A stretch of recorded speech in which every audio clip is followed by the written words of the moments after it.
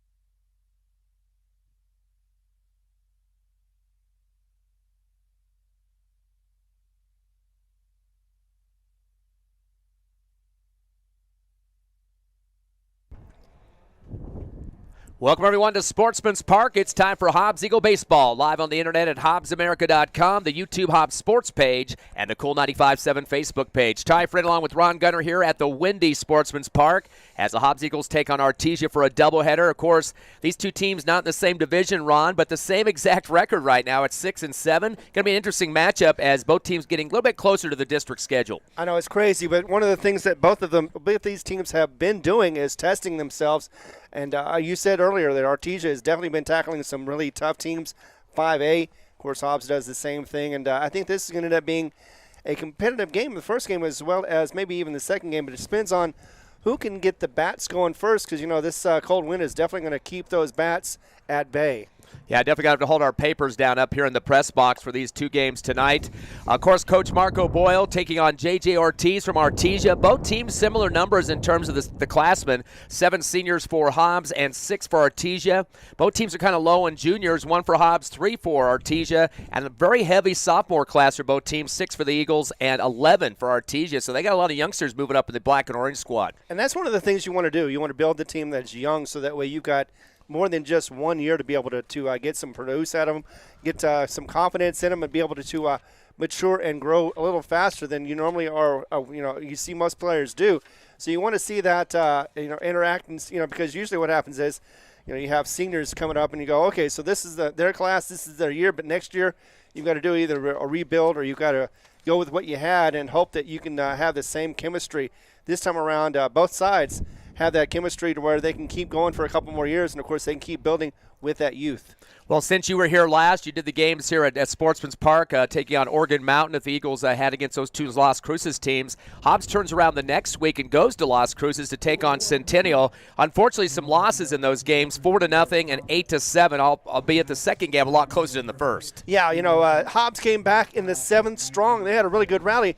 Came back with 7, did tie the game, and was able to get to the bottom of the 7th, but unfortunately unable to stop them from scoring that extra run to lose that game 8-7. But they did try. The first one they got blank, but the second one they definitely gave it their all in their 7th, and they came so close. Kind of a nail-biting situation for Coach Boyle, having to wait to that final inning to try to get themselves over the hump there. But the hits really weren't there in that game, even with the victory. Just 4 total for the Eagles, a 167 batting average. Gave up 7 to their opponent Centennial in that one, who batted 269, but still a close game there, at least at the end. Exactly, it was. Just like the first game against Oregon Mountain, where Hobbs came back, rallied, and was able to get that victory 4-3. But still, Hobbs is showing that they do have some heart, and they're definitely getting better at their fielding as well as their hitting at certain times. I think one area that they like to see some improvement in for Coach Boyle and his squad is the left-on-base numbers. Against Centennial in that 4-0 loss, 19 left on base. They came back and lost by 1 in the second game and had 13 left on base. Definitely want to put guys in scoring position to get across that home plate. Exactly, and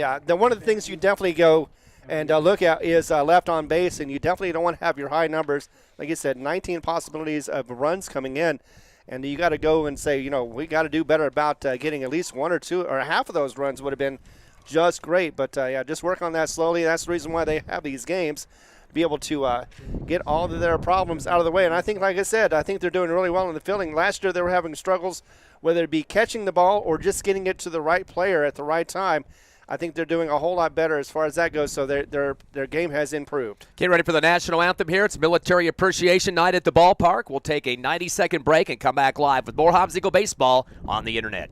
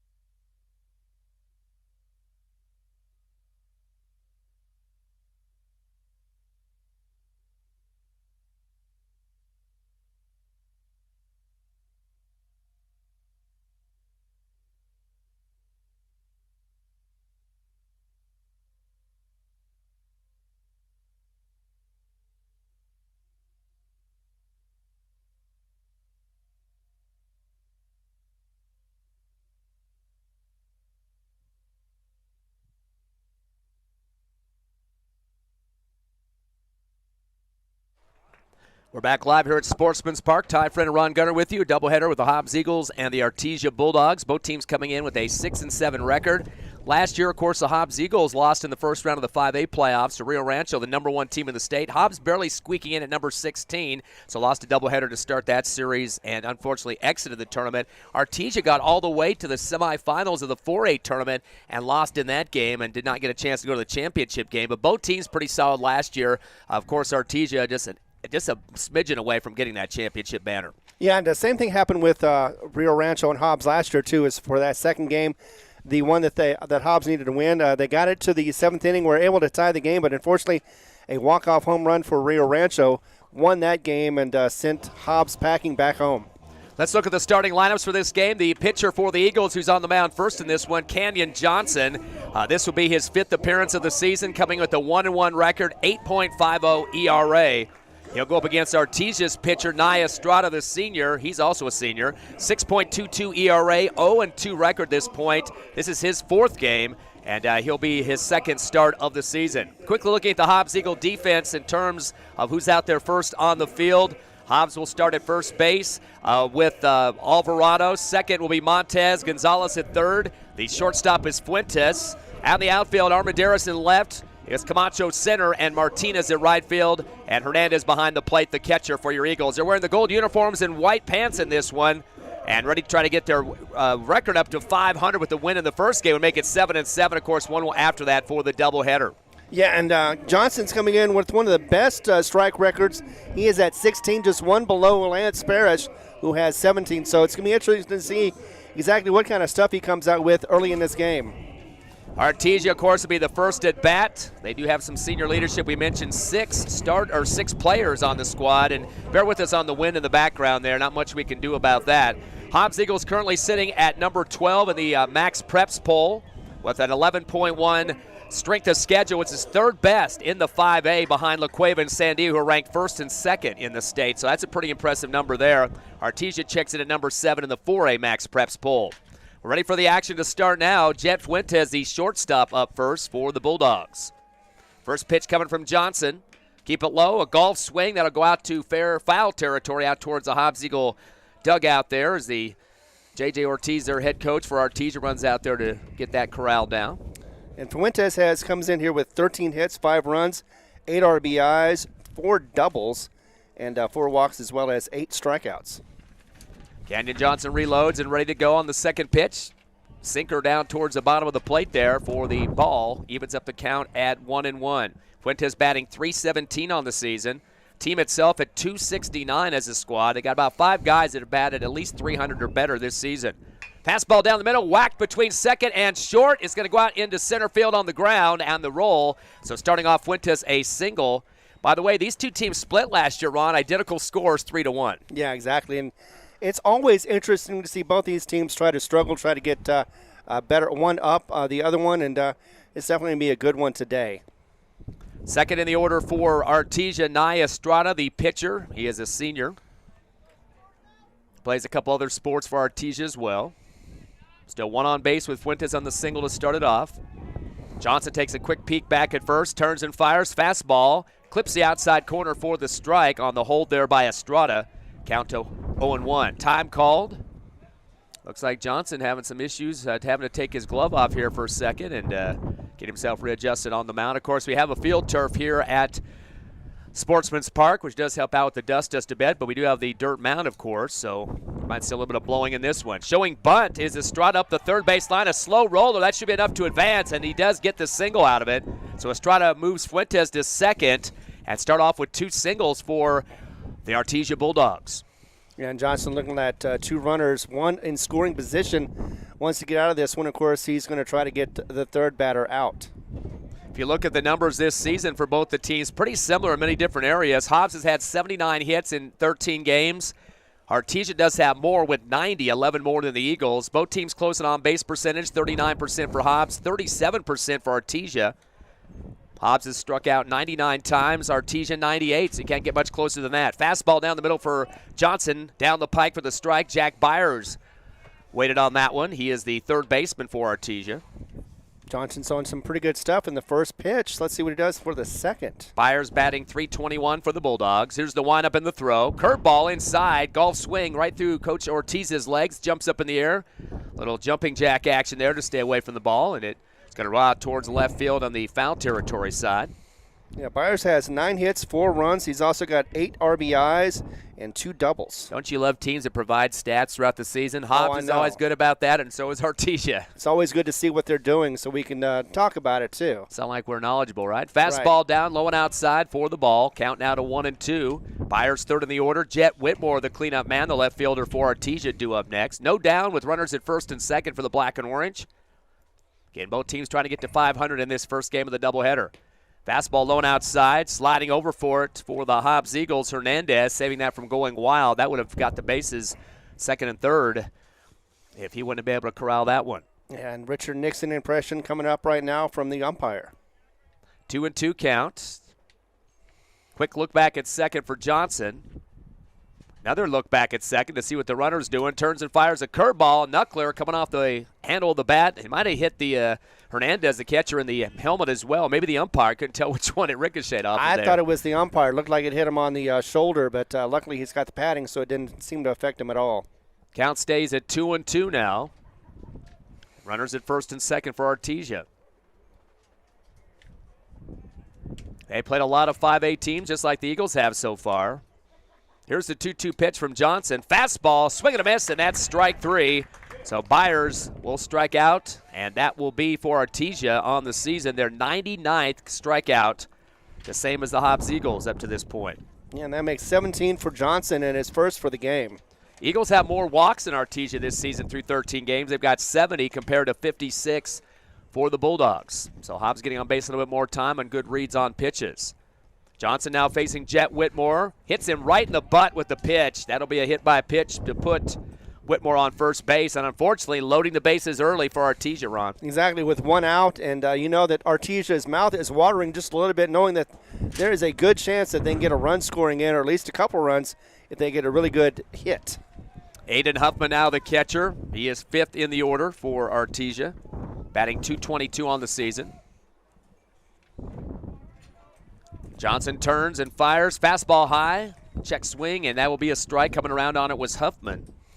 He is the catcher. Ricky Armendariz due up next, the first baseman in the 6th slot.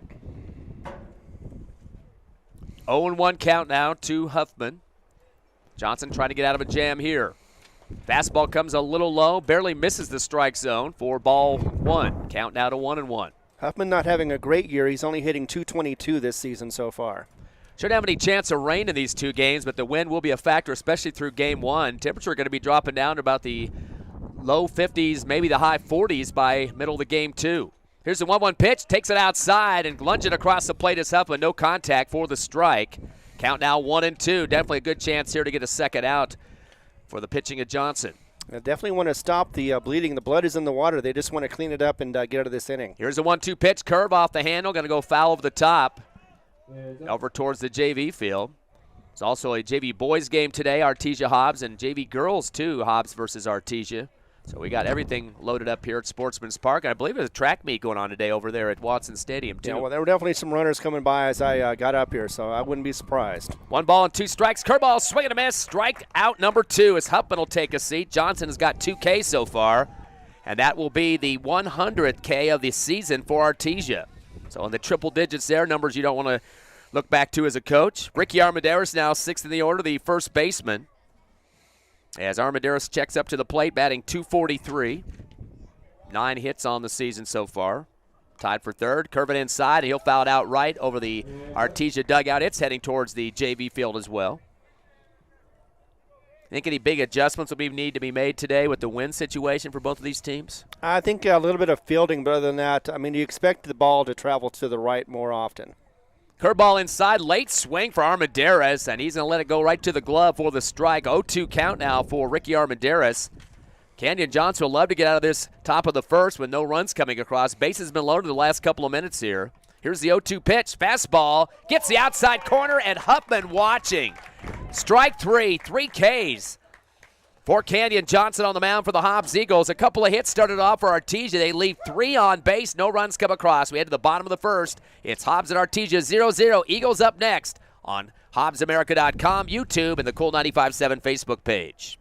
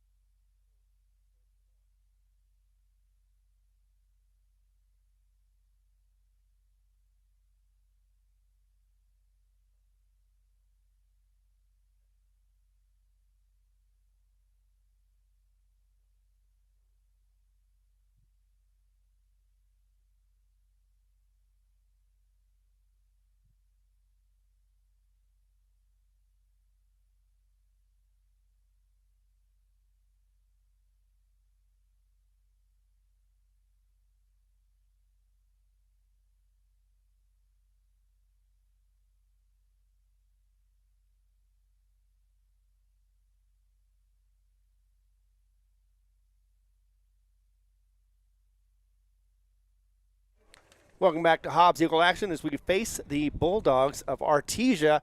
Looked like they were going to score for a moment there at the top of the first with the bases loaded, but Canyon Johnson came in and got 1, 2, 3 strikes in a row, was able to shut that one down. So 0-0, we are at the bottom of the first, and here's the call.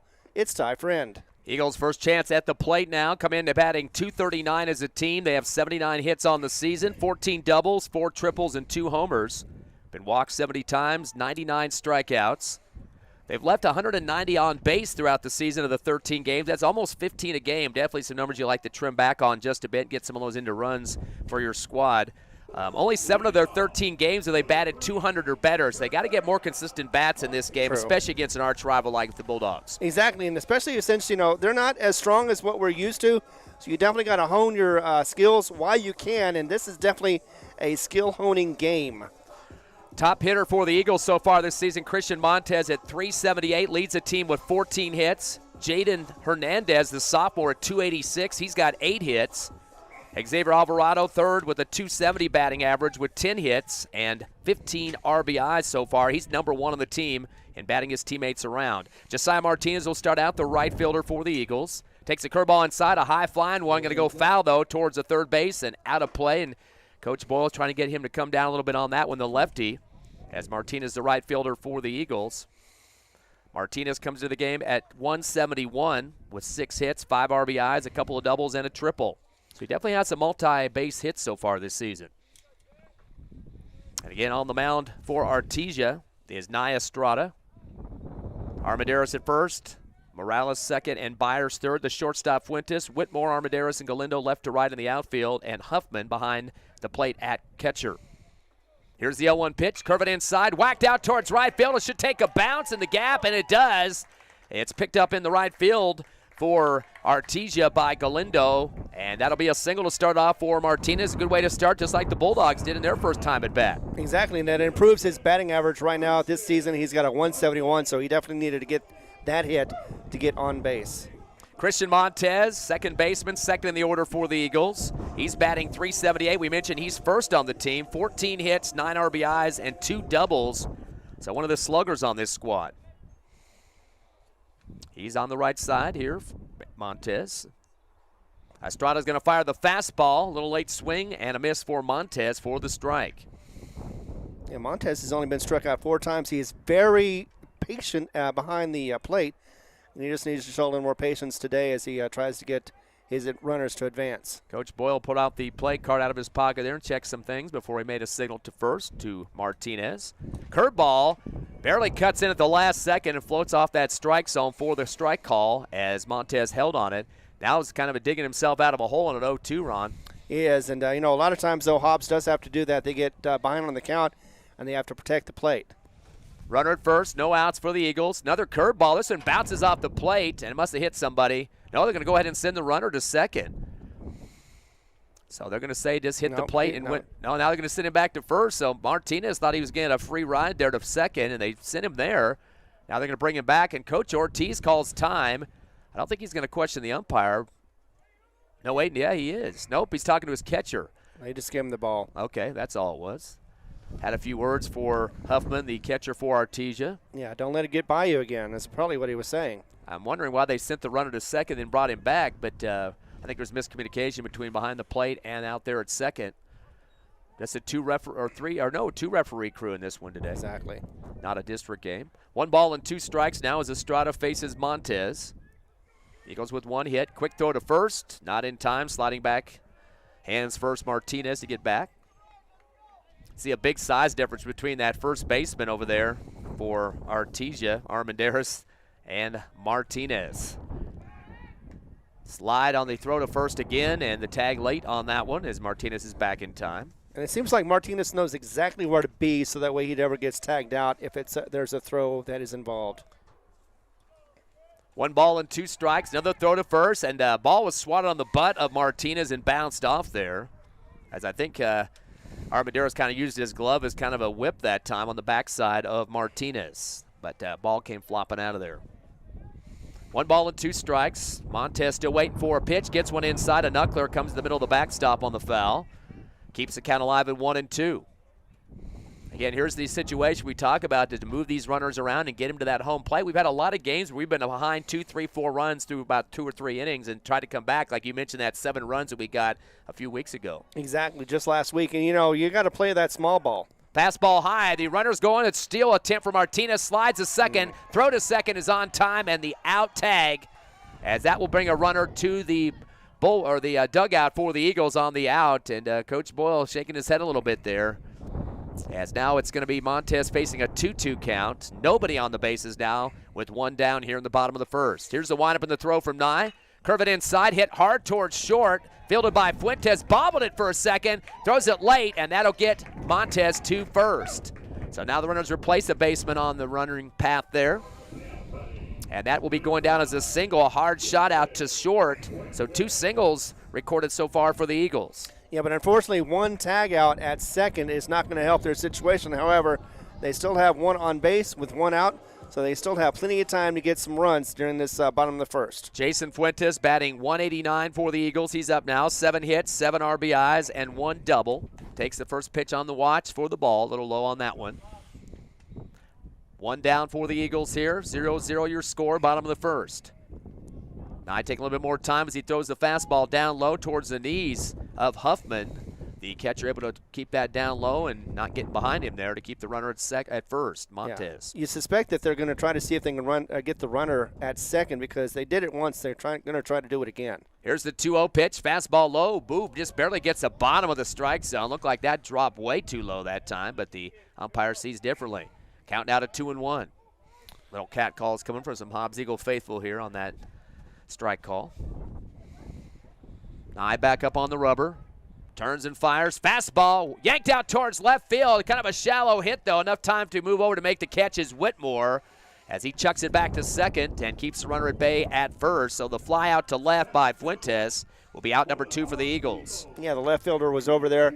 Not much movement. He didn't have to do that. Just camped underneath it and was able to catch it with ease. And you say that, but when that wind's out there whipping around, it's kind of hard to determine if that ball's going to drop short or not. That wasn't very high on the hit out towards left, but the wind could jag it around there a bit. True. It's not quite as strong as we thought it was. Otherwise, yeah, you're right. It could have been definitely a possible miss for that fielder.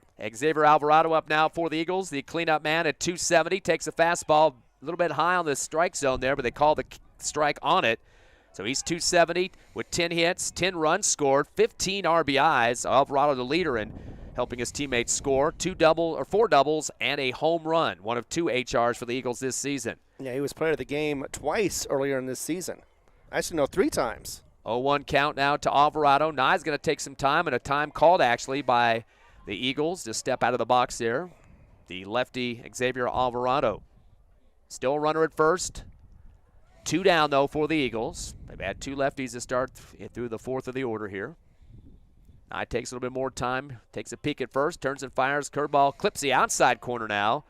Working both sides of the plate to go to 0-2 as Alvarado watched on that one. Yeah, and the batters are just going to start having to make sure that they can get a good swing on this one because, You never know what's going to happen. Unless it's outside, it could be a strike call. Proverbial for 3. Protect the plate. Fastball Exactly. outside. Barely missing for ball 1.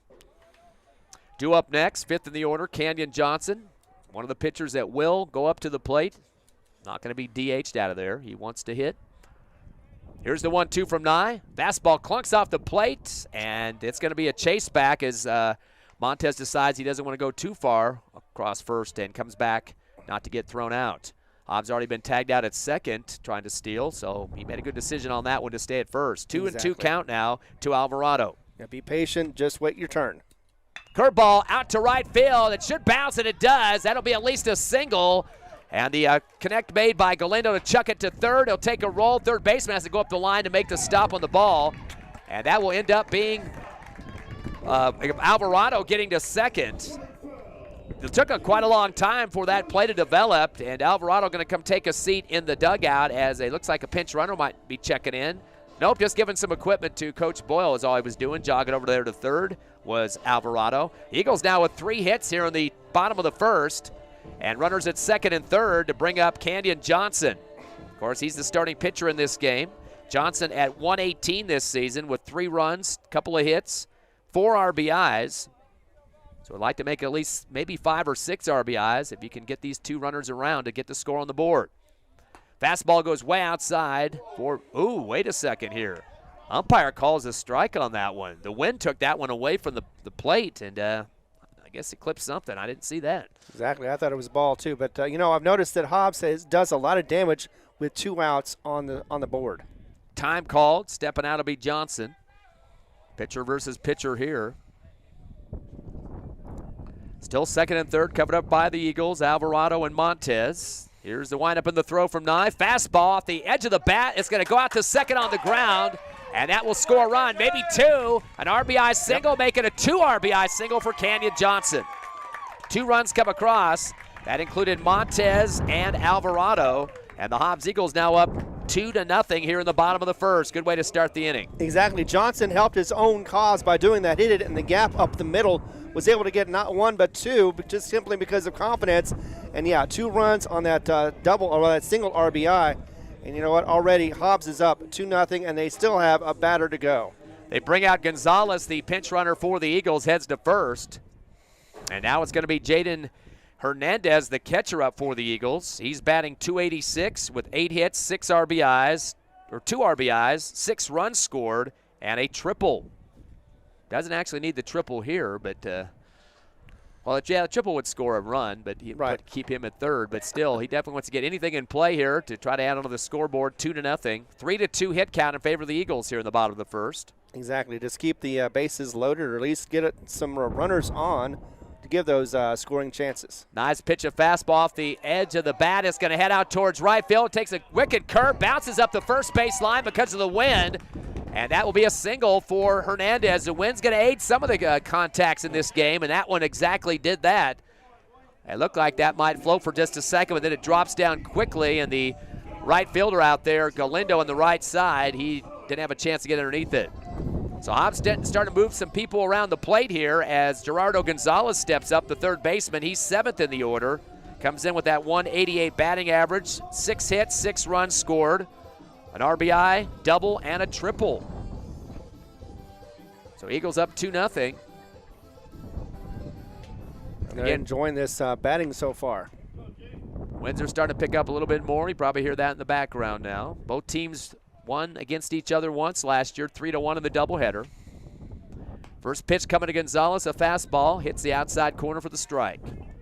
Yeah, that was a solid one. The others have been a little suspect, but that one, definitely a strike call. Definitely like to see the Eagles get through their batting order here in the first. They've got Gonzalez plus 2 more to get through, but 2 outs though. Curveball inside, clicks the strike zone for the strike, and the count now to 0-2. Gonzalez got to have to protect that plate as usual. Exactly, and definitely has to make something happen if he wants to continue with this inning. Big leadoffs for the Eagles at first and third. Nye's going to come back with a fastball. This one going out to right center. It'll take a bounce. That'll be an RBI single. It is fielded by Armendariz out in center, but that does score the run. So Gonzalez now has converted. 6 hits for the Eagles here in this first inning. And Saul Armendariz up next. He hasn't had a great season, but, he does bring a lot of electricity and a lot of excitement when he's at bat. He is making 8th in the order. Armendariz, the left fielder. Now he comes with the fastball off the handle. Is going to go foul over the right dugout for Artesia, out of play. Armendariz batting .156. He's got 5 hits this season, 7 runs, 4 RBIs, and a double to his name. Again, the winds are going to be a factor throughout at least the first game. Fastball outside, slide over there for Huffman to keep it in play without going wild on him. The count evens up in 1-1. Runners at first and second for the Eagles. One in scoring position for Hobbs. They could get more on this one, but of course they need to get a hit somewhere. Here comes the 1-1 pitch. Curveball floats down at the last second for the strike. As Armendariz now is going to be very eagle-eyed on the next pitch. He doesn't want something to float across and him just watching it. Exactly. Definitely wants to make contact at the very least. The 1-2, fastball outside. Huffman has to jump up from behind the plate to make that catch. Keep the runners right where they're at first and second. Count to 2-2. And as the guy at the plate, you definitely got to be waiting to see what the wind's going to do to you at the last second. Might have to call a timeout to pull out and readjust. 2 balls and 2 strikes. Nice curveball by the helmet. And that'll be ball 3. Full count now for Saul Armendariz. Juan Camacho is the final man of the order for the Eagles, eager to get a chance to swing the bat here in the first. Saul has had 12 strikeouts. We're looking hopefully that he won't be doing 13.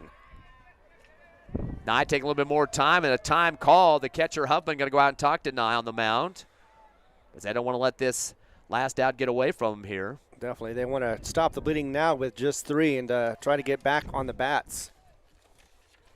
Again, we mentioned in the pregame show, Artesia, a very successful team last year, got to the semifinals of the 4A before losing their final game of the season. 3 balls and 2 strikes. Fastball outside, gets through Huffman's legs to the backstop, the catcher. That will be getting the bases loaded here for the Eagles. All right. And the walk is going to be issued, a dropped final strike situation there. So Armendariz getting on. And now it's up to Camacho, the final in the order for the Eagles here in the first. Camacho batting .243. He's got 9 hits, 10 runs scored, 7 RBIs, a double and a triple. So he's definitely been helping the cause out at the bottom of the order for the Eagles. Yep, has 7 walks and 9 strikeouts. Fastball outside for ball 1. We mentioned coming into this game, the Eagles have had more walks this season compared to Artesia, 70 versus 56. Just shows patience. Fastball barely clips the top of the strike zone for strike 1. Evens up the count at 1-1. A little bit of groans from the black and gold here at Sportsman's Park. Nye's going to stare down behind the plate to Huffman for a few more seconds here. Changing some of the pitch calls that he wants. A time called, and stepping out is Camacho. Kind of bangs his spikes down on the ground a little bit there and back in the box. Here's the 1-1. The floater comes across and just a little high, as you mentioned, to ball 2. Good eye there for Camacho. Definitely. You expect maybe if that was released just right, it could have dropped in the zone, but it did not. So, yeah, you definitely got to be Camacho's got to be smart about this. Any kind of hit could get another RBI. 2-1 pitch going right back on the hit to Nye, and he's just going to underhand softball pitch it over to first for the out as he connects over with Armendariz for out number 3. So the ground out to the pitcher for Camacho. The Eagles do get through the order, though, which is the important part, and get 3 runs scored. 5 hits, they leave 3 on base. We head to the top of the second. Hobbs 3, Artesia nothing. We're back in 60 seconds on the Hobbs Eagle Network.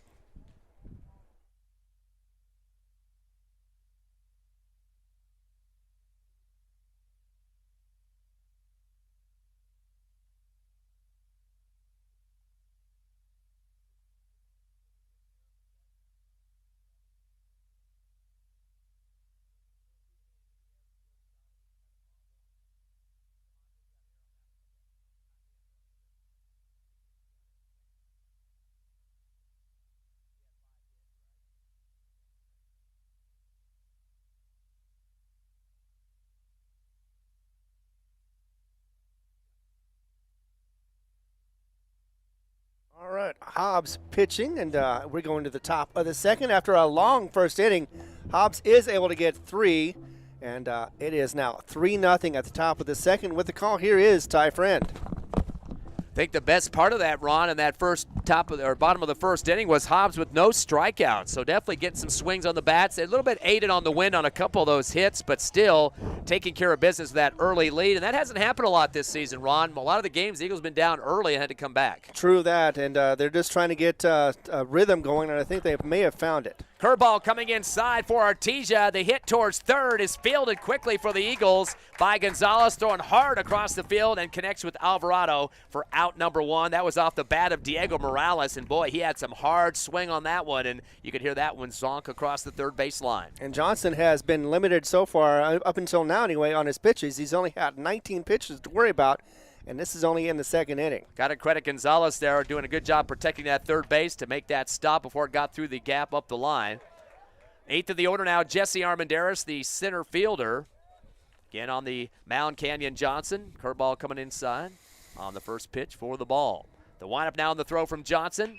Curves it inside again, right back on the backhand to Gonzalez at third. Turns and fires. This one a low throw, but scooped out of the field turf for the Eagles by Alvarado for out number 2. So getting a lot of action, Gonzalez there at third base. He is, and I think that's partially because of the way Johnson's throwing the ball. Either way, they're getting some really good activity out in the fielding and doing a whole lot better than they did last year. So 2 out so far, 1 to go. Frankie Galindo now up, last in the order for Artesia at number 9.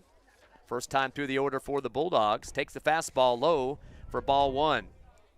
Galindo comes into this game at batting 100. Just 2 hits, 5 runs scored, and 3 RBIs, and a double. Johnson with the 1-0 coming now. Curve it inside. Golf swing out towards left field. It's got some air on it. We'll see what the wind does to it. Running up underneath that. Scoop chance there for the catch.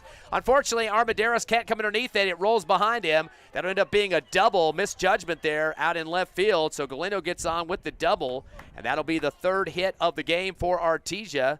Of course, the Eagles had 5 in the bottom of the first. Yeah, just could not quite get underneath it. It kept moving, and he kept trying to get with it, but unfortunately, the last second dropped and hit the ground. In normal situations, that could be an error, but with the wind here, you have to adjust, and it's not easy to do, so it's a little bit more subjective to make the decisions on whether the player should have made the play or not. Fastball outside as they go into Jet Fuentes, top of the order for Artesia. He had a single back in the first inning. 2 down here in the top of the second. Hobbs up 3-0 over Artesia. Here's the windup in the throw. Canyon Johnson, curveball inside. Hard shot to center, or make that shortstop. Fuentes makes the grab. Toss over to Alvarado for the 6-3. 3 up and 3 down for the Hobbs Eagles. Although no hits converted for Artesia, or actually a double by Artesia. They leave 1 on base. We will go to the bottom of the second. Your Hobbs Eagles up 3-0. Up to bat next, live on the Hobbs Eagle Network.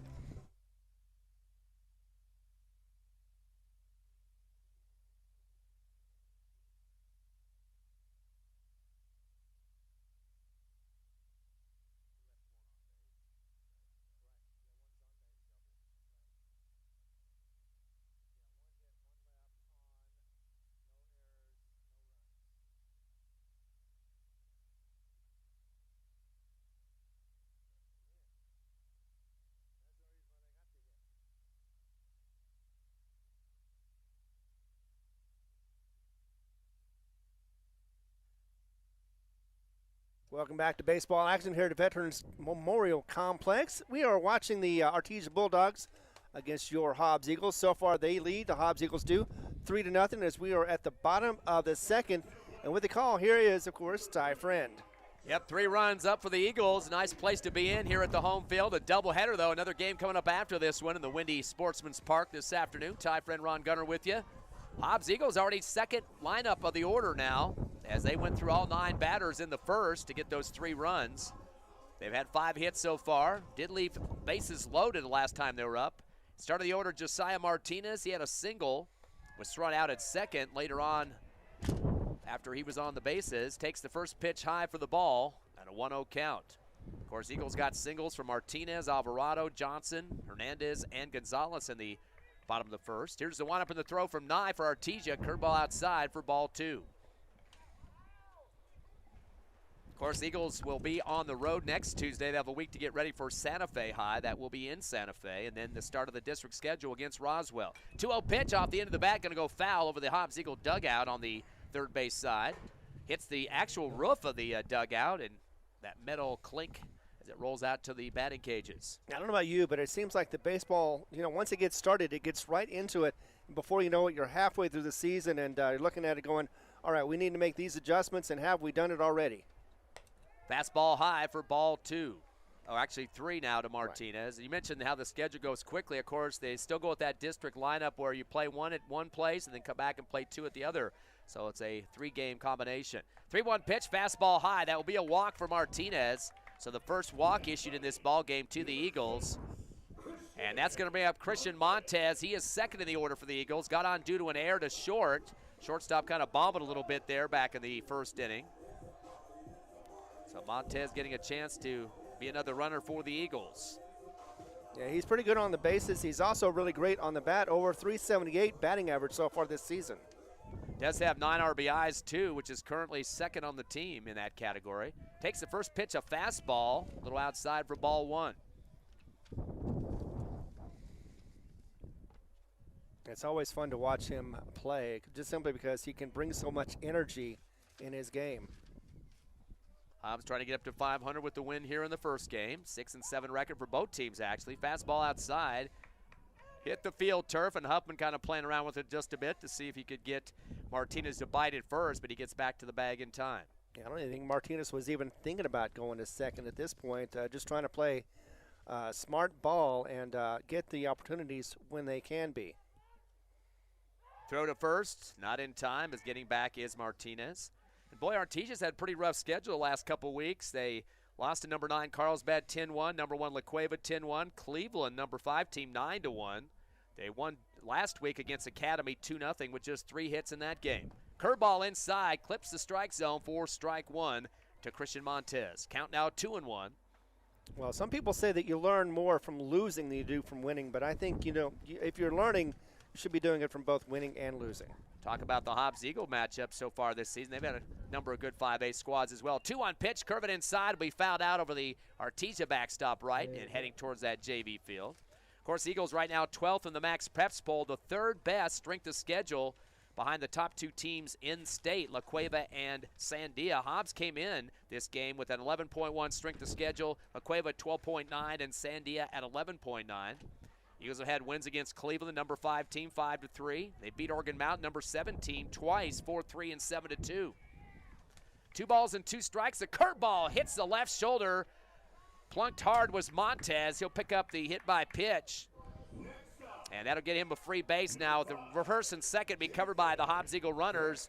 Jason Fuentes comes in now, the shortstop, flew to left field back in the first inning. And I'm never going to claim that I'm an expert on the pitching side of it all, but it looked like it got out of his hand.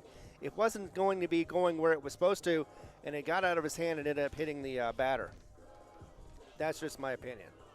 Not the way you want to get on base, though, if it's an offensive No, player. in the end, no, because, especially Hernandez a couple weeks ago got hit 4 times during the game. I'm sure he was bruised up. It's quite awful before the end of the game. Showing bunt off the bat of Fuentes out the third base line, picked up by Huffman. The catcher fires to first, a low throw, but dug out by Armendariz for the out. So it did advance the runners, though, for Fuentes. Yep, now there's 2 on scoring, and Hobbs just 1 out, though, so far in this bottom of the second. Runners at second and third in that scoring position. Still 3-0 here in the bottom of the second. Eagles up, 5 hits compared to 2 for Artesia. The lefty Xavier Alvarado had a single back in the first, also scored the first run of the ball game. Quick reset for Nye. Curveball. This is heading out to right field towards the fence. Going past the warning track, and it will take a bounce, hit the wall, and stay out there for a second. That'll score 2 runs, a 2 RBI double, as Alvarado will hold up at second. And it's a fun fact that Alvarado does lead the team in RBIs. That should be about 18 so far in this season. Yes, that'll score Martinez and Montez. So definitely some good numbers there for Alvarado to strike that hard. Alvarado now with 17 I should say, on the RBIs. You just mentioned that with the double digits. And yeah, you love those numbers. You might not be the top batting average or have the most runs scored, but right. Helping your teammates score gets you to be a pretty impressive guy with the teammates. It's hard to be the leader on every single category, but if you lead it in RBIs or home runs or something like that, then yeah, you are definitely a hero in their eyes as well as the fans. Coach Ortiz, it looks like going to make a pitching change here. Is not too happy with the numbers now with 6 hits for the Eagles, and they will make a change on the mound. We'll take a quick 60-second break, see who our new pitcher is here for Artesia. Hobbs up 5-0. Come back with us in 90 seconds on the Hobbs Eagle Network.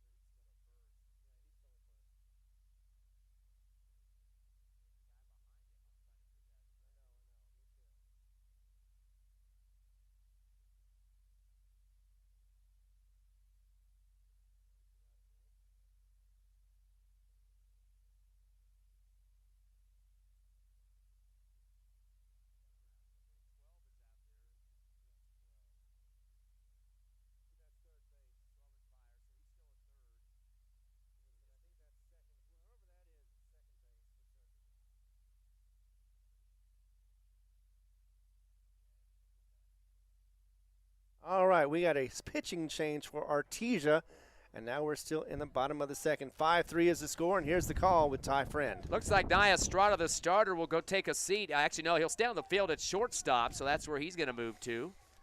Okay, so that means Jeff Wentes is going to go to second. And that will bring in the new pitcher, Diego Morales. Morales comes in with a 1-0 record, a 3.23 ERA. This is his 5th appearance. His team trailing 5-0 and has to face the bats of the Hobbs Eagles, who continue to hit hard with 6 hits. Kenyon Johnson, the starting pitcher in this game, 2 RBI single back in the first.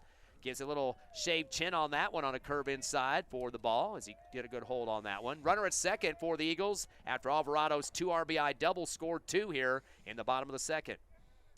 5-0 lead as we mentioned.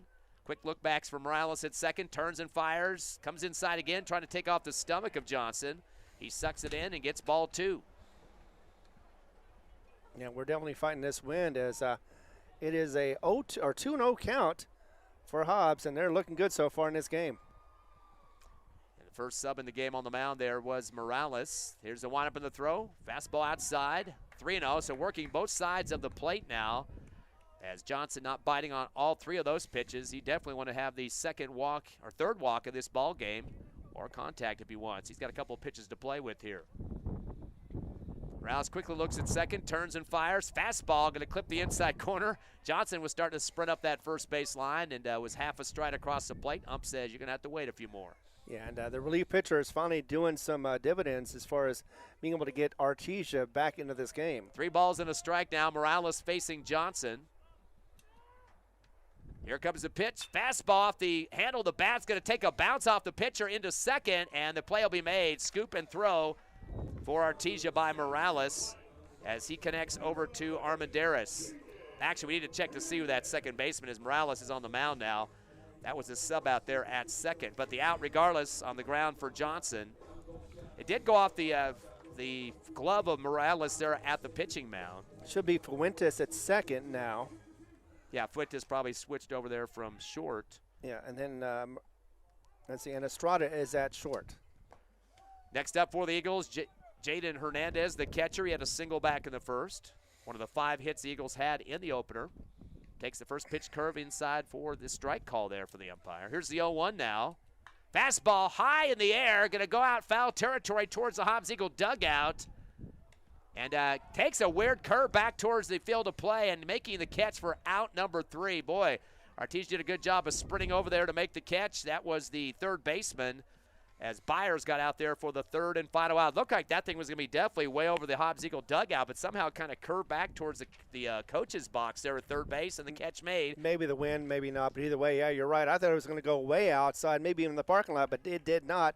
Instead, it was caught for that third out. But the Hobbs Eagles do manage to get one hit, which scored 2 runs. They do leave one on base, and they're up 5-0 as we head to the top of the third. We are scheduled for 7 here in game 1 of the doubleheader as the Eagles lead Artesia live on HobbsAmerica.com, YouTube, and on Cool 95.7's Facebook page.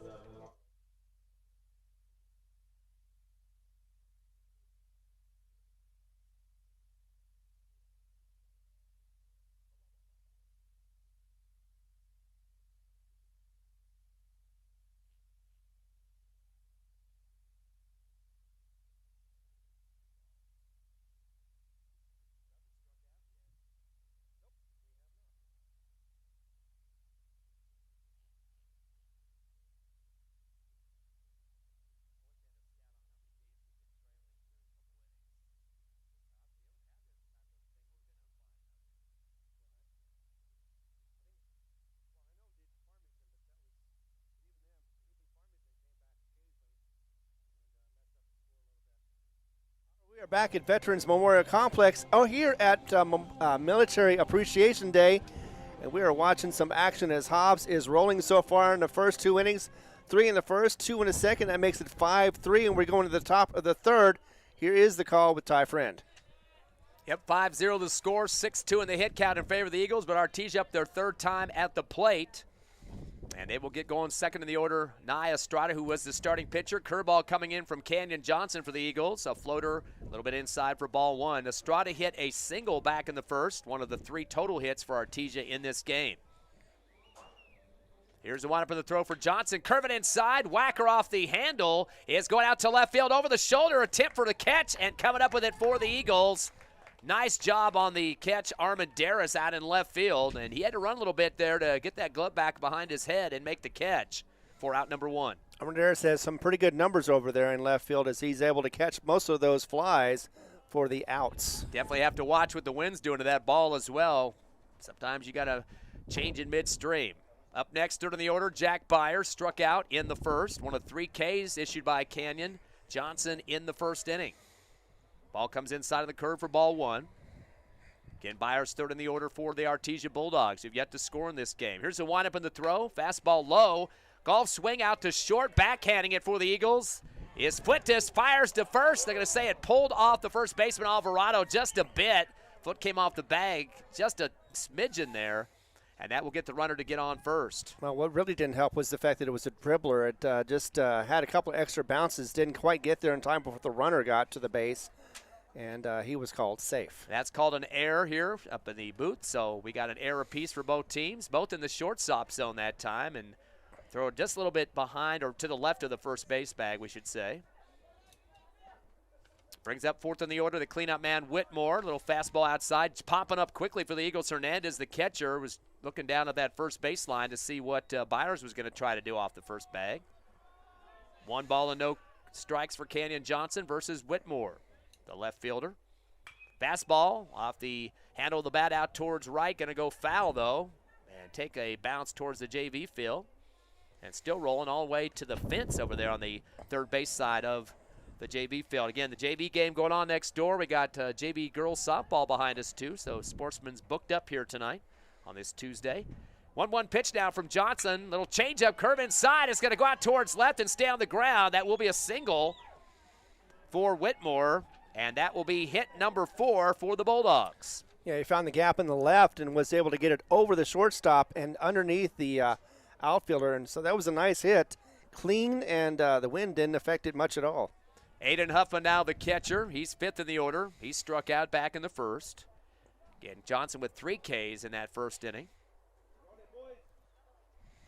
Yeah, had to get out of that inning, and he did so with style. Yeah, had bases loaded against him late in that one. Curveball outside. Nice slide over there for Hernandez to keep it from going wild. Again, the wind could be a factor there behind the plate, too, with the gusts that we've been seeing. And at this point, it's supposed to die down at least a little bit in that second game of the doubleheader. And temperatures going to be dropping in the high 40s to low 50s by the end of the second game. Johnson's next pitch, fastball down low and outside for ball 2. 2-0 count now to Huffman. Yeah, 2 on and 1 out for Artesia. They're trying to get into this game and trying to do so. This is one of their better innings so far. 5th game of the season for Johnson. Curving inside, a high shot way up in the air towards shallow left. Shortstop going to call it off for the Eagles, Fuentes. Fuentes for the Eagles calls off Armendariz, the left fielder, and makes the catch, backpedaling outside the brown strip out there between 2nd and 3rd. We had Fuentes on both teams, so thought I had double clutched on the roster there, but out was made, so out number 1, or making number 2 for Artesia. Yeah, we had a collision a couple of weeks ago with Lance Parrish and Montez. They looked like Montez got hurt, but he ended up getting up and playing. Ricky Armendariz now at the plate for Artesia. He's 6th in the order. Curveball just barely misses the outside corner for ball 1. Armendariz, the 3rd and final out of the 1st inning on a strikeout. Runners at 1st and 2nd for Artesia, trying to get on the scoreboard, down 5-0. Fastball down the middle. This is going to head out towards right center and takes a roll to the fence. That's going to score at least 1, probably 2. Coach Ortiz going to send the 2nd runner through. And all the way to 2nd goes the big man, Armendariz. He's that first baseman. Got to be about 250, 275, and he's giving a lot of hand signals back to the dugout there. A 2 RBI double for Ricky Armendariz. Yeah, it was a nice hit, but they're still behind, so, I mean, I wouldn't get too excited. It looks like he's going to get a pinch runner after that big hit. Jack Byer scores, as well as Jet Whitmore. 2 RBI double for Armendariz. And double checking to see who that pinch runner is. That's going to be David Hammond, Sr. So first pinch runner of the game for Artesia. Now 5-2 as 2 runs have come across. That's going to be the 5th hit of the game for Artesia. Of course, the Eagles have 6, so 1 more than the Bulldogs, but they're going to have another at bat here in this 3rd inning. First pitch coming to Morales, curve it inside. That'll go foul and hit the side right wall near Artesia's side of the field. Morales is the backup that came up on the mound in relief earlier in this inning. Ground out to 3rd in his first at bat back in the 2nd inning. Fastball down the middle. This one's got more air on it. Still curving towards the right, high outside the foul territory. Tried to get over there to make the catch for the Eagles. Couldn't get underneath it enough. Martinez. But I think the wind kind of curved it away from him to the right just a bit more as he put on the wheels to try to get out there in foul territory. Yeah, he got so close. He was trying to get over there real quickly. Did get near it, but just wasn't able to track it down and be able to get it in his glove. So Morales returns back to the plate with an 0-2 count. Canyon Johnson got him down a little bit here. Runner at 2nd. 5-2 score in favor of the Eagles.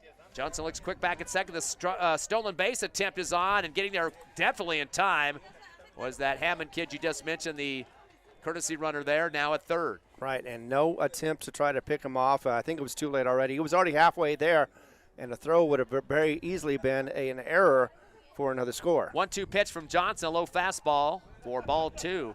I guarantee you the Hammond kid there out at 3rd definitely got some chest burns across that field turn because he was sliding slip and slide style halfway between 2nd and 3rd to get to that base. True, and that ground does not give. Fastball comes out the middle of the bat, out towards right. It's going to head to the corner and stay in bounds. Takes a few bounces, and that's going to be at least a double. They're going to chuck it as hard as they can out from the right corner. Martinez gets it to 2nd, but the runner's going to have to stay there. A 1 RBI double for Diego Morales. 2 doubles in a row for Artesia on the big comeback here. Now 5-3, down by 2. Exactly. A big inning for Artesia with those 3 runs and 2 outs. They've been doing it just like Hobbs has been doing it with 2 outs, and they've been getting some definite runs off that production. Ricky Armendariz scores for Artesia. Now 5-3. Curveball clips the outside corner for strike 1. Jesse Armendariz at the plate for Artesia. He ground out to 3rd, back in the 2nd. 2-run lead for the Eagles. Fastball comes low and outside. Nice save behind the plate for Hernandez for the Eagles. Definitely. Make sure the runner gets back at 2nd. 2 down. Hobbs is trying to get that 1 out to get themselves back at the plate. 1 ball and 1 strike. Johnson versus Armendariz. The windup in the throw. Fastball. Little late swing. That's going to go towards the JV field on the right side. Almost hits a couple of the guys warming up there for the JV pitching core, I believe. And exactly. That's the Hobbs JV, I noticed, not Artesia. 1 ball and 2 strikes. Here comes Johnson. Fastball at the end of the bat. hard hit between the legs of Fuentes, able to come up with it and fire it over to Alvarado. Nice save for Fuentes to get his knees down towards the ground to block that from going through. I'll make that Montez, and that will be out number 3. Yeah, Montez was able to get it in front of it, stopped it from going any further past him, and was able to collect it and deliver it to first in time. So the ground out over to second, but Artesia does manage to get 3 hits, and they get all 3 of their runs that come across. Still trail the Eagles 5-3. We'll go to the bottom of the third. Eagles at the plate. We'll come back in 60 seconds on the Hobbs Eagle Network.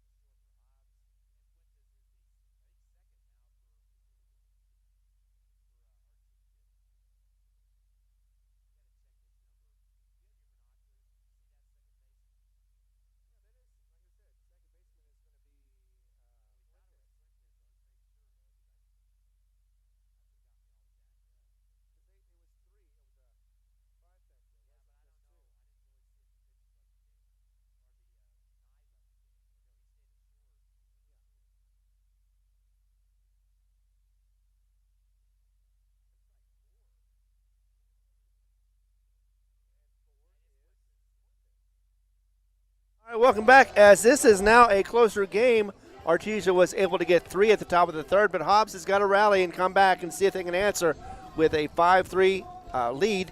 Here is Ty Friend with the call.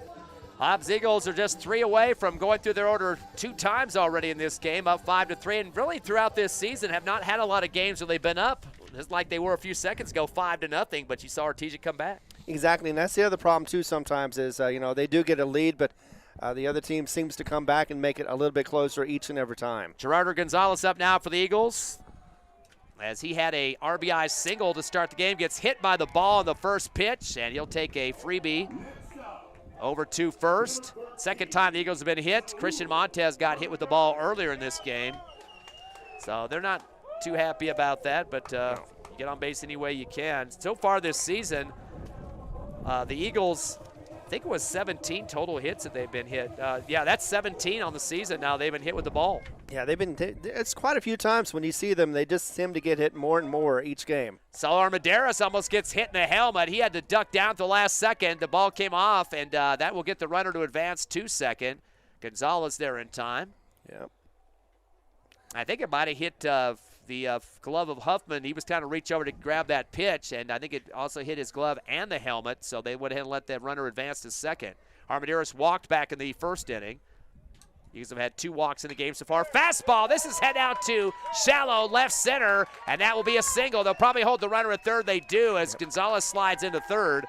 So a single for Saul Armendariz. Eagles now with 7 hits in the ball game. Yeah, and they've got runners at the corners with no outs so far in the bottom of the third. They're definitely going to try to answer that 3-run top of the third by the Artesia Bulldogs. Again, already a relief pitcher on the mound for Artesia. He came in the second inning, Diego Morales, so Hobbs starting to crack the bats on him now.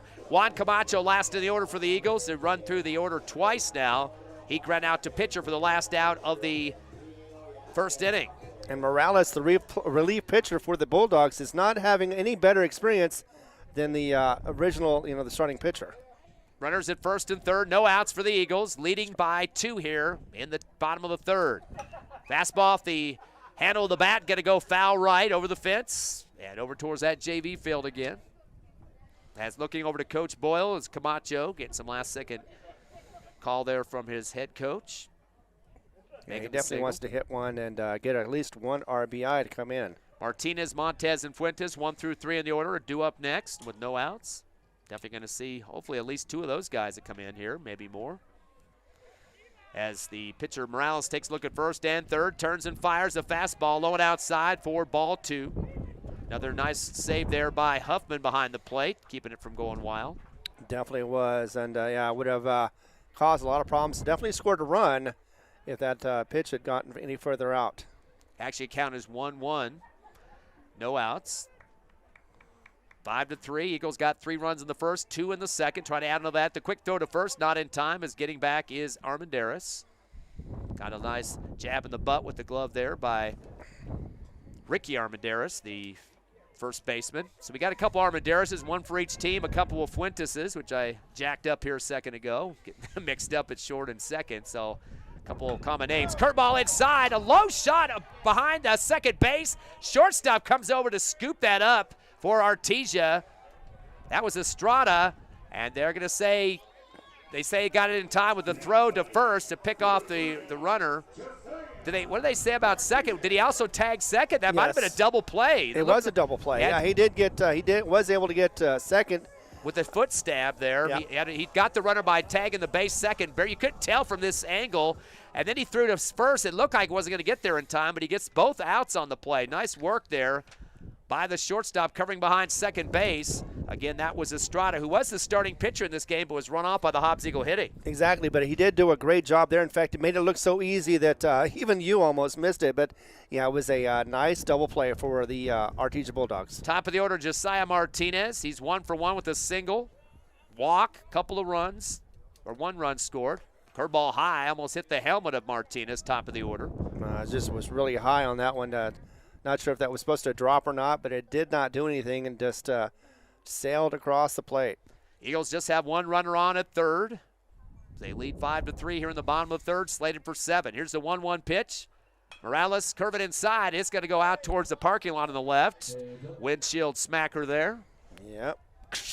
Kind of wondering which direction I should park the car tonight, and didn't waste too much time. Hopefully I made the right decision on that one. 1 ball and 2 strikes with 2 down for Martinez. Again, top of the order. Montez, Fuentes, and Alvarado 2 through 4. Fastball outside and backpedaling to make the ball stop is Huffman, and making sure that didn't get by him, the catcher on the left of the plate. Clout now is 2-2 with 2 down. Yeah, Hobbs still has 1 runner on in scoring position with 2 outs. Here's the windup and the throw from Morales. Curveball, swing and a miss. That will be strike 3. Unfortunately, that'll be out 3 as well for the Hobbs Eagles. In fact, that's the first K of the game issued by Artesia pitching. Not at a great time for the Eagles. They do manage 1 hit, leave 1 on base. No run score, but your Eagles still up 5-3 as we head to the top of the 4th, getting midway through game 1 of the doubleheader. Live at Sportsman's Park, you're listening live to the Hobbs Eagle Network.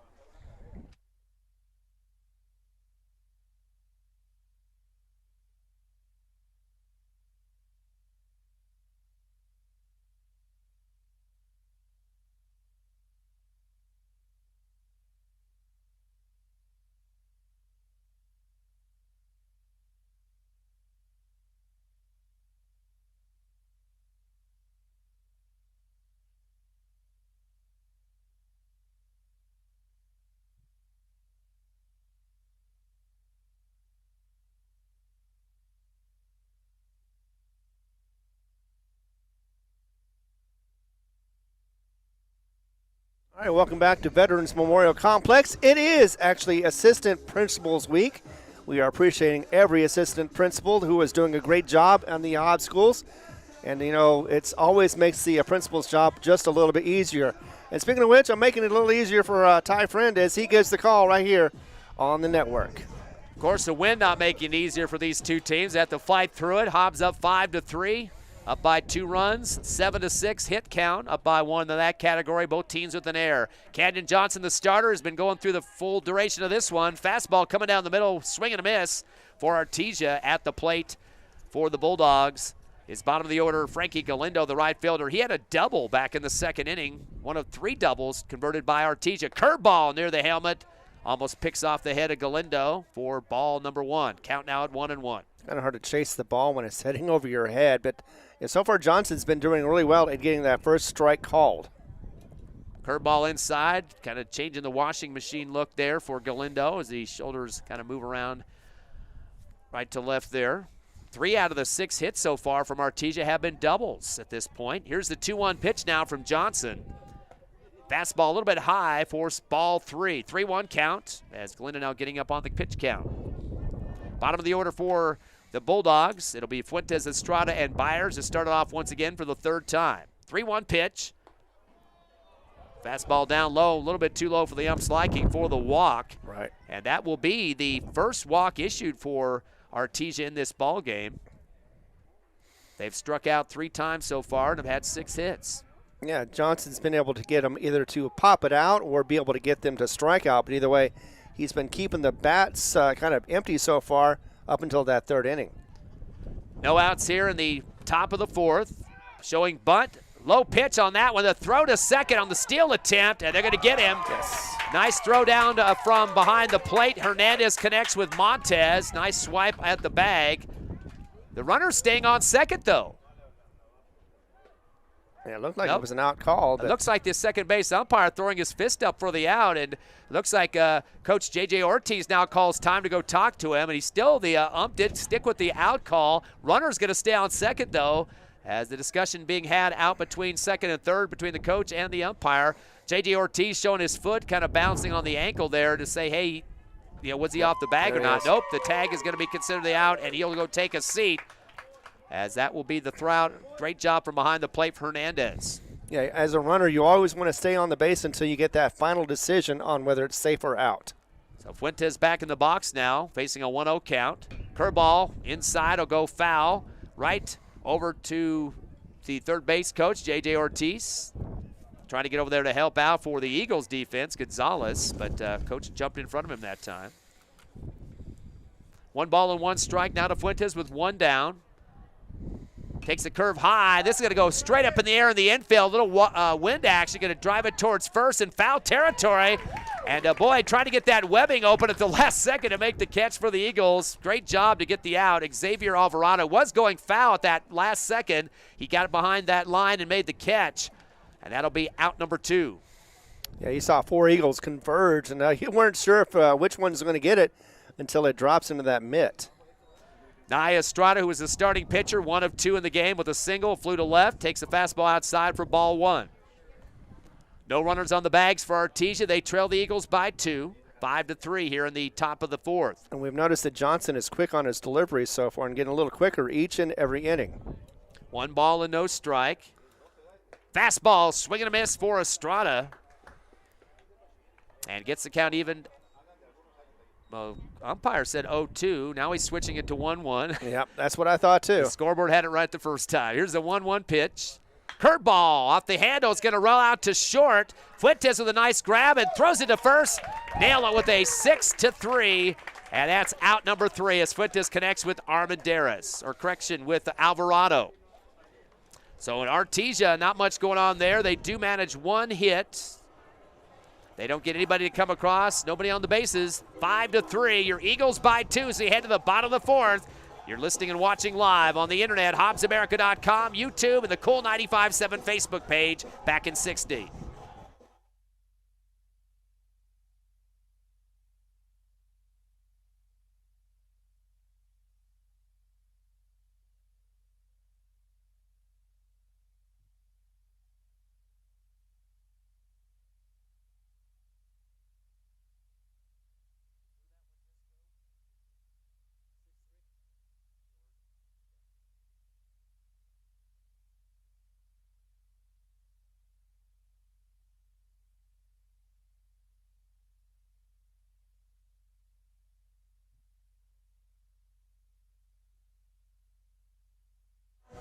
Welcome back to Hobbs Eagle Action Baseball, that is, as we are at Veterans Memorial Complex. Hobbs still in the lead by 2, 5-3 at the bottom of the fourth. Hobbs wanting to get more runs as they got 3 in the first and 2 in the second. And here is the call. Of course, it's Ty Friend. Of course, the Hobbs Eagles will be on the road next Tuesday at Santa Fe for a 3-5 start there on a doubleheader. The Artesia Bulldogs will take on one of the district rivals for the Eagles, Roswell, in 1 game on Tuesday as well. So that's the next games up for these teams. Of course, we have one more after this one tonight, the doubleheader here at Sportsman's Park. If you want to come out to the game, should be starting a little bit after 6 o'clock in that one, depending on how long this one lasts. Right now, we're getting to the time of 5:35 here on the internet. First fastball down the middle, a little low for ball 1 to Christian Montez. Second in the order for the Eagles, going through the order 3rd time now. He got on due to an error and scored a run back in the first, also hit by a pitch in the second. Takes a fastball down the middle for strike 1. Count now 1-1. Eagles have had 7 hits so far. A couple for Alvarado and 1 apiece for Martinez, Johnson, Hernandez, and Gonzalez and Armendariz. Fastball outside for ball 2. Of course, Alvarado 2 for 2 so far, a 2 RBI double and a single. He also scored a run. You know, one of the things we talked about in pregame was the fact that Hobbs needed to make sure that they cleaned up the bases and not left anybody on base. Fastball swing and a miss for Montez. Eagles have only struck out once in this game. That was back in the third inning. Montez is trying not to be the second one. Here's the 2-2 pitch. Morales goes fastball outside for ball 3. Correction, 2-2 count. Now it is a full count, 3-2. Definitely wants to be a base runner for the Eagles. Quick reload for Morales. Curveball right in the thick of the back and right above the 6 number on the back of Montez. That you could hear the skin take a thump on that one. That's the third time the Eagles have been hit by a pitch. In fact, that's the second back-to-back against Montez. I know, and the junior can take it again. He's still at that age where it doesn't hurt him as much, but yeah, definitely didn't want that to happen. It looked like he was going to maybe get on base with his bat, but instead he got on base with his back. Jason Fuentes now third in the order for the Eagles. Flew to left and ground back to the catcher right in front of the bag there with an attempt there for a bunt on his previous at-bat. Here comes the pitch from Morales, curve it inside. Holding on it was Fuentes for the strike. Eagles wearing their gold uniforms, black numbers, white slacks in this one. Artesia black and orange on the tops and gray pants. Nobody wearing stripes here tonight. Nope, no pinstripes. Here's the 0-1 pitch, curveball. Ooh, they said gets the strike zone. Looked like it dropped low, almost below the knees on that one. 0-2 count now to Fuentes. Definitely got to protect the plate on this one. He's got his teammate Montez at first with the leadoff. Let's see what the sophomore can do with this pitch. Both teams with a good, handy amount of sophomores. Curveball inside. This ball is going high in the air and taking a curve to right field. Nice move over right center there by Jesse Armendariz to make the catch for Artesia, but good whack of the ball there by Fuentes. Unfortunately, a fly out to right center. Yeah, it didn't have much of a chance since it went right to him, or almost right to him, with the wind being a little bit of an A, but not enough to be able to distract him to drop the ball. So, yeah, 1 out for Hobbs. Yeah, definitely with the wind like this, you got to make sure that webbing is open on your glove, too. When you take that run and the ball shifts to the last second, you got to be very active keeping that leather loose. 1 down for the Eagles, still up 5-3, bottom of the 4th. Quick throw to first. And getting back in time was Montez. Xavier Alvarado at the plate, the cleanup man, the lefties, 2 for 2, we mentioned just seconds ago. 2 RBI double in his last at bat. He started off in the first inning with a single and a run. Yeah, so he's been a help. In fact, he may be the player of the game. Curveball outside for the ball. Little hippity-hop step there from Alvarado from the mound. And his catcher Huffman trying to save that from going wild on the pitch. Johnson and him are pretty much neck and neck right now with that competition. He said Morales coming in with a 1-0 record. Eagles trying to make him 500 on the season. The 1-0 pitch from Morales. Curveball high for ball 2. Good eye there for the lefty Alvarado. Eagles have a whole week to wait for their next game. We mentioned going to Santa Fe. That's kind of a change in the schedule. They were going to play Alamogordo too on a Saturday, but that got changed up. So Santa Fe is the next contest. Doubleheader on Tuesday night. Yeah, could be another cool game. 2-0 pitch. Fastball outside. Way ahead of the count now is Alvarado at 3-0. Eagles with that 2-run lead. We're up 5-0 after the end of 2, but Artesia came storming back with 3 runs in the top of the 3rd. Nothing in the 4th. Here comes Morales, 3-0, curve outside, ball 4. That will bring Alvarado to a walk. He's been on base all 3 times so far. A double, single, and a walk. And that will be the 3rd walk issued by Artesia pitching so far. They've had 2 on the mound up to this point. Yeah, well, Estrada didn't make it past the 2nd inning. In fact, he didn't even get just 1 out in the 1st, or the 2nd, before he was relieved. He is still out there playing, but looks like so far it is all about the relief pitching, and Morales is doing a pretty good job keeping Hobbs at bay, but right now it looks like he's having a little trouble. Eagles had 14 more walks than Artesia heading into the game, 70 versus 56. Add 3 more to that, 73 now for the Eagles. First pitch coming in is a fastball off the bat of Johnson, right to the middle of the backstop for the foul. Johnson 1 for 2, a 2 RBI single, and ground to second. Yeah, there's a camera there. It probably looked like 3D. He's 5th in the order for the Eagles. Waggling the bat a little bit behind that right ear now. Slow down here for Morales on the pitch, 0-1. Curve it inside, and that's going to go towards Coach Boyle in the coaching box, 3rd base line, and almost took out his ankles a little bit there. Yeah, didn't quite connect in time. Nice little dance move there. Exactly. He does have his moves. Swizzle sticks.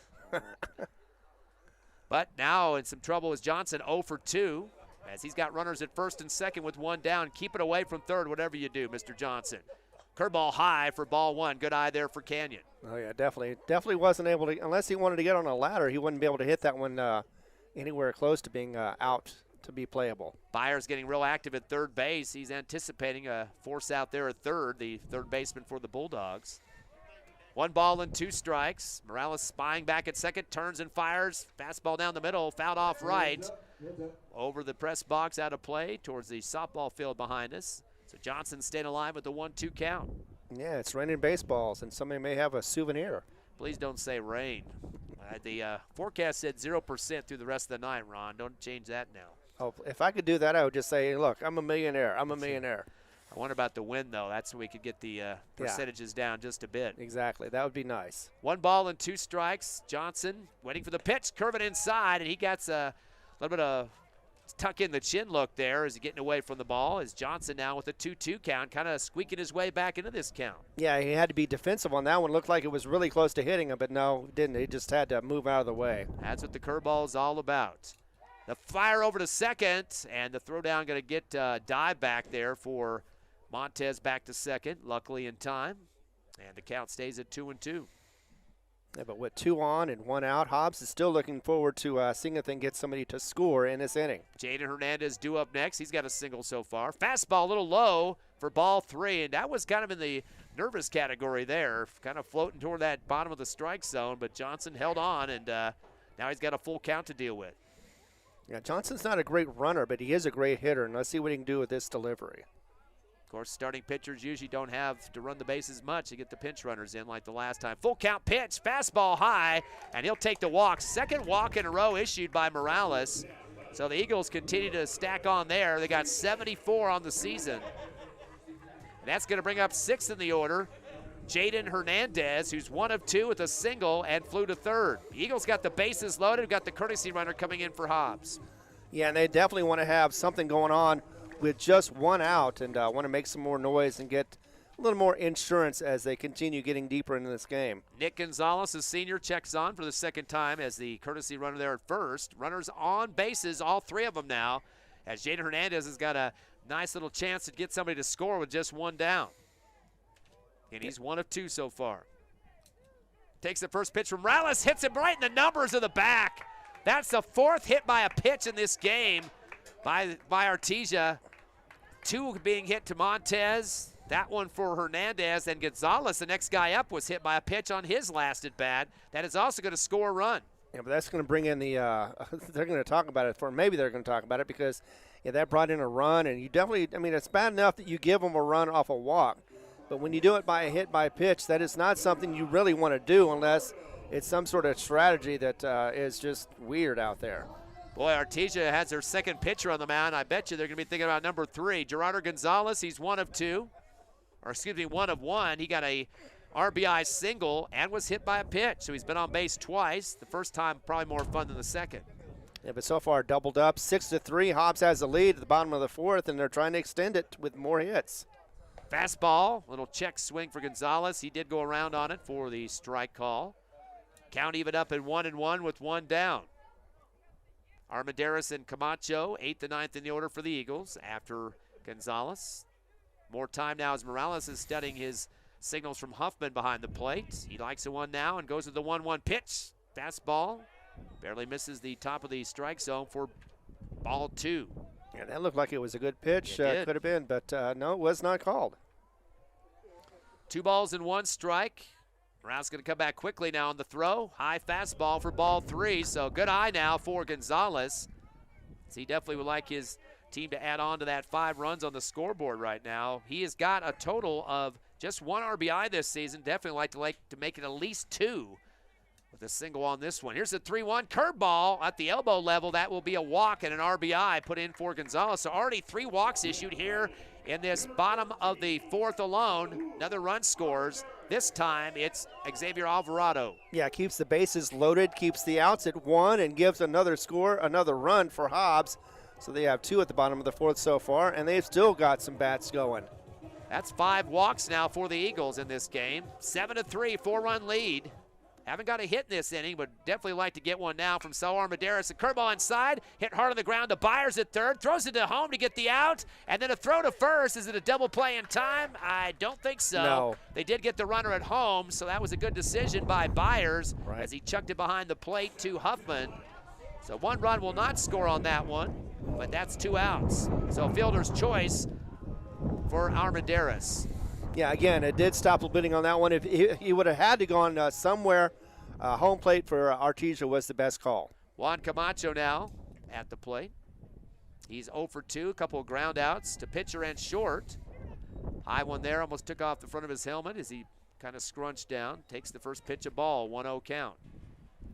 Camacho ninth in the order. Eagles going through their batting order 3 times now. And we got bases loaded once again. Morales taking his time, and then a time call by Camacho. Was getting sick of being on Artesia time there, and steps out of the box. I think he was letting a wind gust get by as well. True. Just a strategy right there. Big leadoffs at all 3 bases. Fastball, they keep it outside, and Camacho did not come across enough to make contact. As he then looks over to Coach Boyle to see what he wants out of this next swing with the 1-1 count. Just wants to make contact at this point. Looked like Camacho saw something, but it didn't happen. Morales goes to the curveball off the end of the bat out towards right. It's going to go shallow towards the first baseline, and a sliding scoop catch. Sliding on the ground on his knees was Galindo to make out the number 3, as barely getting his glove down on the turf to make the catch. Boy, a nice play there, Major League style for Galindo for out number 3 on the flyout to right field. So the Hobbs Eagles did not get a hit in that inning, but they had a lot of guys get on base and a whole ton of walks, 3 total walks in that inning alone. They do score a couple of runs to get across, 7-3 the score. They do leave 3 on base as we head to the top of the 5th, more than halfway through. 7-3 Eagles over Artesia. Back in 30 seconds on the Hobbs Eagle Network.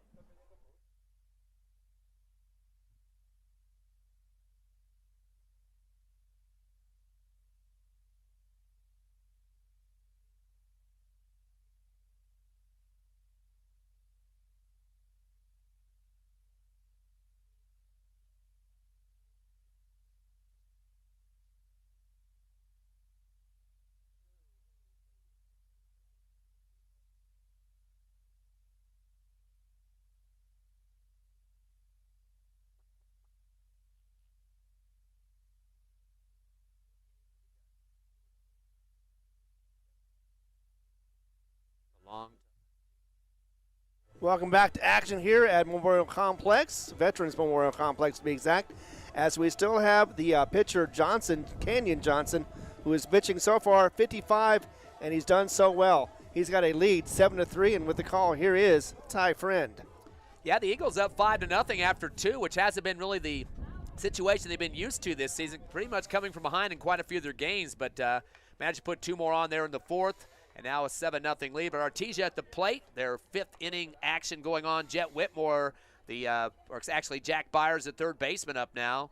0 for 1, actually 0 for 2. He has struck out back in the 1st, and in the 3rd inning, got on due to an error, but did score a run eventually after that. Curveball comes inside for ball 1. Evens up the count at 1-1. As you mentioned, Canyon Johnson still on the mound, looking for his 2nd win of the season.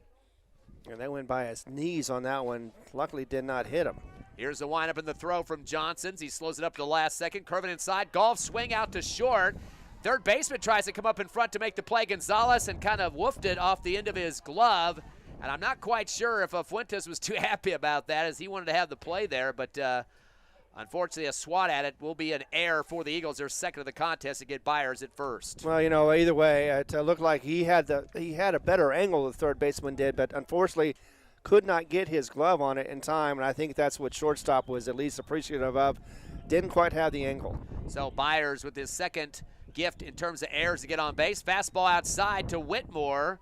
And then the throwdown coming from behind the plate as Hernandez tries to get over to first base to Alvarado, but the tag not in time. Whitmore took the first pitch, a strike. Whitmore was hit by a pitch in the 1st inning and got on due to a single in inning number 3. Did score a run after that.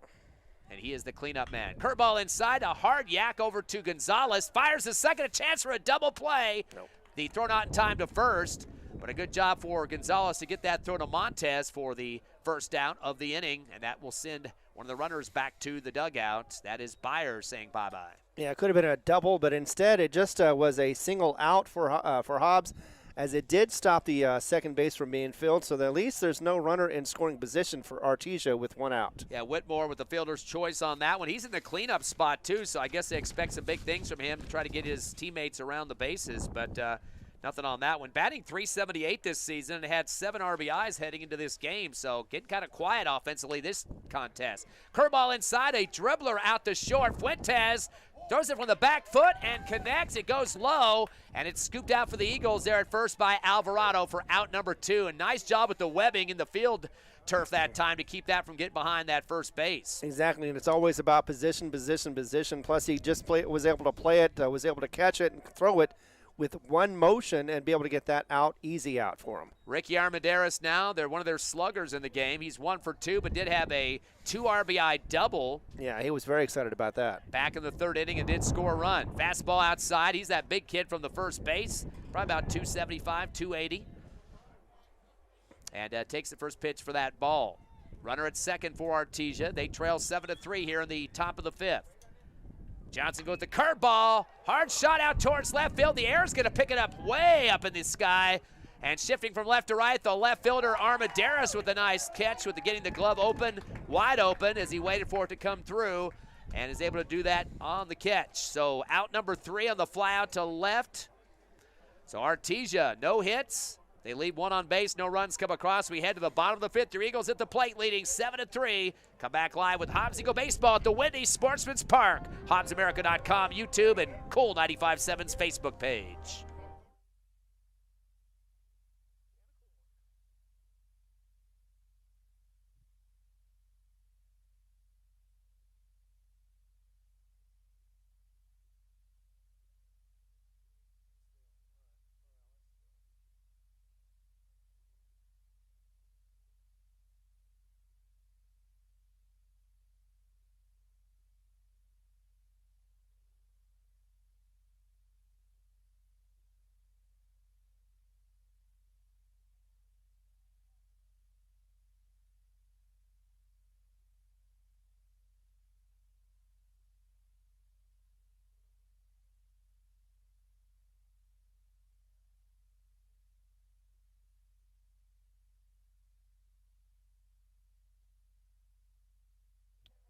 Welcome back to action here at Veterans Memorial Complex. It is Veterans Appreciation Day, and Hobbs is appreciating the fact that they're in the lead right now, 7-3. They got 4 runs, and it is now the bottom of the 5th. And with the call, here's your friend, my friend. It is Ty Friend.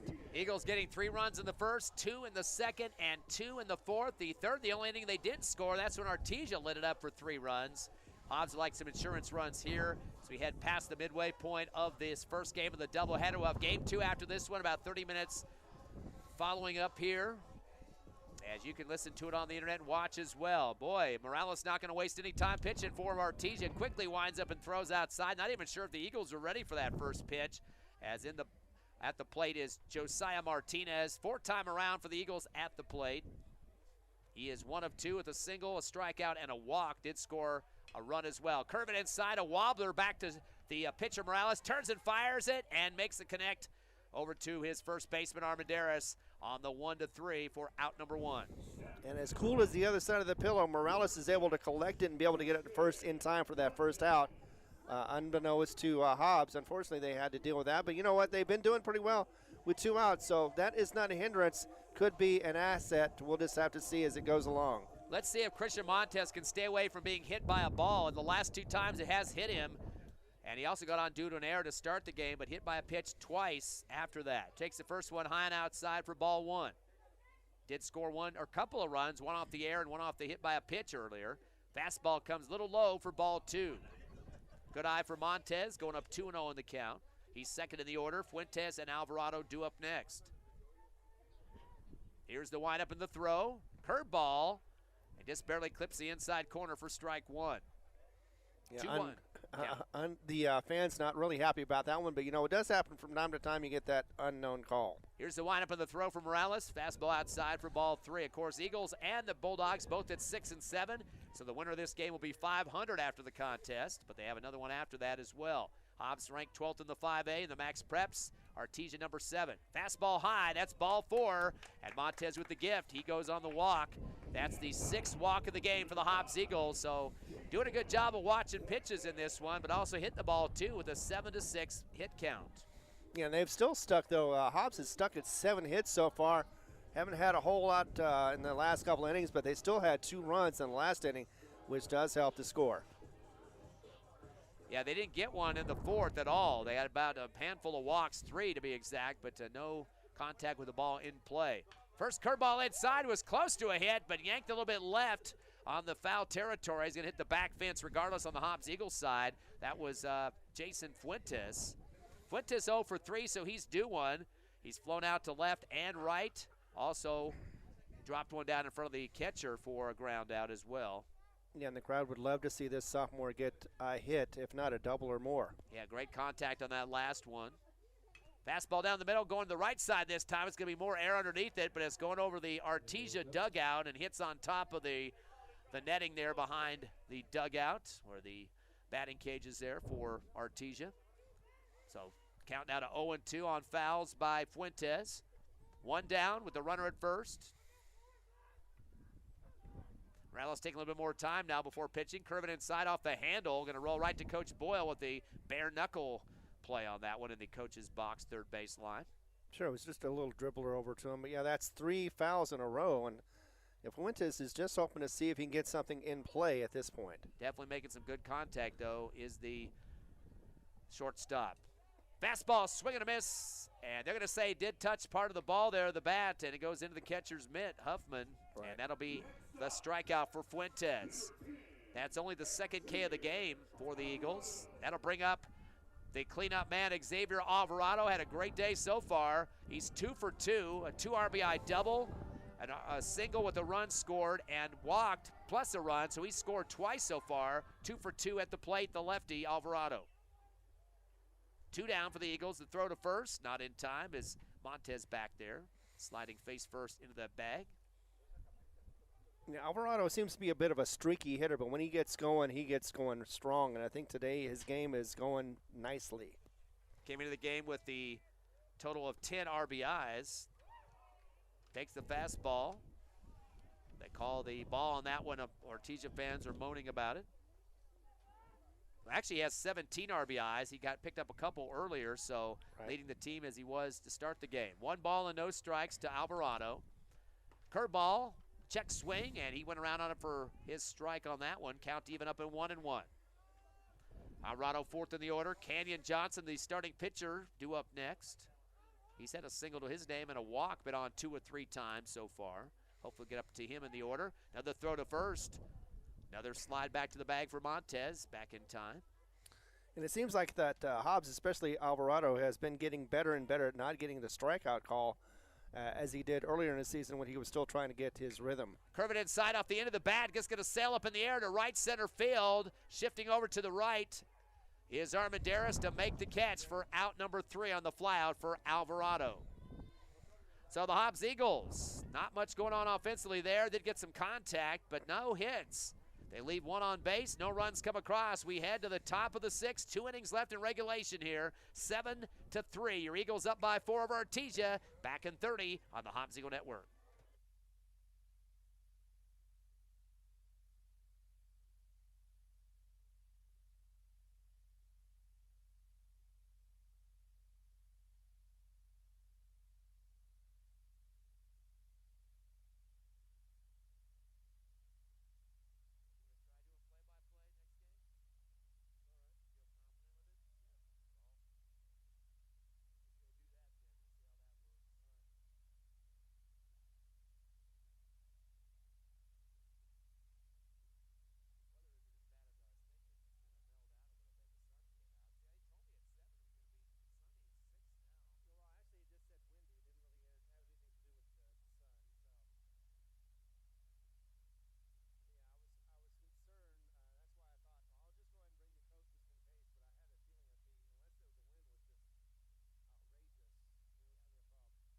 Welcome back to action as we are on the Veterans Memorial Complex, and we are watching the Hobbs Eagles as they lead these Artesia Bulldogs. But Artesia coming up to bat. It is the top of the sixth, and with the call, here is Ty Friend. I don't know. Even though Eagles are up 7-3, kind of get the feel from last year's game. Both teams winning once, 3-1, exact same score. Right. Win for each squad. So you kind of get that kind of feel here. Artesia tried to get back in this one in that third inning, but Hobbs added 2 more in the fourth. So 7-3, that score. Canyon Johnson remains the man on the mound. He throws a curveball inside, and a first hit in the inning here at the top of the sixth for Diego Morales. Slaps it across that third baseline out to left field. Not much of an opportunity to come over to get it quick enough. Armendariz does get it back into play, but a single to start off for Morales. That's his second hit of the ball game, a double and a single with an RBI. So he's going to be the first runner for Artesia. That brings up Jesse Armendariz, 8th in the order. Some chanting now for the Bulldogs dugout, and they're going to bring a courtesy runner in. And looks like for Artesia, double check that number. Looked like a number 7 checking in. That was Rodriguez, the senior. And that was a quick jack to the left. Just got past the third baseman, but was able to get on base for the Artesia Bulldogs. Armendariz 8th in the order, the center fielder. Grounded to third, grounded to second, 0 for 2 so far. Fastball clicks the bottom of the strike zone from Canyon Johnson's angle and gets the strike called by the umpire. Runner at first is Morales. 4-run deficit for the Bulldogs. Johnson take a little bit more time now, getting the call he wants from behind the plate from Hernandez. Fires it back to first. It was close, almost a tag out there for Alvarado as he slid the glove across the stomach of Morales, but back in time. Johnson on his 65th pitch, what I've got anyway, and looks like Boyle is not concerned about the pitching at this moment. Canyon Johnson goes inside, clinks off the bat and the right ankle of Armendariz. Hit off his own bat, so wasn't hit by the pitch on that one. Nice pop-up there by Hernandez to run down that first baseline to cover up on the play. The catcher for the Eagles. Yeah, but a foul call nevertheless, and it will bring the runner back to first base, and it is an 0-2 count. No outs here in the top of the sixth. We are slated for 7, the first game of the doubleheader at Sportsman's Park. Here comes the 0-2 pitch from Johnson. Fastball outside, and ball 1. Again, jumping up was Hernandez, taking a look down to first to see how much off the base Morales was, and smartly held on to it. Sun could still be a factor. Would be in the eyes of the first baseman, currently Alvarado. So a throw down that line, even though he's wearing sunglasses, is kind of a gamble. Yeah, right field too, actually, right. Is going to have a little problem. Throw to first. Again, it's getting Morales back in time. Getting kind of bored now. Jesse Armendariz getting his swinging the bat around a little bit. Comes back into the box now, ready for a pitch from Johnson. Curveball off the handle above the press box here. Foul territory, heading towards the softball field behind us. They've got a JV girls game going on right now, and of course the JV boys as well off to our right. Yeah, the JV boys are looking good so far this season, and actually have had won quite a few. 1 ball and 2 strikes. Well, 5-4 anyway is what their record is, as they go against the Artesia JV Bulldogs at 6-5-1. Time called. Stepping out of the box is Armendariz. Artesia with a total of 6 hits in this game. Kind of spread out, though. Definitely. Doubles from Armendariz, Morales, and singles from Fuentes, Estrada, and Whitmore. So, and I've actually another double from Galindo. They've had 3. Curve inside, check swing, gonna go high up in the air in between short and third, and calling it off for the Eagles. Fuentes to make the catch as he tells Gonzalez, let me have a piece of that one. You took one of mine away from me a few minutes ago. It's my turn, and makes the catch for the Eagles for the out. Definitely had the position on that one, though, and so, yeah, just had to make sure it was underneath it and caught it just right. Looks like they might have a new player out here now. Number 3 checks in for Artesia in his first action. The coach didn't come out until now. That's Beauregard. I'm kind of wondering about that. Usually coach will come to the plate and tell the umpire that they got a new kid out there to swing, and that's who it is, Beauregard. Right. I thought it was Beauregard, but either way, yeah, he is new, so we're going to see what he can do behind as he's about to get his first pitch for the day. Beauregard is last in the order for Artesia. Throw to first from Johnson, dropped out of the glove by Alvarado. Not sure if he did that on purpose or not to make the runner think that he lost control of that throw, but The runner's going to stay right where he needs to be at the first bag. So Beauregard coming in for Galindo. Galindo was 1 for 1 with a double and a walk, so kind of wondering why he got subbed out here, bottom of the order.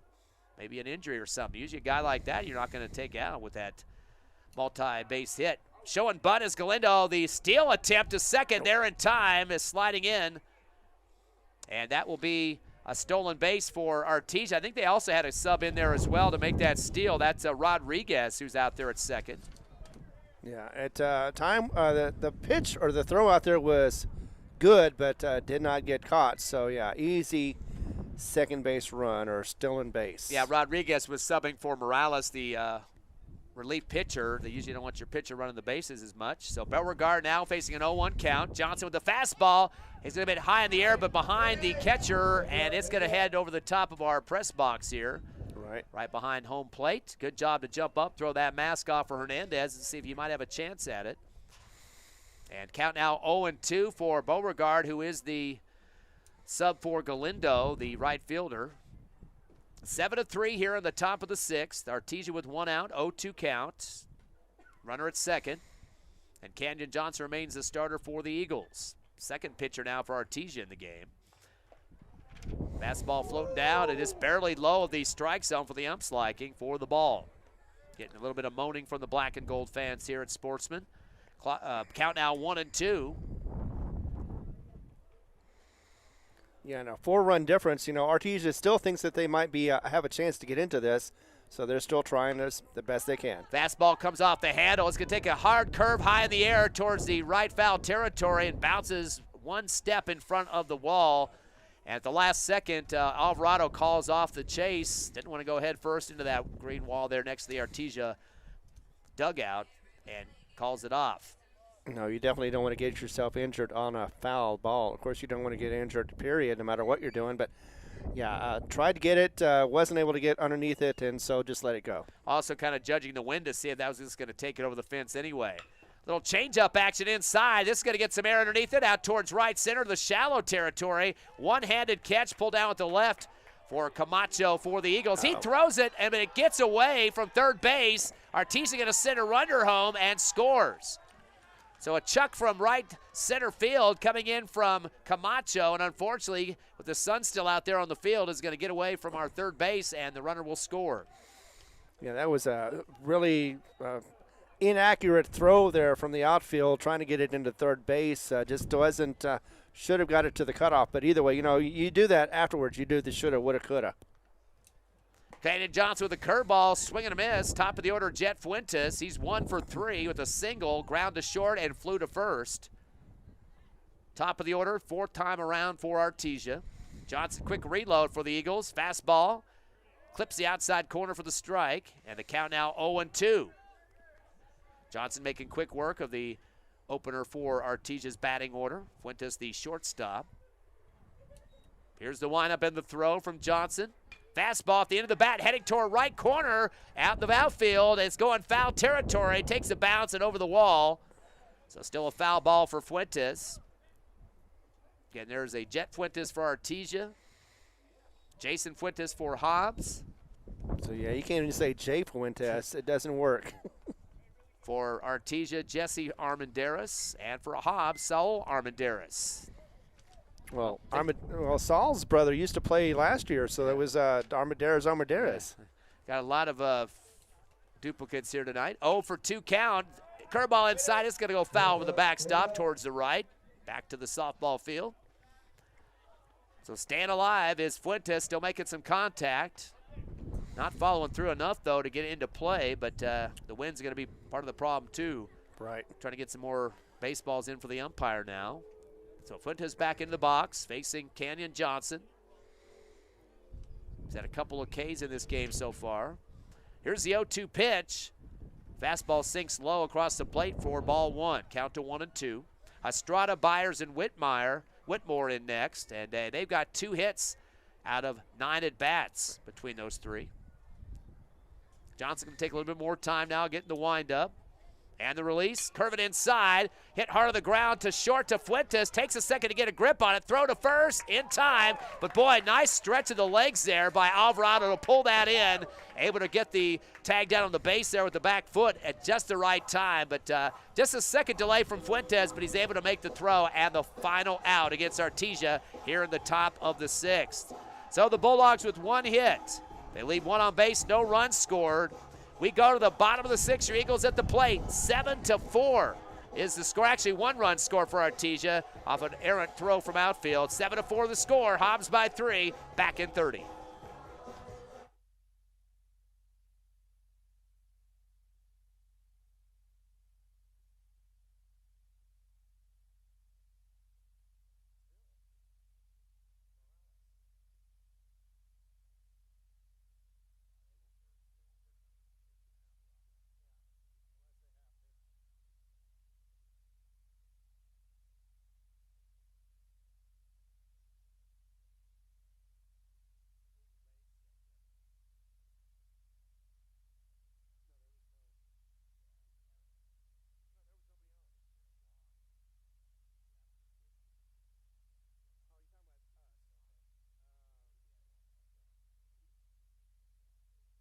All right, we are back to action here at Veterans Memorial Complex, and Hobbs is still leading only by 3, but they have to answer because there was a run in the top of the 6th by the Artesia Bulldogs, and here is the call, Ty Friend.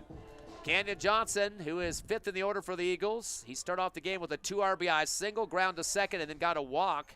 So he is 1 of 2 on the plate and has got on base 2 of 3 times. Takes the first pitch inside for ball 1. Diego Morales, second pitcher for Artesia in this game. Curveball down the middle. Holding on it was Johnson for the strike. Count to 1-1.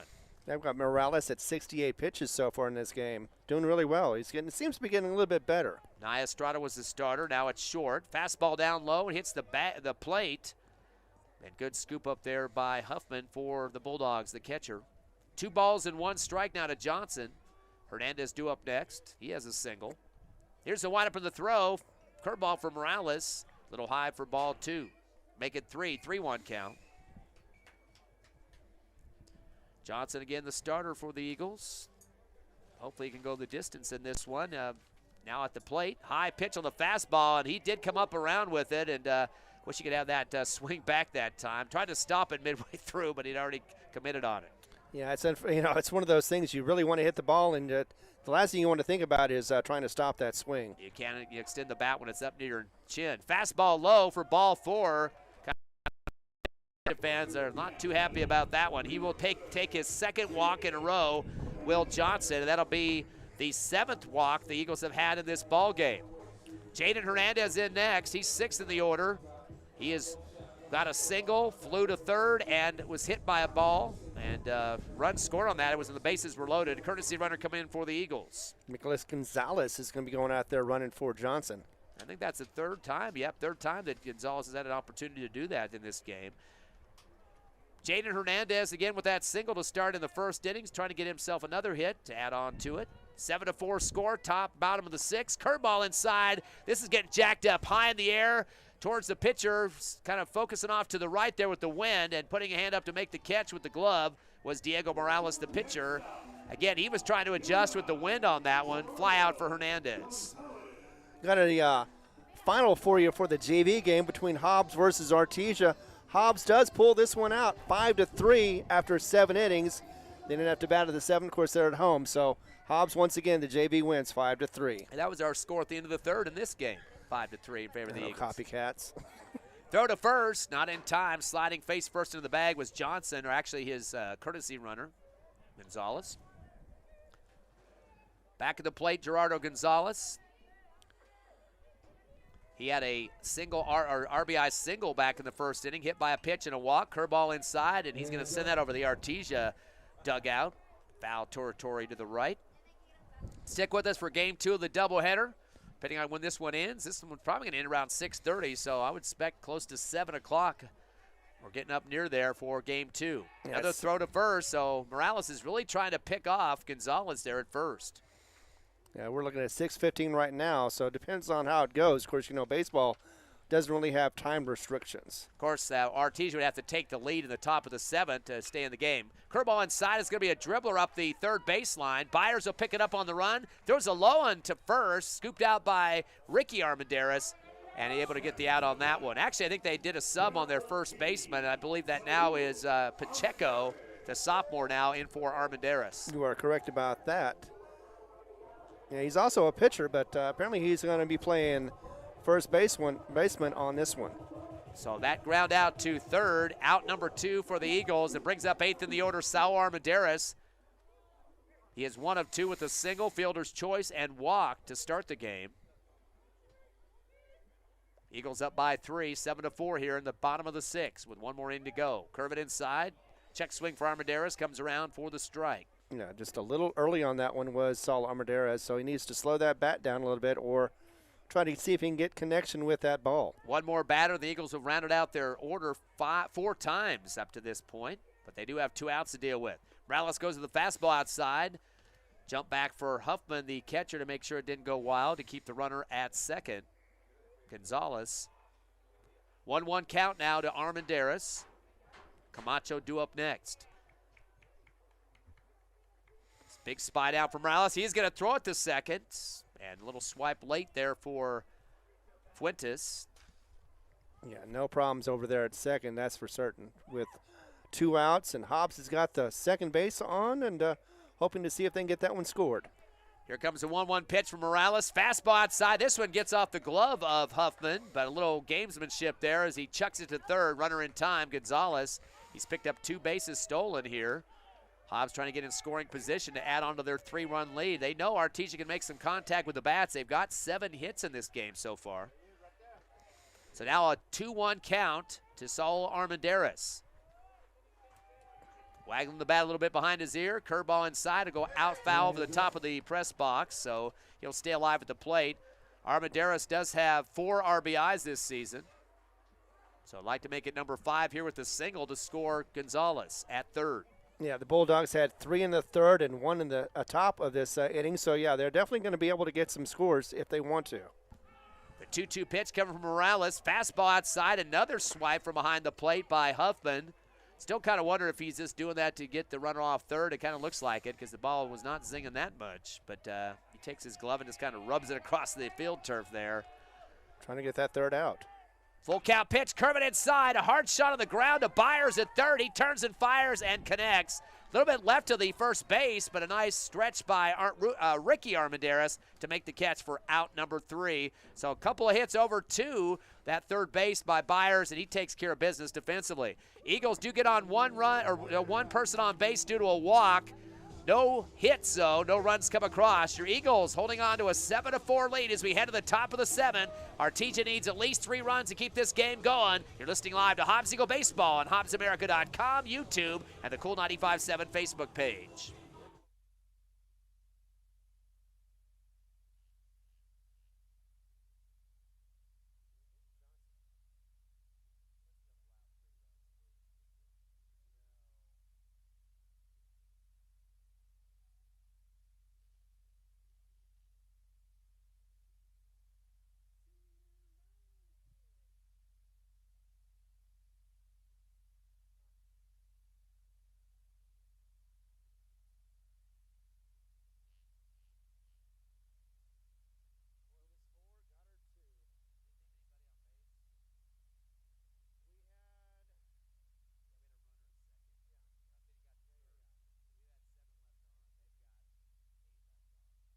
Quickly back into action as we're at the top of the 7th. You know, this is the final inning for Artesia as they're trying to get back into it. Hobbs, of course, leading by 3, and here is the call. It is Ty Friend. Nia Estrada, who started as the pitcher in this game, moved to short. He is 1 for 3, 4th-time at bat. A single to start, flew to left, and ground to short. Canyon Johnson looking to get his next win of the season here if he can hold on to get the 7-4 win or at least a couple more runs than Artesia. Fastball outside for Estrada, holds on that one for the ball. Yeah, you could also get a complete game out of this. Estrada second in the order. Curveball inside, going to go towards third. Nice scoop on the run by Gonzalez. Turns and fires, but a high shot over to first to Alvarado. Had to jump in the air, got through the webbing, and the throwing air is going to get the runner all the way to second. So Estrada now on base, trying to get himself in scoring position. That's the 4th error of the game for the Hobbs Eagles. And that was just a high pitch. Looked like it was maybe a little exciting, maybe not. Who knows? I mean, he did corral the ball in time. Looks like it could have been an out. However, it was over the head of the first baseman. So, yeah, it's unfortunate, but going to have a meeting of the minds right now. Yeah, Coach Bull is going to go out and talk to Canyon Johnson, who's gone the distance so far. I think they're going to take him out. Maybe that's about the pitch count there you've been talking about, Ron. Yeah, he's at 83, or at least that's what I've got him at, about 83. So definitely getting close to that pitch count problem. And taking him out, going to go ahead and get the reliever in here and see if we can get this thing over and done with and get into the second game. Looks like coming in from the dugout, Nicholas Gonzalez. Nick Gonzalez is running some bases for the Eagles up to this point. The senior getting a shot here. We'll take a quick break, get you his numbers. Hobbs up 7-4, top of the 7th, trying to shut down the Bulldogs, get a W under their belts. The Eagles back in 60.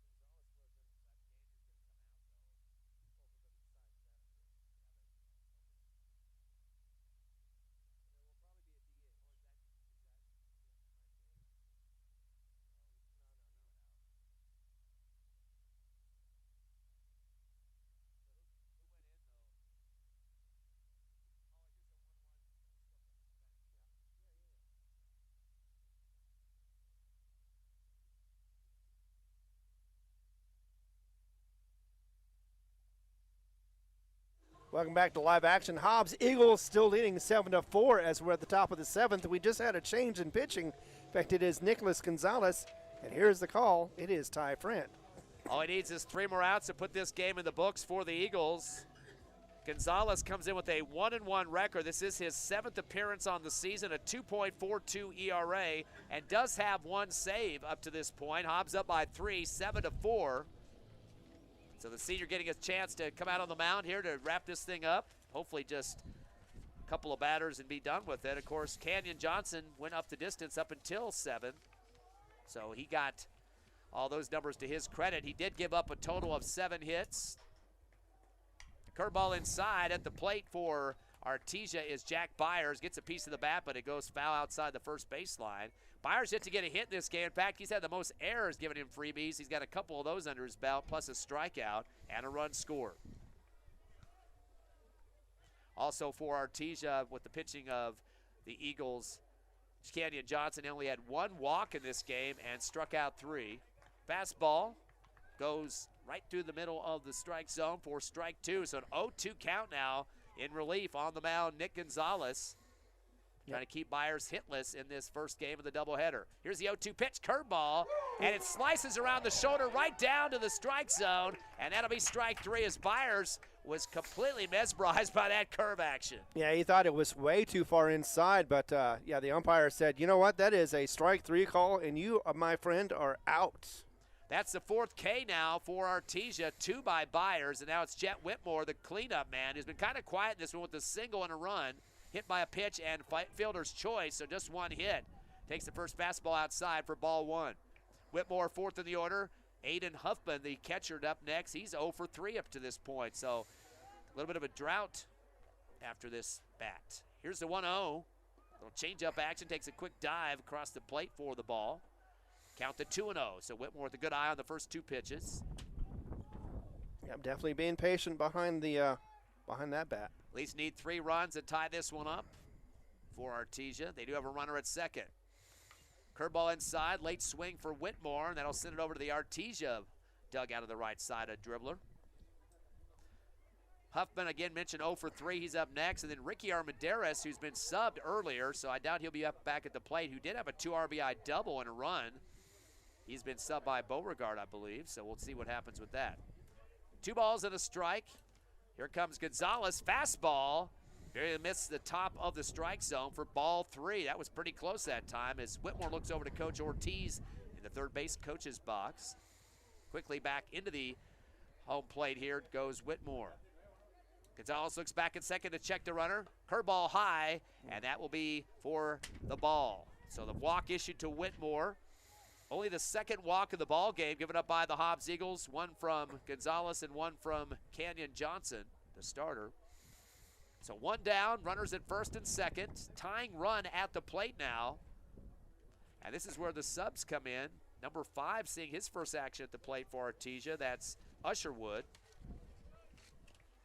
Would be interesting to see if they can get a double play, Hobbs could, and just end this game and get into the second one.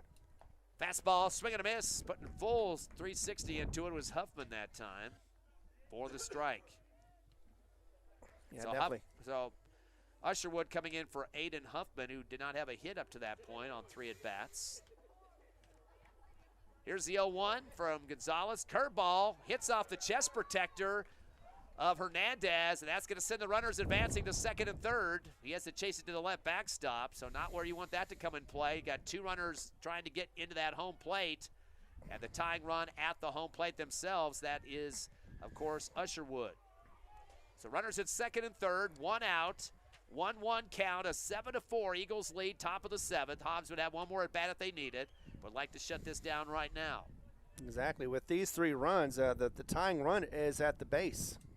Fastball, knuckler coming off either the handle or the actual hand of Usherwood that time. And it comes to behind the home plate and hits the back wall. So count to 1 and 2. As Usherwood definitely's got to protect the plate here. Does not want to get a second out. Nope. He wants to see if he can get somebody scored in. If not, get on base himself and be able to be part of that scoring run. Here's the windup of the throw. Gonzalez, a high fastball or curveball, and kind of floats near the top of the strike zone and just barely above it, as the ump goes with the second ball on that one. Even counted 2 and 2. Force out at first right now, nobody on that bag. Here comes Gonzalez. Fastball off the middle of the bat out to center field on the ground. That'll be an RBI single and maybe 2 scores. Another runner's coming home, and the throw not quick enough out from center field for Camacho. So an RBI, 2 RBI single for the guy who just barely got in the game, Usherwood. And now the score is 7-6, making it a little bit more dicey, Ron. Exactly, and possibly, have it to where Artesia can gain the lead. If he does, of course, that means that Johnson, who had a great game so far, could actually not get his decision, and of course it'd be gone Nicholas Gonzalez as the loss. But right now, of course, that's still on the table. But Hobbs wanting to get that those 2 final outs, be able to get this inning as well as get out of the game. Eagles are now down in the hit totals too, as Artesia up 8-7 as they pull ahead right now. And now stepping up for Artesia, another sub on the field. A couple guys have been seeing their first action, at least at the plate. That's Pacheco. He came in earlier for defense, but now he's at the plate for Ricky Armendariz. Pacheco came in at first base. He has yet to swing the bat here in this ball game. A 7-6 game in favor of Hobbs. Curveball to him, kind of flinches a little bit, doesn't take the swing, and Hobbs fans think that should be a strike. Ump says nope, ball. So Pacheco looks over to Coach Ortiz at the third base coach's box. Again, a couple of subs, Usherwood and Pacheco seeing their first action here in the top of the 7th, the critical part of the game. Eagles up by 1.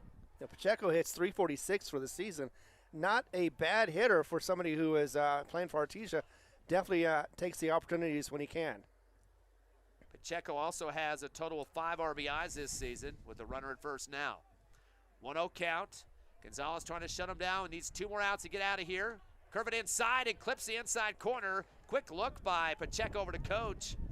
Ain't going to change the call there. Evens up the count at 1-1. The winds are starting to pick up a little bit now as the sun going behind some clouds for a second. It was kind of getting nice and sunny for a bit, but exactly. Winds are taking over again. Yeah, so we are just about to head into sunset. Looks like the wind's going to be a factor as far as whether it be cool or cold tonight. Winds and, of course, the lights that come on here at Sportsman's Park. Time is called. Pacheco steps out and wants to go over and talk to Coach Ortiz, walking up about halfway up the third baseline there. And again, we're at 6:30, so probably getting close to 7 o'clock in terms of our second game. They have to rake the part of the field, the pitcher's mound, get that watered down because of the wind, and maybe check the lines a little bit. 1-1 count for Pacheco with 1 down. Gonzalez, the relief pitcher for Canyon in this game. Johnson, curveball inside. They were showing bunt. Throw to second. Will be tagged at the plate and the out. Beautiful throw. Little curve action from Hernandez behind the plate. Connects over to second base to Montez for the tag. And right on the right side of the second bag, Ortiz is not happy, the coach, as he takes a walk towards home plate. Thought he's going to go after the ump, but no, instead he's going to talk to his batter still, who's going to be at the plate, is Pacheco. So now they picked off the runner, 2 down. Beautiful throw again from Hernandez to get that second out. I think it's because he attempted a bunt. I don't think that was what the coach wanted. Apparently that's at least from the body language. So he was questioning his batter as to why he did that. That looked like body language. You give an ump on a bad stolen base throw down there. Curveball coming inside and brushing back. Pacheco is close. Yep. Looked like it might have had enough just to get that strike zone inside, but the count now 2-2. The third out on the way. No runners now for Artesia. They need at least 1 run to tie it up here in the top of the 7th. Curveball off the middle of the bat, takes a roll to shortstop Fuentes. Quick throw to first. It's there in time, and that's out number 3. The Hobbs Eagles have dodged a bullet off the relief pitching of Nick Gonzalez and win the game 1 of the doubleheader, 7-6. Did get out hit 8-7, but they'll take the W. Don't worry about the hits.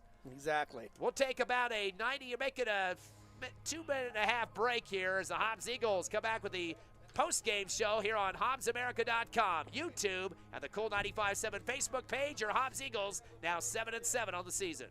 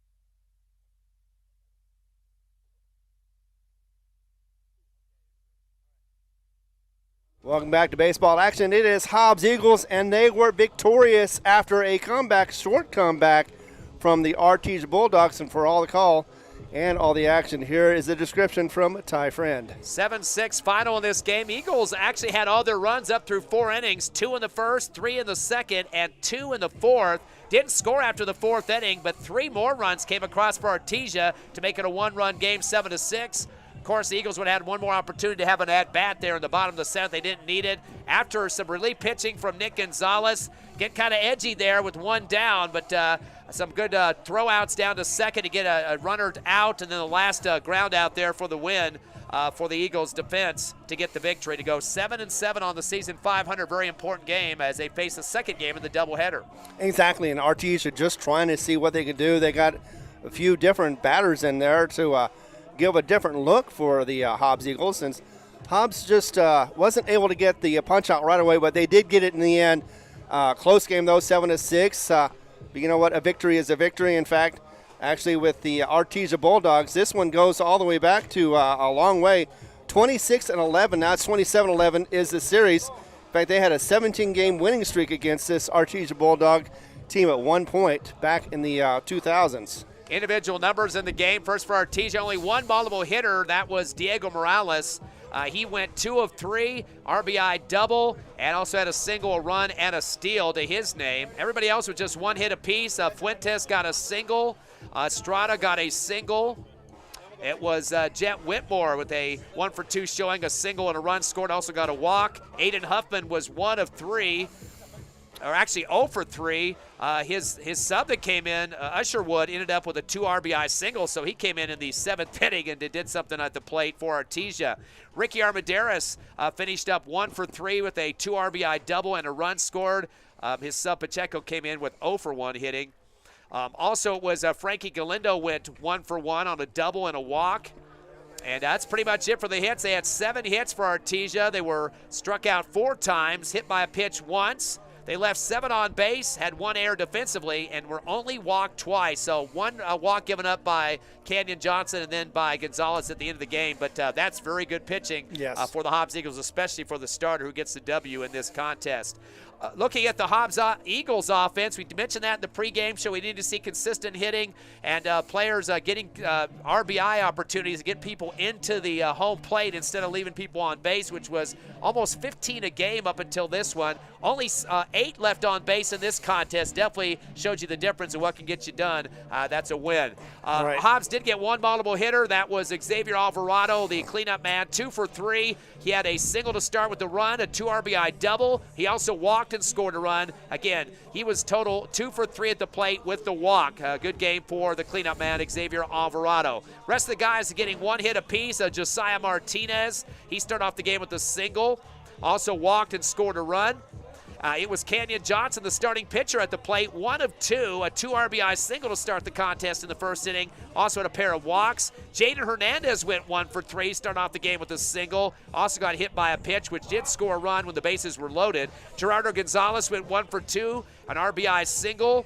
He also got on with the walk and was hit by a pitch. Saul Armendariz went 1 for 3 with a single and a walk. And Juan Camacho finished up 0 for 3. Jason Fuentes 0 for 4. Christian Morales went 0 for 0, but he got on base due to an error, was hit by 2 pitches in the game, and scored a couple of runs, did get a walk as well. So didn't get the big SWAT numbers of the bat, but he did get on base regardless. Eagles finished up with 7 hits, 1 shy of Artesia's 8, but get the win. Hobbs had 8 left on base, which was about half of their average, a little bit more than half, but that's a lot better than what they've been seeing. Had only 2 strikeouts, which is big time good offensive production for Hobbs, and had 7 walks as well. And the only issue was the errors, and I think wind had something to do with a little bit of that, but 4 errors in this game, which was 3 more than Artesia. But we got out hit, we had more errors, but we got the W, which means more runs. Exactly, and all that matters is this, when you look at the bottom line, all you want to see is who had the more runs and who won the game, and Hobbs comes back and wins it. Yes, Artesia fought like a bulldog, basically, and tried to get back into the game, but just fell short. 7-6 was the final. So Eagles improved to 7-7 on the season. That will drop Artesia to 6-8, but we have one more game coming up here in the doubleheader, about 20-so minutes away. Remember, last year these 2 teams split 3-1 in their doubleheader in Artesia, but hopefully that doesn't happen again here at the Sportsman's Park. If you haven't got to the games yet, would like to come check it out, you can, with the second game in about 20, as I said, or listen to it here on the internet to Beat the Wind at HobbsAmerica.com. YouTube and Hobbs' Cool 95.7 Facebook page. Back with you in about 20 minutes.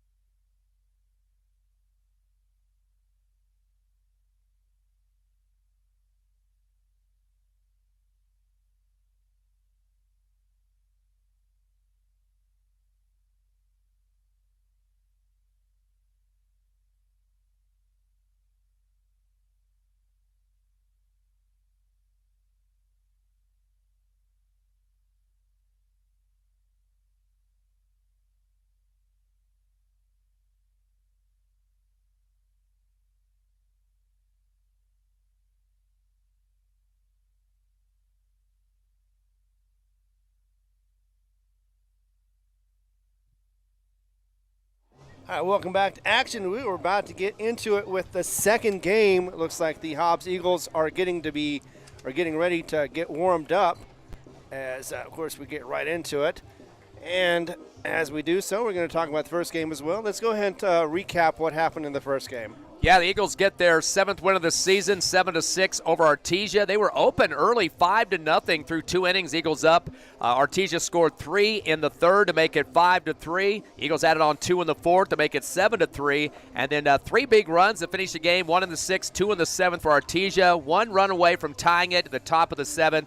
Could not get that run off the relief pitching of Nick Gonzalez, and a game winning again 7-6 in favor of the Eagles. Again, they are 7-7 on the season, and now Artesia drops to 6-8. Hobbs in that game finished up with a total of 7 hits. They only struck out 4 times, were issued 2 walks. They left 7 on base and had 1 error defensively. They were actually 1 hit less than Artesia, who finished with 8. They left a total of 7 on the bases. They had 4 strikeouts and were walked twice against the Hobbs Eagles. So Eagles got the 1-run win, exactly what they like to see to get that 500 record. Of course, last year, though, this doubleheader in Artesia was a 1-1 situation, 3-1, 3-1, both teams winning 1 time. So, again, pretty good arch rivalry between these teams, 5A versus 4A. Hobbs sitting currently at 12 in the Max Preps poll, the 3rd best strength of schedule in the state in the 5A. The 2 better than them, La Cueva and Sandia, are ranked 1 and 2 in the Max Preps poll, so that should tell you something right there. Eagles not playing any slouches. They bring teams down from Albuquerque. They go to some tournaments elsewhere and got some quality wins in the games they did play. Artesia no slouch as well in the 4A. They are 7th in the Max Preps poll. They've got the 3rd best, or actually 2nd best strength of schedule in the 4A. They play a number of 5A squads. Had some trouble against the likes of Carlsbad, Cleveland, etc. Even played La Cueva, the number 1 team in the state, and got beat with only 1 run in a bunch of those games against their opponents, but still a very force to be reckoned with in the 4A. We got game 2 starting right now here at Sportsman's Park.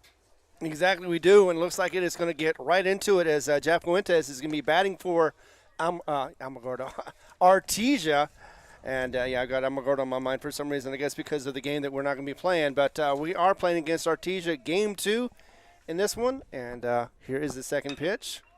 That is hit to the shortstop. It is going to be taken all the way over to first base, and that is out for Artesia for already out number 1. Just a couple of quick throws, and already Hobbs has its first out. That was a 6-3 is what is considered. So Jeff Fuentes out for the Artesia Bulldogs. Coming up next is going to be Nye Estrada. I was almost looking at his name wrong, but he's going to be batting up next. Josiah Martinez on the mound for the Eagles, 2-2 record, a 2.26 ERA. This is his 5th appearance of the season, so he's definitely looking for a W here to put him at 3. And a nice strike call right there as Estrada just let it go by him for that first strike call. Here comes the second pitch inside, and that is also going to be a called strike. Again, Estrada not seeing what he thought would be a called strike, but instead it is for strike number 2. 0-2. He is behind on the count for the Bulldogs. Alvarado, Montez, and Gonzalez first through third bases in the infield for the Eagles. Fuentes, the shortstop. Hernandez behind the plate at catcher. Armendariz, Camacho, and Parrish left through right in the outfield. Yes, indeed, and that one was just outside for the ball call.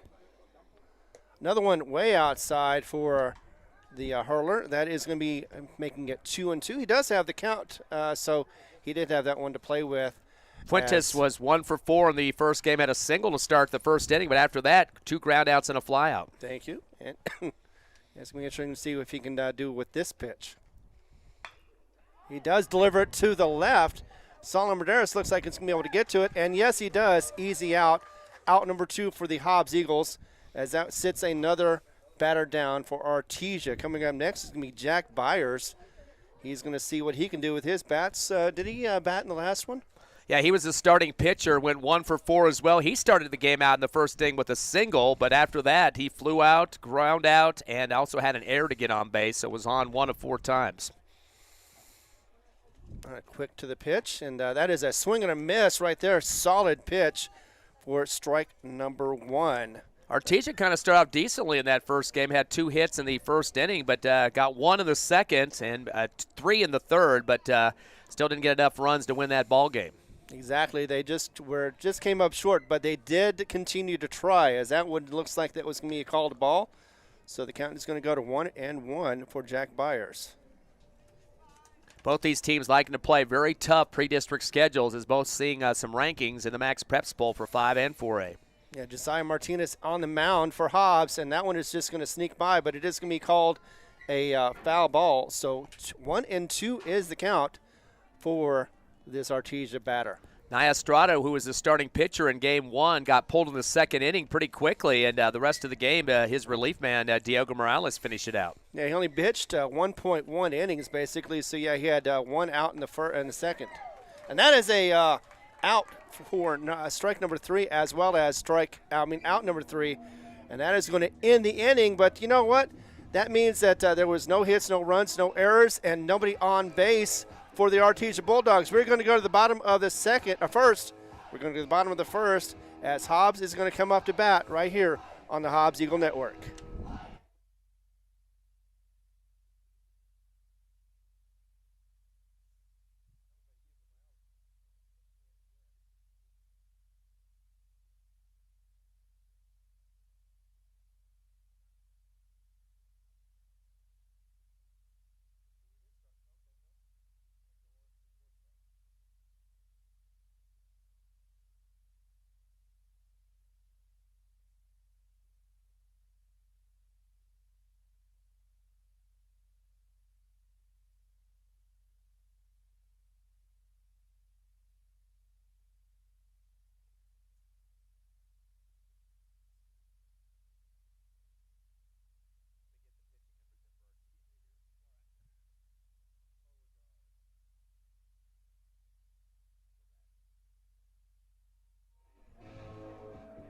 Welcome back to Sportsman's Park. Ty Friend, Ron Gunner with you as the Eagles Game 2 of the doubleheader. Game 1, 7-6. Bottom of the first here, 0-0. Starting pitcher for Artesia, Caden Beauregard. He's a junior. Comes in with a 1-0 record, a 4.42 ERA. This is his 4th appearance, and he was a starter in one previous game. Of course, he's going up against Martinez, who had a pretty good start to that first inning with no hits given up to Artesia. Exactly. So far, so good, as that was a nice first inning. Always want to start off strong, start solid, and make sure that you get no runners on the bases. That's what he accomplished, and so now we're going to see what the bats can do. They struggled a little bit at certain times in the last game, but I think this time around they could heat up real easily. And of course, we're going to have a very good one, as we have Josiah Martinez coming up to bat first for the Hobbs Eagles. Yep, starting pitcher in this game, 1 for 3 in Game 1 offensively. Had a single to start the first inning. Got thrown out at second on a steal attempt. Walked also, so he was on base 2 out of the 4 at-bats that he had. And again, Martinez got to play some tough D on the mound too. Yeah, and that was just a bit high for that first ball. Artesia, in terms of their infield, they've got Ricky Armendariz first, Fuentes second, Byers third, the short Estrada, Usherwood the catcher, Whitmire, Jesse Armendariz, and Morales in the outfield left to right. Just off the bat, looks like it. He had more swing to defend himself, but either way, it's called a strike, so 1-1 is the count right now. Eagles have a couple of lefties in the first 4 of their batting order, which always gives a nice little look for the offense. Yeah, it does make a difference between a left and a righty. That one just comes inside and hits the mark. That is a strike, as Montez just watches it go by. Both teams have some good senior leadership. 6 seniors for Artesia and 7 for the Hobbs Eagles. That was close, but that one was considered a ball, so 2-2 is the count against Montez, as he is still doing pretty well as far as not striking out all the time. He's only had about 3 so far this season.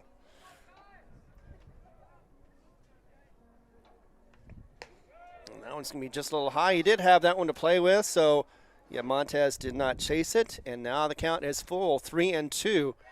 The bottom of the first, with the score still 0-0. Eagles got 5 hits in the first inning of the first game, including a RBI single by Gonzalez. That looked like it fouled off of him. It was a nice hit, but unfortunately it did go foul either way, and he's going to have to go back and try again. Eagles very consistent in hitting in those first 2 innings of game one. Got two runs in the first, 3 runs in the second, up 5-0, which hasn't happened a lot this season with early leads like that. That's true. Usually they start off with cooled bats, and then they warm up as the game progresses. Swing and a miss on that one. That was a huge cut, but unfortunately missed everything, and that will sit him down with a first out of the bottom of the first. Coming up next is going to be, actually that was Martinez. It's Montez who's coming up next, who is playing at second base.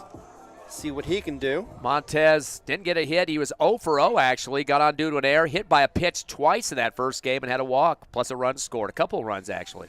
That one is a no call, so ball 1 for Montez as he's up to bat. 1-0 is the count. We're hearing some music over from the softball game. Looks like they're doing pretty well. Last time I saw it was 6-2. Hobbs was leading against Artesia. Meanwhile, we got a 2-0 count against Montez. See if he can continue to hold the bat well. So foul. Talk about a late check swing on that one. The ball was almost in the glove, and he just like flinches with the wrist and barely clinks the bat. Almost looked like that wasn't quite sure if he wanted to continue with it or not. It looked like a bit of a reflex on that one, too. Oh, that one, oh, wow. He had to duck for that one. It looked like he actually was going to hit him, but he was able to get out of the way, and that is part of the thing. You know, if you don't get out of the way and you do get hit, the umpire can say that you weren't trying hard enough to avoid that collision. Montez a little gun shy, too. He's been hit a couple of times in that first game. There were 4 hit-by pitches thrown by Artesia in that first contest. So Hobbs Eagles got some black and blue marks after that one. Exactly. Full count once again for the Hobbs Eagle. And that one is going to cause a ball 4 for the walk, so it's going to advance him, Montez, to first, and he is a pretty good base runner, so going to keep an eye on him. That's coming up next is going to be Gerard Gonzalez. I was kind of worried about that ump signal on that when he kind of threw his hand out like he got him, ringed him up there, but instead he was pointing to first base, and I was like, okay, I think the Hobbs fans are okay with that one. Yeah, I've seen that too, where he occasionally, when instead of throwing up the fist, he'll throw up his hand instead for the strike. And there's a hit by a pitch, Ron. They haven't learned their lesson in the first game. That's the 5th time an Eagle's been hit in these 2 contests, this one early in the first inning. Exactly, and that definitely was not something that Artesia wanted to see. However, it is once again something they have to deal with. So hit by a pitch, and that's going to take him to first. And, of course, Montez goes to second. 2 on, 1 out, and already Artesia is a little concerned about their pitching, so they have to have a meeting to make sure that they're on the same page. Yeah, just a catcher-pitcher meeting. But, you know, one thing about Gonzalez, he's been used to getting hit. He got hit in the first game once, but he also had an RBI single, so they know he can get on base. But, again, too many balls are being making flesh contact on the black and gold in these 2 games so far. Exactly, and now at first base, the Xavier Alvarado is up, and see what he can do. And that is a called ball. He's a cleanup man for a reason. 2 for 3 in game 1, single, run. 2 RBI double, got on base with a walk, scored 2 runs. Yep. Cleanup man all over that guy. I think he was one of the main reasons why Hobbs was able to escape with that victory. Could have been the game winner or the game player of the game. Ooh, a late timeout call there, and got everybody kind of wondering, maybe almost close to being a balk. Yeah, plus Alvarado did step out of the box, so it was maybe a combination of both of them, just bad timing either way, but nobody got penalized for it. They called the balk on the hitter that time. Exactly. Well, that was a little high, so we've got a ball for ball 2. So 2-0. Alvarado is ahead of the count. Eagles lost with just 1 hit shy of Artesia. Not lost the game, but lost the hitting numbers 8-7 in game 1. Definitely don't want that to happen again. Exactly. And that's another ball. Fuentes is up next after Alvarado, so he's wanting to get something going to help his teammate out, as well as the 2 that are already on base. But we're looking at a 3-0 count right now, and it could be a possible walk. As here we get the pitch, and that is high for ball 4. And we've had a hit by pitch just a moment ago, and now a walk. And that is actually going to load the bases as well as we get Jason Fuentes up The Eagles were facing a bases-loaded situation in the first inning of that first game tonight, and coming up and taking care of business. The starting pitcher for the Eagles shut that down, and to make sure that Hobbs didn't let the scores come through. Of course, Kenyon Johnson, who did leave late in the game, but still had a real good contest under his belt. He did, and he had his pitch count was very low for the most part. As that one is called a strike. So Fuentes did not flinch, but ended up getting the call for the strike. Fortunately, one of the guys that didn't get a hit in the first game, he went 0 for 4. And that one he tried to get into it, but looked like it was inside, and it was. It was called a ball. So 1-1 is the count right now for Fuentes. As you're right. He's trying to get something going with his bat, and definitely would like to do it in this game. Of course, he probably would have liked to have done it in the last game as well. Both teams with one Fuentes and a couple of Armendarises, too. 2 for Artesia, 1 for Hobbs. Exactly. So easy names, just got to remember who's who. And that looks like he's going to advance, but fielder's choice gets the second runner out. That would be Alvarado, and also scored one as well. So that is an RBI single, and that's going to go down as 1 run, first run, but 2 outs for Hobbs. So Fuentes getting his teammate to score. That's Montez that came across the plate for the Eagles. And just like we saw in game 1, starting off with the early leads, could lead to a W like it did 7-6 earlier on. Exactly. To see what if the bats can continue to stay consistent, that is going to help the Hobbs cause. Speaking of which, coming up next is going to be Hernandez. He's he's behind and behind the count right now, 0-1. Very late swing on that one. He kind of just like tipped at the bat, to the edge of the bat, at the ball the best he could, like a sword. 1 for 3 in game 1 with the single. Was also hit by a pitch. Yeah, and he's also trying to see if he can improve his batting average. That one is a little off, so it is called a ball for ball 1. 1-1 is the count for Hernandez as he is trying to see if he can get something going. You've got 2 on the corners, first and third. Trying to see if we can get another RBI and improve the run for Hobbs. Going back for a check on that one. Quick throw to first, try to get the runner back for the Eagles, trying to make sure they don't advance more, and that was Fuentes back in time. Who definitely, you always want to keep your head on the swivel on that one, and he definitely did that time around. Armendariz able to catch that at first. And that is an outside call for another ball. 2-0, or 2-1 is the count against Fuentes. Hernandez has 2 RBIs so far this season, and definitely like to see that one teammate come through. Gerardo Gonzalez there at third. Exactly. If everybody could get 1 RBI at least, they'd be very happy. But that is going to go back. That is a foul ball. Went to the backstop and going to even it up to 2-2 the count. A little late of a swing on that one. That's why it hit the handle of the bat and took a bad angle right behind home plate. And now he's going to have to at least either keep an eye on it or make contact with it to keep alive with 2 outs. And that is going to break up the 2-2 fest. Now we have a full count, 3-2, 2 on, 2 outs, and Hobbs at the bottom of the first has a 1-0 lead. They want to advance and get more runs, be able to get out of this inning with a nice lead, comfortable lead early on. Runners first and third, force out at second. That is, he did catch it.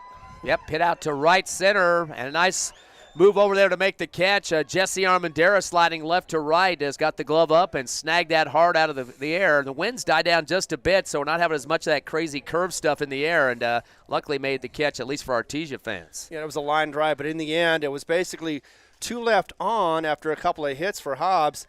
And at the bottom of the first, they did get 1 run in, so it's 1-0. We're going to go to the top of the second here in just a moment, right here on the Hobbs Eagle Network.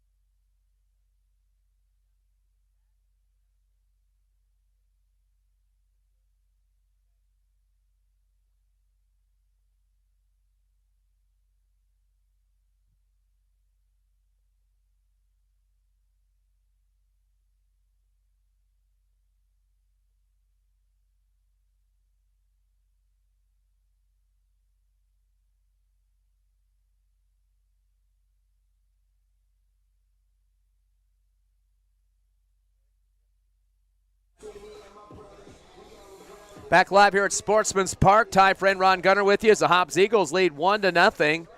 They do get a chance to get a run to come across. Christian Montez scoring for the Eagles. They were hit by a pitch, got a walk in the game, fielder's choice with an RBI from Fuentes. Not a lot of hitting going on there, but still get the lead when you can. Hey, you know, anytime you can get any kind of runners on there, you're good. But right now, Jeff Whitmire is up for the Bulldogs as he faces Martinez. And that one goes low for a call of a ball. So 1-0 is the count for Jeff Whitmire. He went 1 of 2 in the first game with a single. Also got a walk, a run scored, and was hit by a ball too. Looks very athletic as he's out there trying to get another pitch, and that is going to be just outside, as they say, for ball number 2. So, yeah, never had a chance. Whitmire did not even attempt to chase that one, and good eye on him as he goes 2-0 so far in this at-bat. He is the cleanup man, but only had the one hit in game 1, so he's trying to get something big going. Got a dribbler to the pitcher, and he's going to go back, but not in time, as Whitmire is safe at first. And that is going to mean one hit already for the Bulldogs. Yeah, I was expecting some big swings there for Whitmire with that, in that fourth position, but with that 1 for 4 in that first game, and came into the contest at 378, a couple of doubles, a couple of triples as well. This Artesia team only has 1 home run on the season. Hobbs only 2, so we don't have the real giant sluggers out there, but a couple guys stepping up when need be. Yeah, not like in last season. But, yeah, right now Beauregard, who is the pitcher, is going to be up at bat right now and see what he can do for his cause as he is looking to bunt.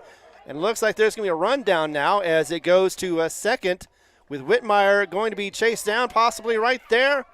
And did he get tagged? Look how he got his ankle from behind as the runner almost getting back to first base, just barely missing getting away Whitmire. One last stride, and then all of a sudden you see the swipe on that back ankle, and good chop down there to get the out on the tag. Exactly. It looked a little either bit of desperation, but either way it worked out, and he was able to get the leg of Whitmire, and that was out number 1. Beauregard, as you mentioned, up at the plate. He came in late on the mound, I believe, for Artesia in that first game, and not really good numbers in terms of batting so far for Artesia this season. All right. As that was a hack, a swing and a miss for 1, so 1-1 is the count against Beauregard. 173 on the season, 5 hits, 5 runs, an RBI, and a couple of doubles. Martinez delivers it just a bit high, and that is going to be a ball. So 2-1 is the count right now for Beauregard against Martinez, Josiah Martinez. And that one is another ball. So 3-1 is the call. As Beauregard is ahead of the count right now, Josiah Martinez is going to see if he can get it inside, or either that or maybe have Beauregard chase it. He calls time, and he did have 1 hit in game 1, squeaked out late in the game, a fly to right center that was caught out there by the Hobbs Eagles. There's like deliveries coming up, and that is going to be, it is going to be a ball 4. So that will put a runner on base at first, Beauregard. As coming up next is going to be the first baseman, the big man, Ricky Armendariz. That was only the first walk in this game. Hobbs only gave up 2 with 2 pitchers. Of course, Gonzalez and Canyon both getting a chance to pitch in that first game. A majority of those were Canyon Johnson. But, again, 2 walks and very good numbers for the Eagles. And looks like they're going to switch up a pinch runner here. Exactly, yeah. Johnson pitched for 6, and it was Gonzalez for 1. But, yeah, you're right about the fact that the walks each issued 1 walk only, and that is very impressive considering as how this team is considered rather aggressive as far as at the bat. Josiah Rodriguez, the pinch runner there for Artesia, now at first with the big leadoff. We're going to get the slow delivery. Inside, and he did swing and miss on that one, did Armendariz, for strike 1. Like to see that action, and that looked like a really good pitch from Josiah Martinez. Big number for Armendariz in that third inning last game. 2 RBI double, and he also scored a run. But he got subbed out later on, so he was just 1 for 3 in the contest after that big shot. But after that walk, it's going to be Beauregard trying to get it's a check for first, as he is safe. We'll go back to Armendariz, see if we can get him to swing for another one. just a bit outside. Going to give you a ball. So that's 1-1 is the count with 1 out, 1 on.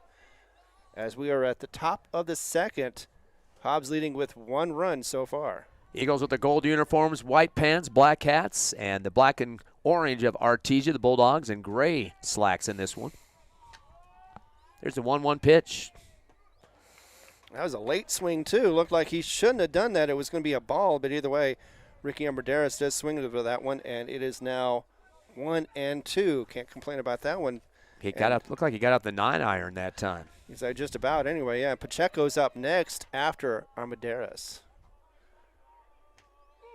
So I'm going to go check the runner again at first. Beauregard does get back in time after he got walked to first. So we're still looking at a 1-2 count against Ricky Armendariz. He had a big hit in the first game. Was really happy about that as he got to second. Swing and a miss for strike 3 and the first strikeout of the game so far. That was the second strikeout. Oh, sorry. Get ahead of myself. As they get into it. It's out number 2, and the second K, Byers and Armendariz have both gone down on K so far off the pitching of Martinez. Right. So Pacheco is up next. How did he do?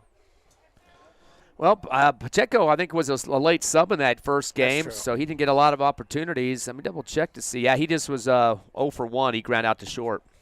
And that was a hard cut, but missed it completely for strike number 1 so far for Pacheco, as Martinez is still on the mound and pitching some good heat. Bulldogs went to the semifinals of the 4A state tournament last year before losing, so good season for them. Hobbs, of course, lost in the first round of the 5A state playoffs, just squeaking in at the number 16 seed, which was the last team to make it in.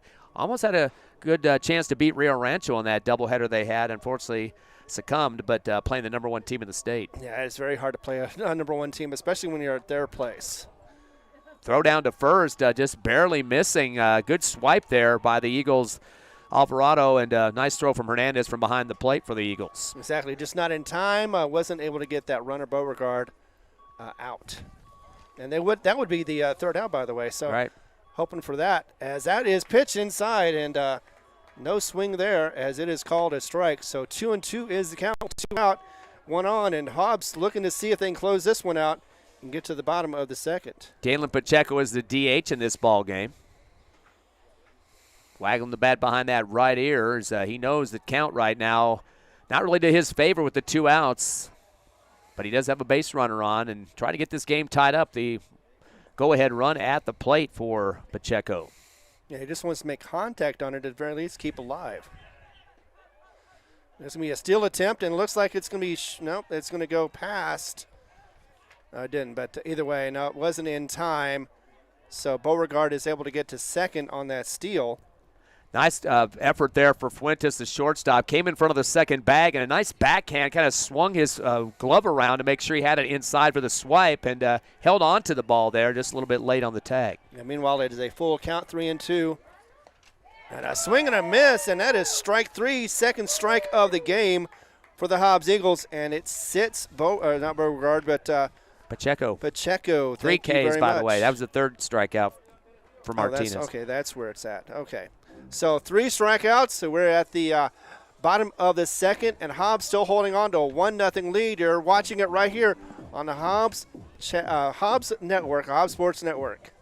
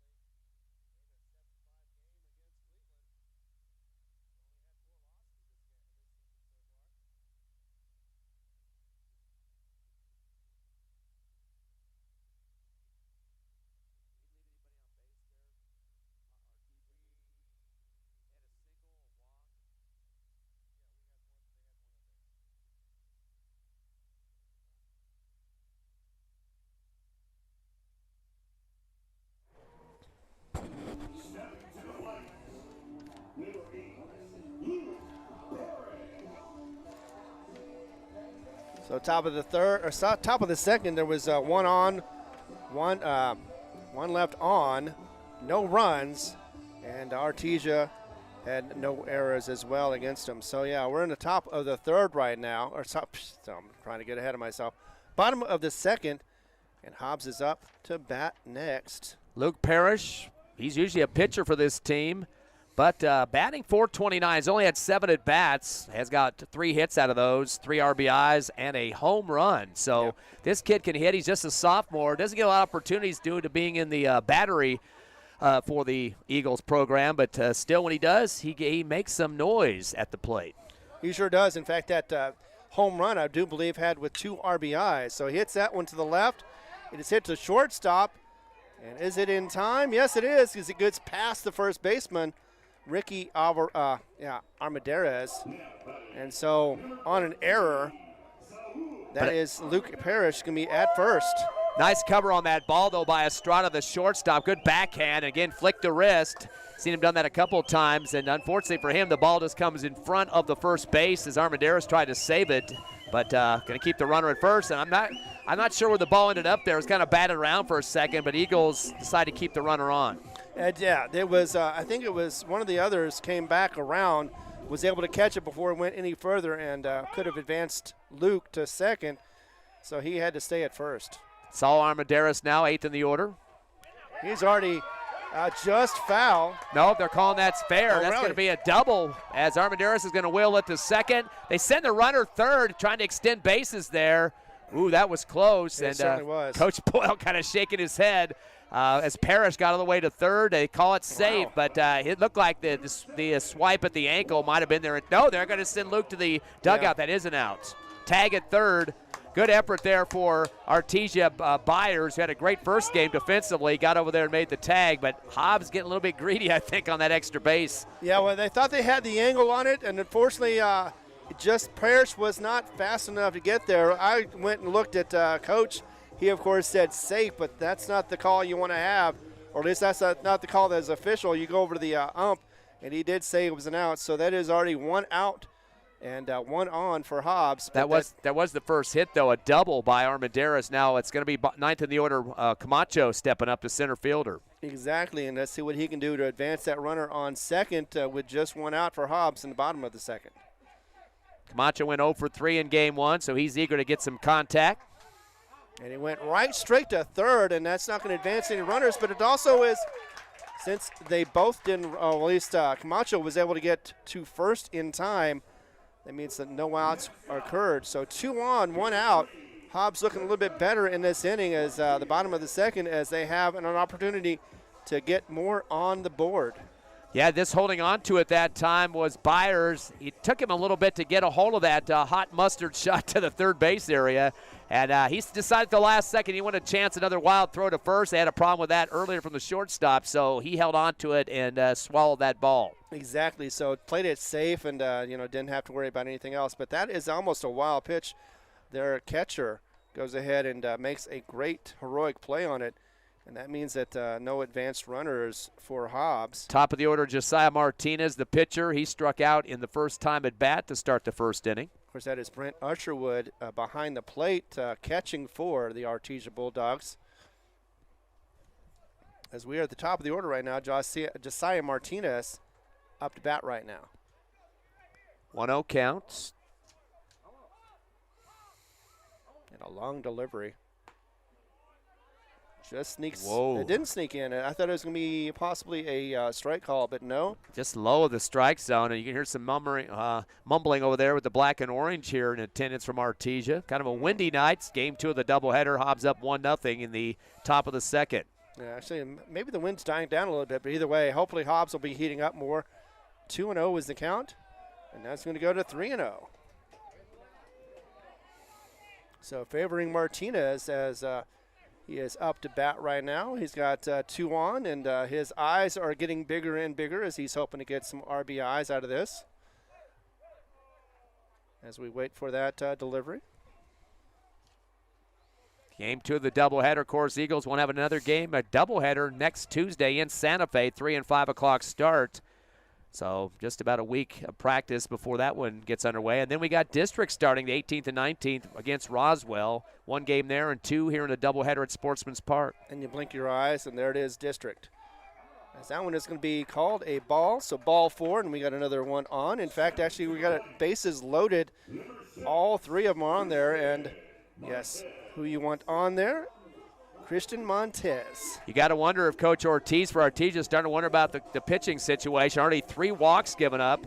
Eagles have had a couple of hits as well, and some errors, too, have caused some issues for base advancement for the Eagles. And like you said, loaded bases means a chance for scoring for Hobbs. And it'd be kind of like deja vu because they pulled it early, pulled him in the second, top of the second last time, too. So it could be possible. But this time around, that is a called ball. Fastball outside. You notice behind the plate there that Usherwood, a little gamesmanship, purposely kind of kicked the ball to his right a little bit up that first baseline to see if any runner is going to get off those bases. Then calls time and goes out and talks to his pitcher, Beauregard. Well, I don't think they're going to be doing that, Hobbs is, because they'd have to go back to the wrath of Boyles, who would say, okay, we've got a good thing going. We've got the bases loaded, 1 out. Don't push it unless you've got a really good opportunity, and that was not it. Yeah, we got tagged out at third to get one of our runners taken away seconds ago and get a chance to score on that one. But right now, a 1-0 lead, and you can't be happy with that. Again, Hobbs up 5-0 in game 1, ended up just barely pulling out a 7-6 victory, a big comeback from Artesia. Yeah, and sometimes that works out that way. But 2-0 is the count right now for Montez, as he is looking very patient at the plate right now. And again, that one looked like it was supposed to be a sinker, but instead did not find the mark. And he is now looking at a 3-0 count and not very happy with that either. He had the walk in the first inning as well, so he's definitely a base runner candidate for the Eagles. He's second in the order. Gonzalez and Alvarado third and fourth, due up, hopefully with 2 outs remaining in this top of the first, or bottom of the second, I should say. Right. And Fuentes is the one that got him the run in the first anyway because of a fielder's choice. Got the RBI. Of course, Montez would like to get something and stay on base. That is going to be a called strike on that one. So did find the mark on that one was Artesia, but still 3-1. Kind of crazy. Montez got on base all 4 times in the first game, but didn't get a hit out of any of them. Hit by a pitch twice, walk, and an error.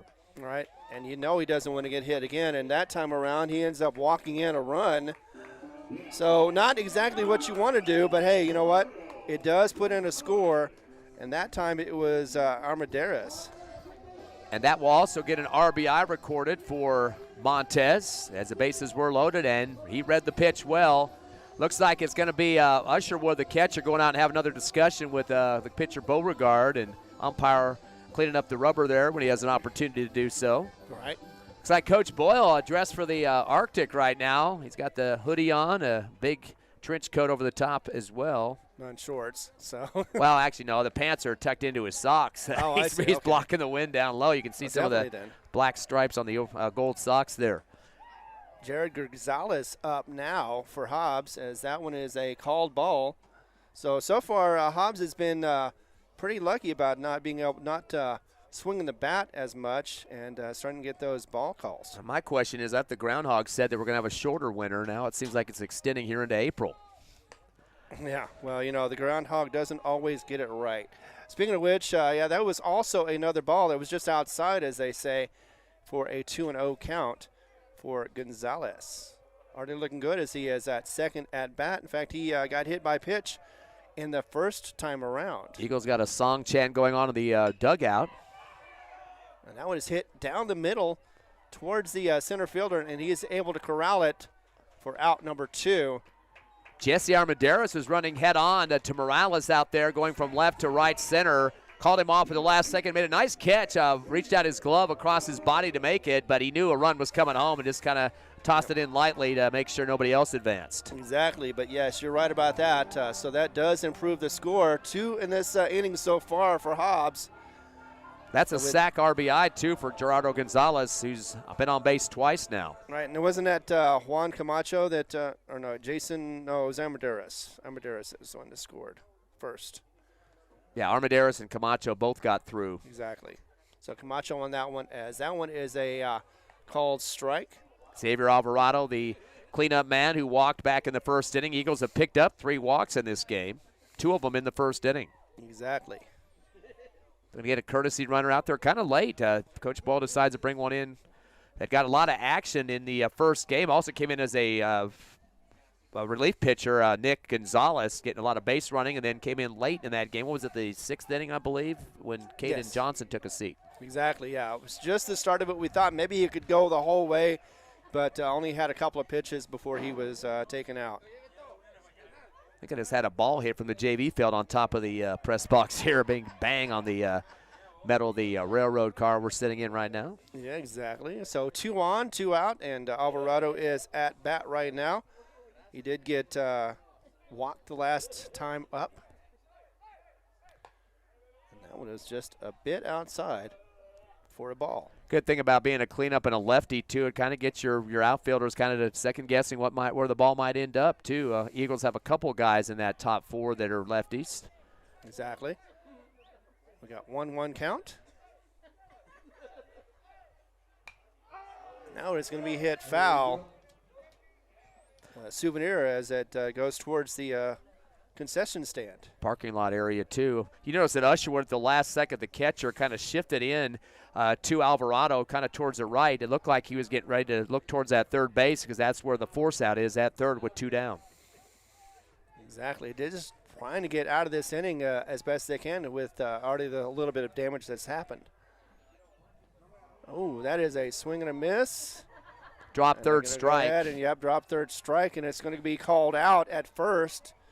So it's going to be 1 left on with 1 hit. Hobbs does manage to get a couple of runs off of a walk, and looks like a hit by batter. No, they didn't do that on that one, but they did get the walk, and they did get the 2 runs to come in. So we're looking at the top of the third. Hobbs on the lead right now, 3-0. We'll be back in a moment right here on the Hobbs Eagle Network.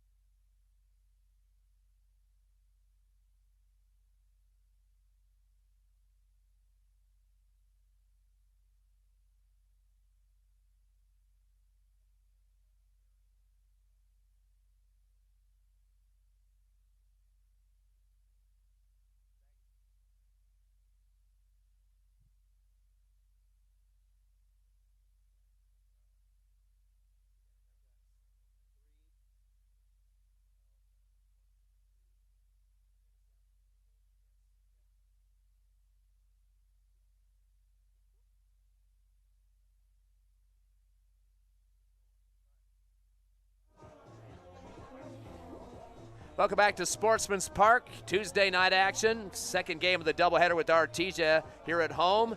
Eagles lead 3-0. Kind of similar to that first game, Ron, as Hobbs was up pretty early in that contest as well. They were up 2-0 in the first, added 3 in the second to 5-0, but then Artesia came screeching back with 3 runs in the third to make it 5-3. Hobbs ended up winning 7-6. Exactly. We'll see what happens in this third as, of course, Artesia ready for the bats. Jesse Armendariz is up next for Artesia. And that first one is going to be a ball. Josiah Martinez on the mound, getting the start in game 2. Armendariz getting his first shot at the plate here, 7th in the order for Artesia.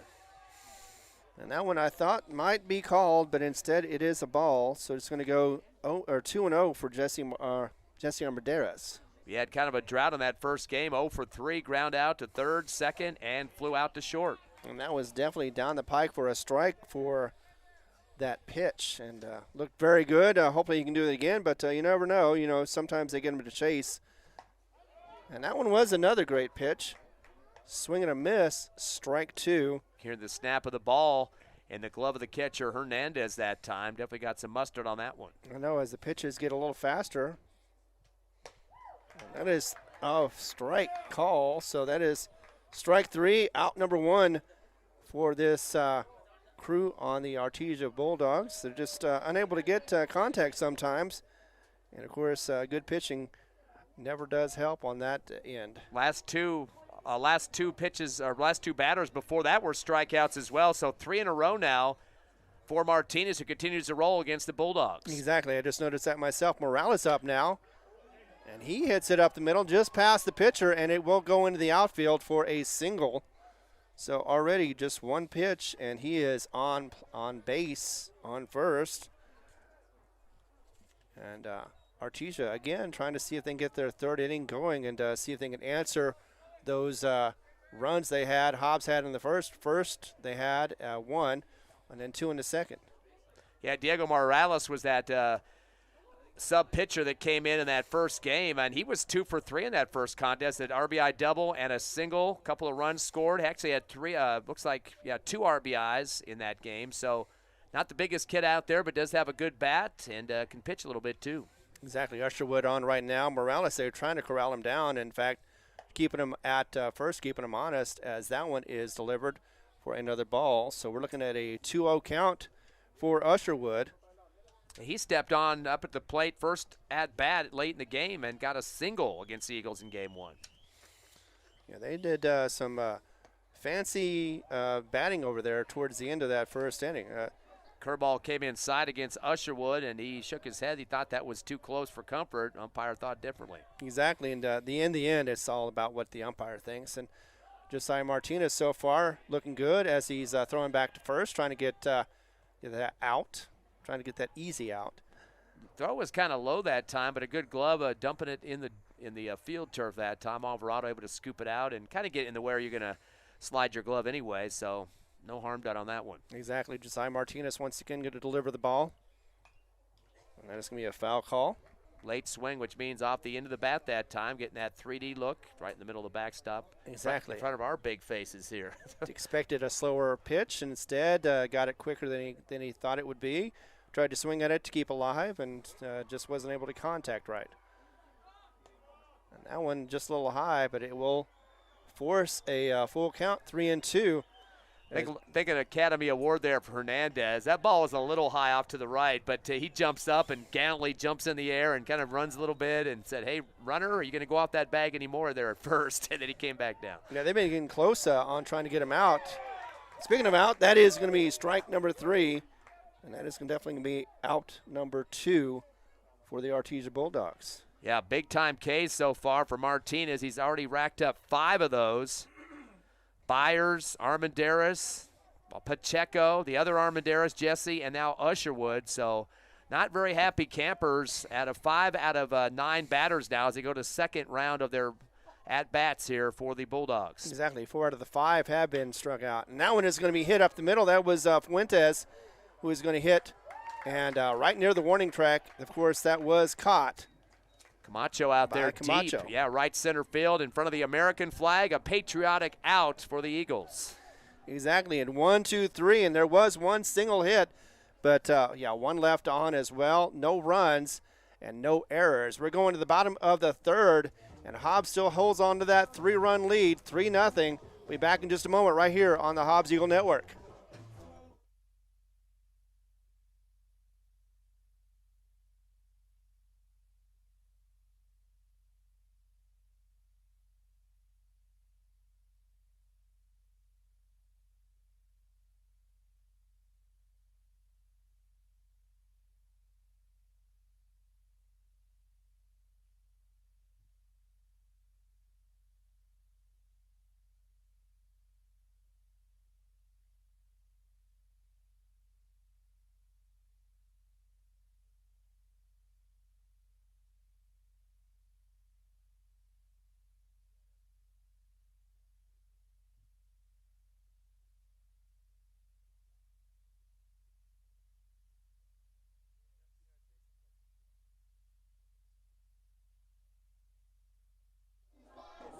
Hobbs Eagles now bottom of the third inning, holding up a 3-0 lead. 1 run in the first, 2 runs in the second.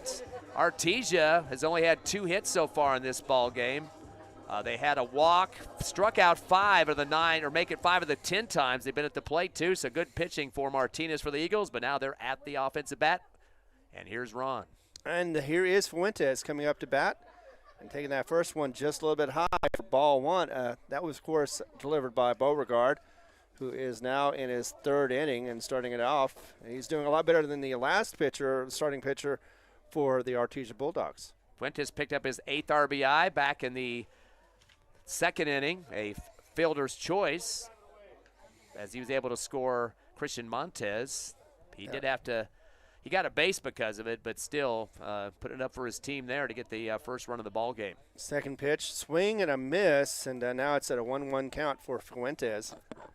That was a big cut. See if we can get contact on it this time around as we are getting into the dark. Gonna call time, Fuentes did.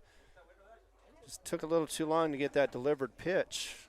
Eagles got all 3 of their hits in the second inning. 1, 2, and 3 in a row there. Pacheco, Armendariz, and Camacho, 7 through 9 in the order. And nothing big there, just a tall ball for a 2-1 count.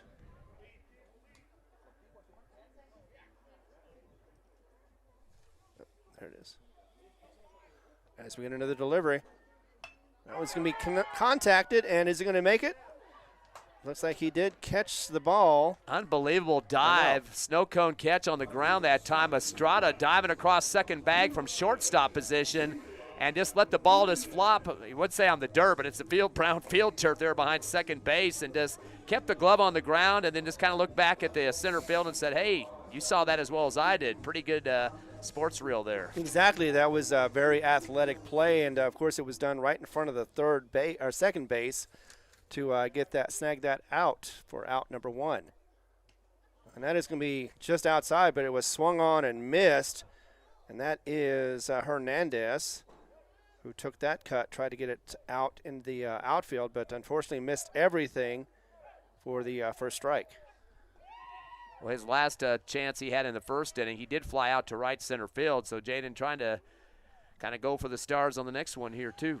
Exactly. Just wants to get something going with his bat, and definitely you want to do that in the third inning. And with a 3-run lead, you want to see if you can build onto it. Here is the pitch, and that is going to be low for that ball 2. Artesia's a team that could get back in games too. Of course, Hobbs up 5-0 and through 2. Game 1, 3 runs in the third. They scored the last 3 runs of the game too, 6th and 7th inning, to only lose by 1, 7-6. This delivery, just got out of his hand, looked like, and could have been a hit on a pitch, but instead he is able to get out of the way. Of course, that is Hernandez, and now it is at 2-2. Of course, the Eagles are hit by pitches 5 times in game 1. Oh, no, 3-1 is what the count is. Boy, huge swing on that one, not getting any contact with the ball, kind of whiffing at that time was Hernandez. Like to have that pitch back, but now a full count to deal with off the pitching Beauregard. So it didn't cost him anything. He's just got an extra pitch to deal with. And here it is, and that does hit him. It would have been a walk either way, but it does unfortunately hit him near the back. And so that is going to advance him to first on a hit by pitch. And that seems to be something that Artesia has been struggling with. Yeah, that's the second time it's happened in this game. 5 in game 1, so 7 overall. And that was kind of a curveball, but it was kind of a floaty, slow curveball.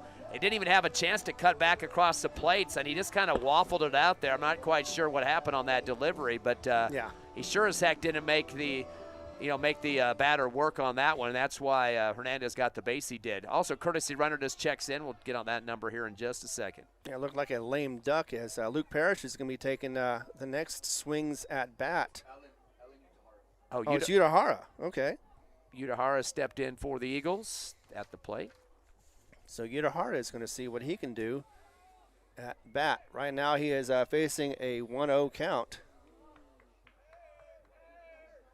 I think the people over here who are keeping score for us, or with us on the scoreboard, we help each other out from time to time. That one went over and just checked the runner. It didn't go anywhere, so he is safe. And we're going to go back to Utahara.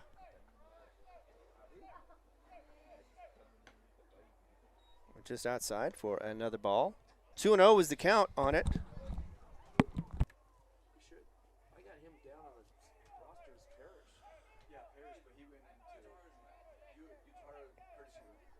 All right, well, let's see what's going on with this pitch as we have a 2-0. Oh, Are we doing the wrong thing? Okay, that's what it is. So Udahara is the one that was running. Fluke is still at bat. So sometimes you get too much going on, but 3-0 is the count right now, and it could be a possible walk. And that one just caught the corner for a strike call as Parrish just watched it go by. We mentioned, he only had 7 at-bats up until this series with Artesia, but he did, doing a good job on those swings that he's had early on, 400-plus in terms of his batting average, and about 3 RBIs on top of that as well, so he definitely can get contact. Yeah, and he reached on an error the last time up, or the first time up. It was a single. Oh, was it a single? Okay. The shortstop took a second to unload the ball and didn't get it there in time, but pretty hard shot, so they counted that as a hit. So 3-1 is the count right now. So batter's still ahead of the count. Let's see what the delivery is on that one.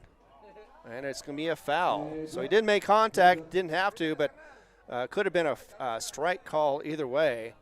I know you said this a couple minutes ago, too. You can really hear the blaring of the country music in the JV game right off to the right of us, too. Yeah. While if you were trying to bat, that might be playing a little bit of a mess with the minds there at the plate. It's a possibility, too. Yeah, it depends on how focused you are. Especially if you hate country. Then you can definitely tune it out if you need to.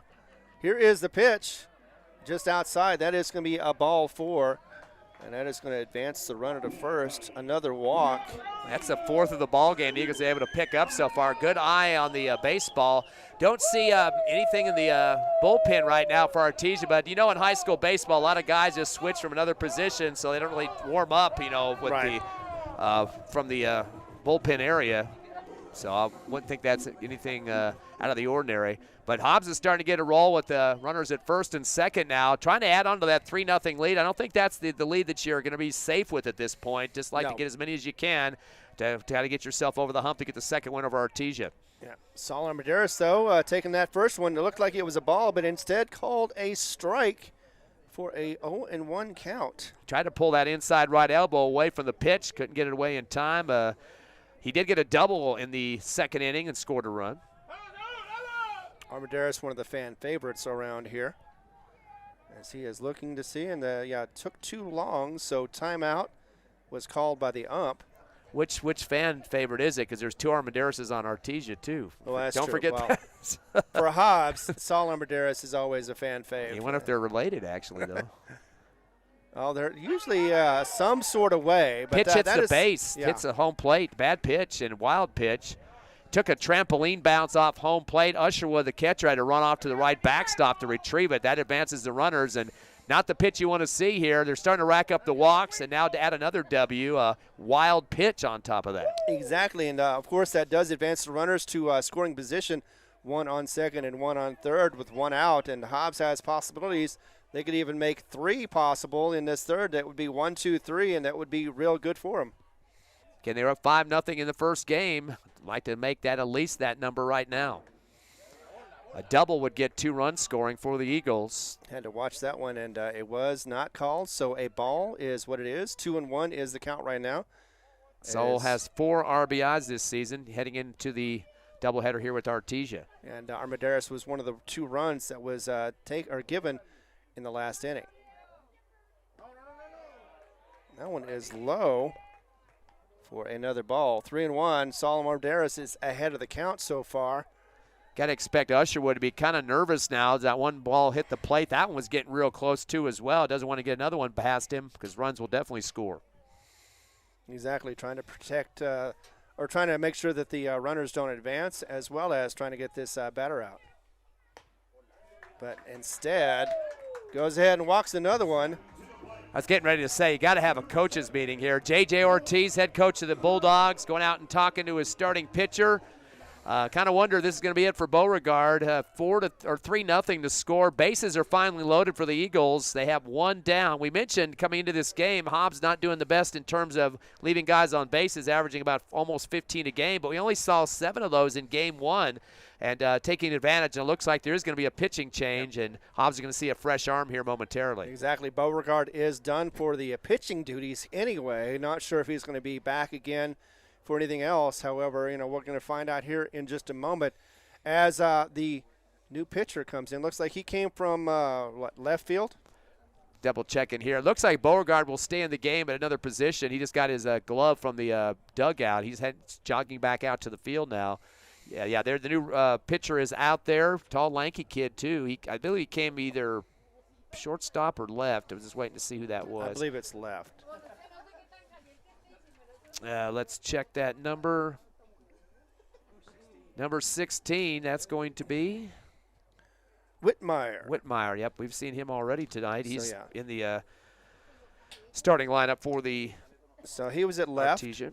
and now it's going to be a switch. Just a simple matter of switching the left fielder with the pitcher. Yeah, we've seen some different sizes out there tonight. A couple shorter kids. Of course, Canyon Johnson, nice stocky football player out there. Now we got more of a tall, lanky kid here that's going to be thrown with some more stretch. Getting him a little warm-up time. Hobbs up 3-0 here in the bottom of the third as they're trying to extend that 3-0 lead. We'll take a quick 60-second break, get a few warm-up pitches from Whitmire, and be back live on the Hobbs Eagle Network.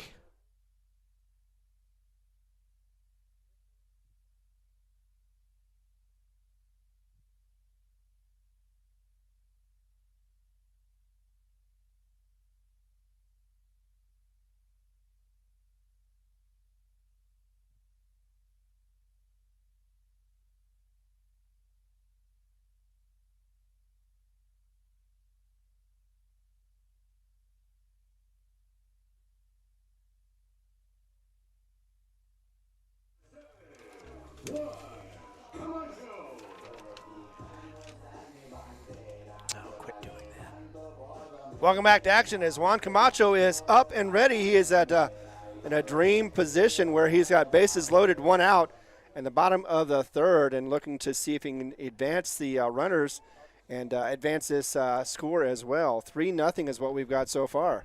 Whitmire, the pitcher, getting his first chance on the mound in relief. He's a 1-0 record right now. Real good ERA at 1.68. This is his fourth appearance. His second, not a start for him in this game, but he has started before in one other contest and already has a timeout called as Usherwood, the catcher, goes out and talks to him, kind of getting the terms of the pitches up here to decide what they want to do to try to get back in this game as they trail Hobbs 3-0. We had an early change in pitchers in that first game against Artesia. Yeah, it was the second inning, just barely had one out, and they had to change pitchers. This time around, they at least lasted until the third before they got the first out. And that one doesn't cost anything, but could have. However, it was corralled by the catcher and able to get it back to the pitcher in time. I think they just had a swap out there. I think Beauregard went out to left field and Whitmire on the mound. He was the big kid out there just a few minutes ago. So another delivery, a little low for that one, and ball two. So already Camacho ahead on the count, 2-0. Camacho had one of the 3 hits. The Eagles got back in the second inning. Hobbs right now with 3 hits, trying to add on to those numbers now. In fact, he was the other runner that scored for the second inning. Ooh, and that was a hard foul that went back.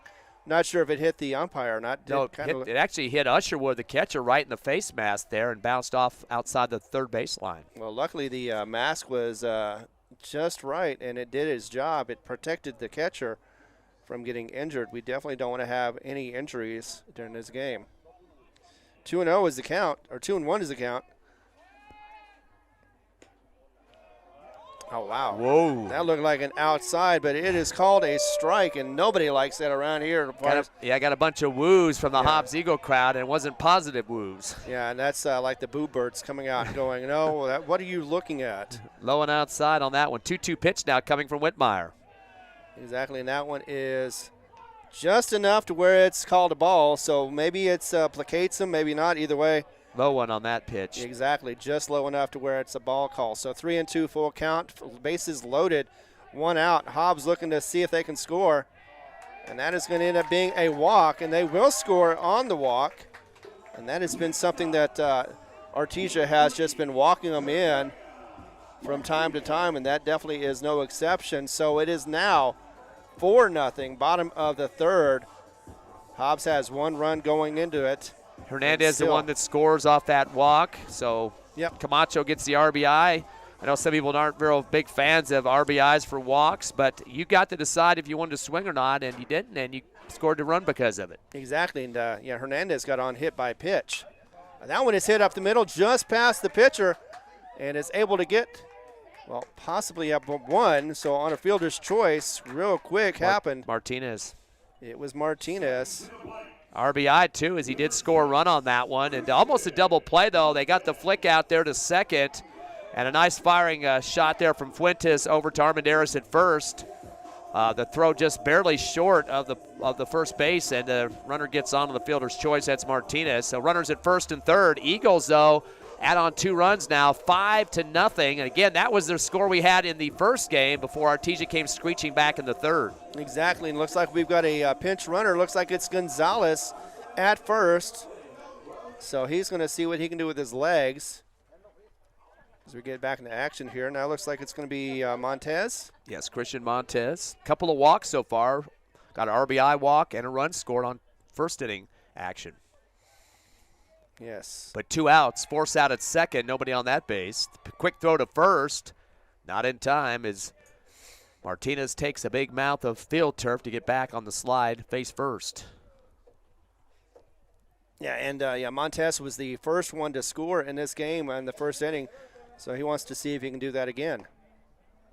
But not that way. He took that one for a strike. 0-1. Kind of a curveball inside, and he was scrunched up towards the plate just a bit, not giving that little room there. The umpire said, well, that would have been in that curveball territory for the strike zone. Yeah, it doesn't matter how big or how small you crouch yourself down, the strike zone is not going to change. Oh, they're going to try to steal home. Big decision there by the Eagles and a tag out at home. Whoa, that was a tough call there and a few moans from the crowd, but the tag out, no score on that one. A good tag by the catcher, Usherwood.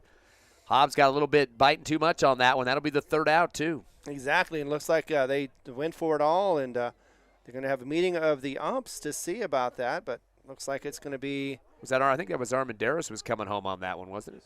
Yeah, Yes. Armendariz got tagged out at second. Coach Boyle out on the field has talked to the 2 umps. Actually, Coach Ortiz out there as well. Exactly. Both coaches wearing the black hoodies in this game, and both have their long pants on there. A little bit cold. I know it's going to get down close to 10 tonight, about 48 degrees, so I'm sure they're starting to feel it a little bit out there on the field, and not our typical April weather. I mean, we do get wind gusts, but it's usually warmed up with that. But it seems like it's been holding on the winter season a little bit too long here in Lee County. Exactly, but either way, regardless, that is the third out.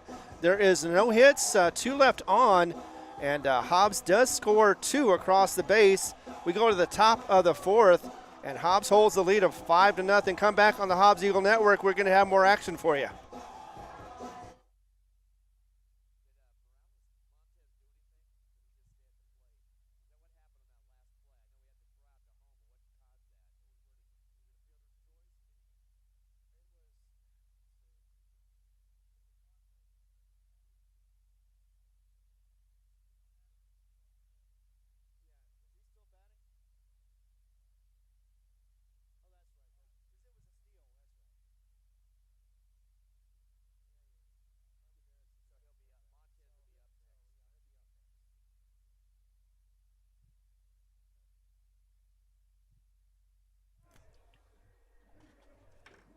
All right, back to action as we get back into it. We still have the same pitcher for Hobbs, Martinez. Hobbs up 5-0. 1 run in the first, 2 in the second, 2 in the third. And now it's Artesia, top of the 4th inning. So far in this game, they've had only 2 hits, been struck out 5 times by Martinez, 1 walk. So good pitching for the Eagles like we saw with Canyon Johnson in game 1. Estrada with that first strike, and that one is going to be a foul for strike number 2. Already down on the count. 0-2 is Estrada. He flew out to left field back in the first inning. He was the starting pitcher. Actually, no, that's Byers out there right now. Jack Byers, the third baseman who struck out in the first inning. So Byers up there. He didn't do much better. He struck out in the first. He's had a lot of defensive plays for the Artesia Bulldogs. Some big zingers. Hobbs been knocking towards that third base, but the cleanup man, actually he's third in the order, so getting close to cleanup, but right, trying to make some contact with the ball here to get some runners on base for Artesia. They've had some sluggish offense in the first couple innings of both games so far. Third is where they start heating it up. Now we're in the fourth, though. Exactly, and Artesia is starting to need to get some bats hot if they want to keep in this game. Over Jack Byer so far 2-2 on the count, and he's going to hit that one to the left, and that is going to find the gap. It's going to go to the outfield and be a single for him. Armendariz has stood his ground out there in left field. Didn't really move much. He saw that ball rolling, so he knew that was hard enough hit that he was going to get at least a single out of it, and just held on and relay it into his second baseman there, to Montez. But that's only the fourth hit of the game for Artesia. But, again, they're trying to crawl themselves back into this, trying to get a 0 off that scoreboard. Exactly. They definitely want to be desperate enough to get something going on the bats as well as on the runs, as that one is just going to go foul to the right. That's Jet Whitmore. He is the relief pitcher for Artesia. The left fielder turned to pitcher. He got a single back in the second inning, the first hit of the game for Artesia. Yeah, he's playing left field. Now he's playing pitcher and seeing if he can do something on the bat, as that is going to be a ball. Actually, that was the third hit of the game for Artesia, that single by Byers. Right. Both teams with 3 hits. Hobbs getting all 3 of their hits in the second inning, and Artesia kind of spreading it out. One single from Whitmire in the second. Morales got a single in the third. That's what good pitchers do. They spread it out. I mean, you can get a lot of hits, but if you don't do it in the same inning, then it doesn't really add up to much. As that one goes for a ball, it is a 2-1 call for Whitmire. Delivery is going to go up the middle. It's going to go past second. Actually, no, it didn't. He did stop it. Boy, that hit the glove hard. And he did end up getting that out at second. Yeah, the second baseman, he ran behind, Montez ran behind second base. The ball was hit so hard you could just see his gloved hand kind of flicking backwards as he was trying to stop the momentum of that shot. Knocked it down to the ground, able to scoop it up and softball throw it over to second. And that good job of coverage there at second base by Fuentes, the shortstop, able to get the out there. Otherwise, that could have got the bases first and second loaded up. At the very least, if not, maybe even gotten to third. But very good play as that one is hit to the left. And again, just finds the gap between shortstop and third and goes to the outfield. And it does advance the runner to second. So Artesia looking good with 2 on, 1 out. I believe that was that Beauregard? No. That was, Beauregard. Or was that his sub that came in? I'm not sure if he got subbed out or not on that one. Yeah, I'm not sure either. But I do know this, that the first baseman, Ricky Armendariz, is definitely up right now and wanting to get some base action going. That is Beauregard, so he does get the single on that one. 4 hits now for Artesia. And that one's hit hard up the middle. It's going to find the outfield just barely as it is caught. No, it didn't get caught. Second baseman was unable to track it down. But the force out at second, they throw the ball to second, and right there to get over there and make the stomp to shortstop. Fuentes, again, doing a good job of covering that base. That's sound strategy there. You don't have players just stand in one spot. You get where you can help out your teammates. Misjudgment by Montez, the second baseman. The ball actually kind of curved out towards right field, a little bit of air under it. He was trying to adjust underneath the ball, dropped down to the turf, and luckily, though, still able to get that second out there at the second base. Exactly. Nevertheless, first and third are covered by Artesia, but 2 outs, and Hobbs trying to get out of this inning as quickly as possible. And Ricky Armendariz did get some good swing motion on that ball, and I don't know if the wind kind of dropped to where it didn't need to be, shorter than what it should have been in a normal game without that wind blowing. Exactly. And nevertheless, Pacheco is up to bat for, of course, he's the DH for the Artesia Bulldogs. He's one of the 5 Ks in the game so far, issued by Martinez. His was the final out of the second inning. Artesia players in the dugout right now, chanting, trying to get the black and orange fired up. Coach J.J. Ortiz, I think, he was yelling something back to Coach Boyle in the dugout. Not sure if he's going to make a sub here or what the situation is. Boyle's coming out of the dugout now with his hands raised up in the air, making signals. I thought he was upset about something, but it looks like he's just changing side. I don't know what Coach Ortiz was yelling to Boyle in the dugout. They don't look like they're having any negative exchange there, but is this the right? Yeah, Pacheco is the guy still at the plate, so it wasn't a sub. So anyway, we're back to live action here. Exactly. Artesia with one in scoring position, first and third at the corners, and going to see what we can do with this pitch. Already going to steal, as that is going to be safe. Oh, that could have been the third out, but instead, and you also wonder, they could have easily stolen to home base, but they did not try that. So luckily, but it is still 2-1 now is the count. But now you have second and third coverage, so 2 in scoring position. 2 balls and 1 strike, 2 down. So first base would be the uncovered bag right now. Exactly, as Pacheco is still batting for Artesia. Fastball went low, and a good coverage there by Hernandez. Kind of booted the ball up a little ahead of the home plate, as that was a low pitch, but he was still trying to get a bite from those runners so he could throw them out for the third out. Exactly, and Hobbs just trying to get anything out to get out of this inning to be able to get back to the bats. Uh-oh. And instead, that is going to walk Pacheco. That is not a good sign. Only the second walk of the game for Artesia's benefit, but that's going to load up the bases and put some pressure on Coach Boyle here.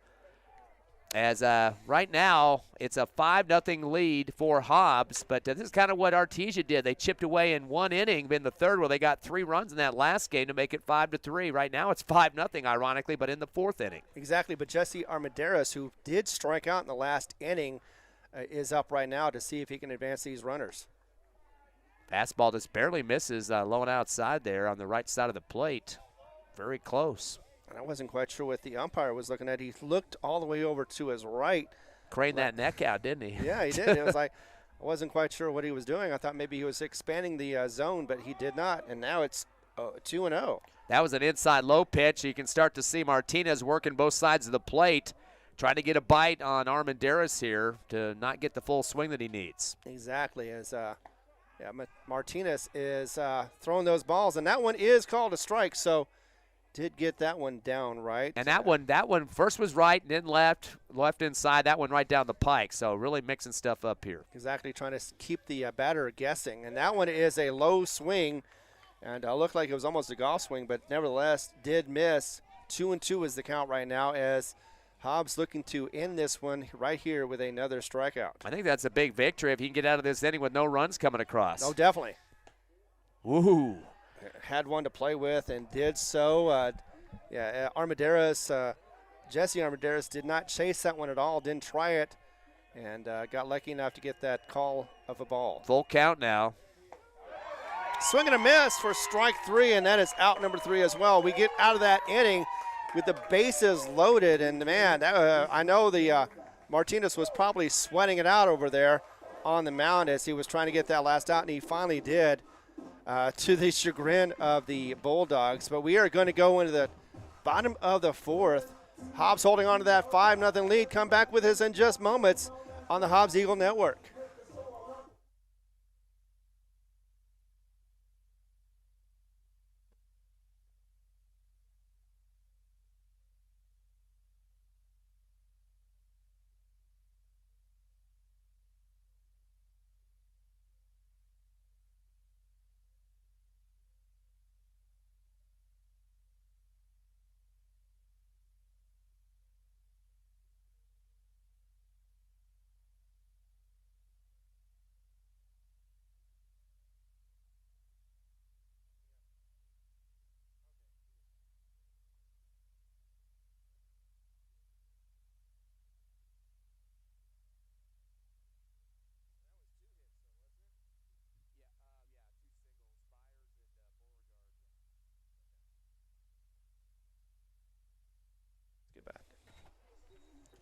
Back live here at Sportsman's Park as we go to the bottom of the 4th inning. Your Eagles holding on to a 5-0 lead. Artesia yet to get on the scoreboard.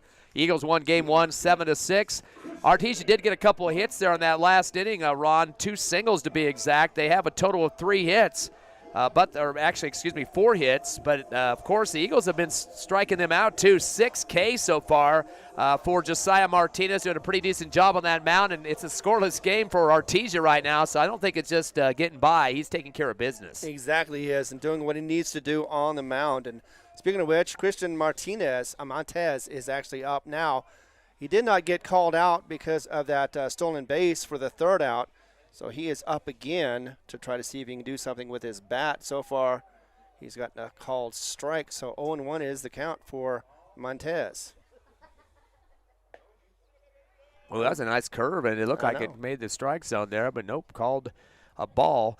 Montez getting fat and happy on the walks in this game so far. He's got a couple of them. One was a run on top and an RBI walk, too, as the bases were loaded on the second time. Yeah, that last ball had a lot of action on it. Like you said, I thought it was going to be a called strike, but instead, that one and this one are called balls. So we've got a count of 2-1 against Montez. Not that we're trying to say he's going to strike out, but, just look good. Ooh, they keep that curve brushing back. Montez that time. He had the stop sign up and took the strike on that. Of course, the relief pitcher Whitmire, who came in the last inning, as he relieved Beauregard, who stayed in the game at left field. Yep. And 2-2 the count. He is punched out on that one swing, but he didn't swing. Got close to it, did check it, and either way is called for that out. Another strikeout for Artesia. Hobbs. Oh, yeah, for the Artesia pitcher, right. Yes. 3 Ks, though, for Hobbs so far up to this point. Eagles do have some hits to their name as well, 4 hits. So they're working on getting some more runs, insurance runs, with a 5-0 lead, bottom of the 4th. Yep, Gonzalez is up next. And, Godzilla. Yeah, Godzilla. I don't know where that came from. I hope he can hit like Godzilla. I know, that would be monster if he could, but yeah. Hey, don't try to save your mistake, Ron, with a crappy joke. Well, in the meantime, it is 1-1 for Gonzalez as he is up to bat right now. In fact, he has been hit by a pitch, and he also ended up getting that single in the second. Or no, he was out. Fastball outside to Gonzalez, and that makes it a 2-1 count. Yeah, he was hit by a pitch and also had an RBI, sack RBI as well. That's right. So he's been on base at least once out of 2 opportunities at the plate. So he was able to get at least 1 run across, so that's something. And that one is going to be a ball for ball number 3. So already kind of ahead of the count with 3-1 is Gonzalez. He's third in the order. Alvarado, the cleanup man. He'll be stepping up next. Exactly. And he had a really good game last time. So far he only had, 1 walk so far? And the third out in the second. But that's another walk just issued to Gonzalez. That's number 7 so far for Artesia pitching. And Hobbs really taking advantage of getting base runners in this game. That's something we talked about in the pregame show, the first game tonight, is that the Eagles need to take advantage of when they get people on bases. So, yeah, get the guys on, but get them across the plate. Some very important RBIs, and Hobbs showed that with a 7-6 win game 1. Work on a big one here, too, with the shutout going 5-0. Exactly. You never want to waste any runners. You never know exactly how the game's going to go, and all those runs do count at the end. And that one is going to be called a ball for ball number 1. Thought that it might clip the bottom of the strike zone that time, and you heard some chanting over there from the Artesia fans. Not exactly happy about that. Alvarado is 0 for 1, a strikeout and a walk, so he has been on base 1 or 2 times. Low pitch, late swing there for Alvarado, and he's one of the lefties on this team. Yeah, he's gotten better as far as not striking out nearly as much as he did earlier in the season, but still, it is a possibility. He is still working on his average, batting average, that is. He had a quick throw over to first, but Gonzalez is not going to be fooled by that. Quickly back to the bag. 1-1 is the count for Alvarado, as they're keeping that runner at bay. Of course, that is Gonzalez. Low pitch and inside, almost hit the ankle of Alvarado. Had to jump back with both legs out of the way from the left side of the box, and then that throw down to first, Ron. Yeah, and we've seen Hobbs before where they get caught off base and have to do the rundown. They've done that several times over the season, and unfortunately it didn't go well for Hobbs. Eagles got thrown out on a stolen base attempt to home earlier in this game, and of course also got tagged out at third too on an extra base attempt stolen base. And so take a little bit of chances. Coach Boyle is not one of those guys that sit back and just, let things happen the way they are. He sometimes wants to take advantage, and once in a while you get thrown out on those. Exactly. Whitmire on the mound right now trying to find that strike zone and just missing it so far. In fact, actually, that is a walk for ball number 4. That's the second walk picked up by Alvarado tonight, and number 8 in the game for the Hobbs Eagles. So reading pitches well against Artesia. Exactly. Once again, I know Coach Boyles is trying to get some patience in his batters. Just don't swing at everything. See what you got, get some consistency, and hit when you know you can get something going. Runners at first and second with 1 out. Eagles up 5-0. That was a hard cut, swing and a miss, and a huge strike one, and that is for Fuentes. Fuentes had an RBI off a fielder's choice. First at bat and flew to shortstop on number 2. So he's trying to get himself on the bags here, hopefully tonight in this second game of the doubleheader. Exactly. Would like to make some noise with his bat and do it right now. And that one is a good eye for a ball call. So 1-1 is the count right now. That off a sinker that kind of just dropped before it hit to the home plate area. Exactly. Those are deceptive at best, and sometimes you try to swing it, of course, it's not even there. That one just outside, did not advance the runners. The catcher was able to corral it in time, but did get the ball call. Yeah, he is kind of swinging his body out to the side there at the right. He knows he's got that open bag at third in case the runners try to advance, and he's definitely ready to throw when he's got the green light to do so. And of course, we also talk about the fact that that could be a setup to get the runner off base and be able to pick him off. That goes to the right and foul. Out of play for strike number 2. Slated for 7 here in game 2. Eagles 500 after their win in the game 1, 7-6. They're 7-7 on the season. Artesia dropped to 6-8. Of course, Hobbs will be on the road next Tuesday at Santa Fe High for 3 and 5 o'clock doubleheader. And Artesia is going to be taking on Roswell. Of course, that'll be the Eagles' first district opponent, I believe the 18th and 19th. That'll be a triple header, 1 game on 1 day in Roswell, then a doubleheader at home. Exactly, and game started just around 7 o'clock, so we've got about an hour and a half into this so far, and we're just in the bottom of the 4th. 5-0 Eagles. Time called at the plate, so Fuentes is going to get some time to shake out the arms a little bit here and try to keep this ball away from third base as best he can. You know, of course, the catcher and the pitcher are trying to get something going, and if you get that much time to talk, you definitely know that they're having troubles. But that one is going to be fouled back. No change in the count. 2-2 is what we've got.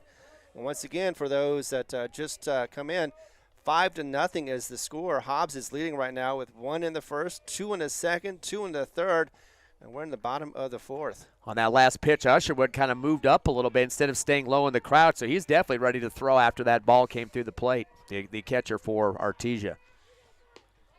Now low for a ball 3. So once again, another full count. Possibly, if he does walk this one, it would load the bases up once again for the Hobbs Eagles.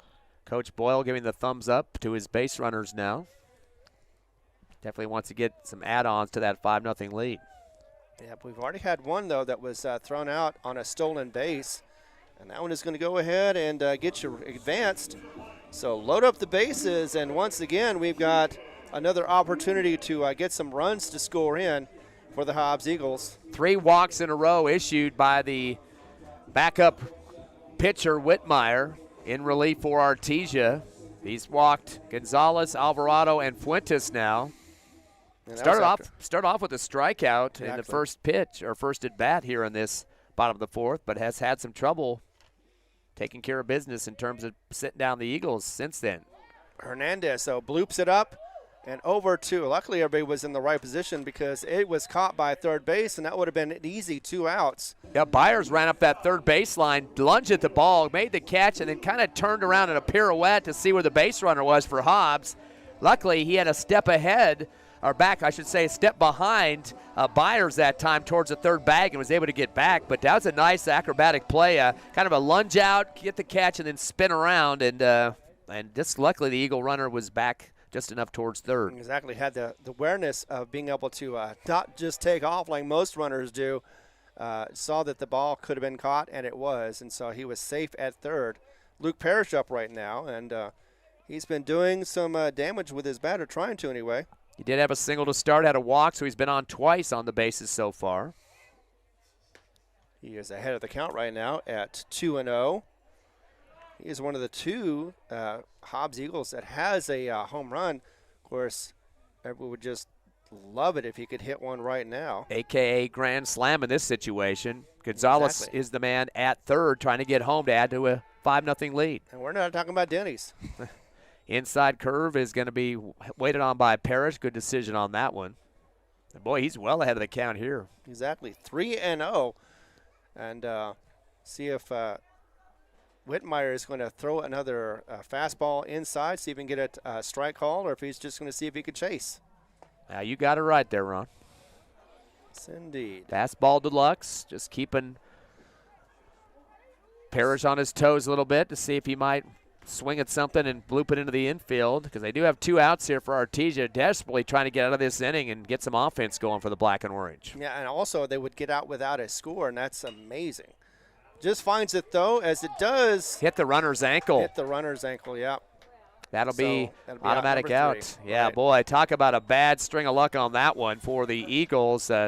Trying to advance forward. That was Fuentes trying to get from first to second, and the ball hits his back. I think it was his left ankle. It was the one behind his right, and couldn't do anything about it. His head was straight to second. He was halfway down to second base, and full sprint. What are you supposed to do? I mean, Yeah. I mean, probably would have been thrown out at first, but either way, it's one of those unfortunate happenings that just happened. And Hobbs is going to be out on that one. Did not score on any. Did have 2 on. And looks like they had no hits. So yeah, 3 walks. so, yeah, they were walked all 3 times. Were on base. Got that final out. So 2 on, no out. 2 on with no runs coming in and no hits. So we're going to go to the top of the 5th. But Hobbs is holding on to that 5-0 lead. Come back and join us as we continue with the Hobbs Eagle baseball.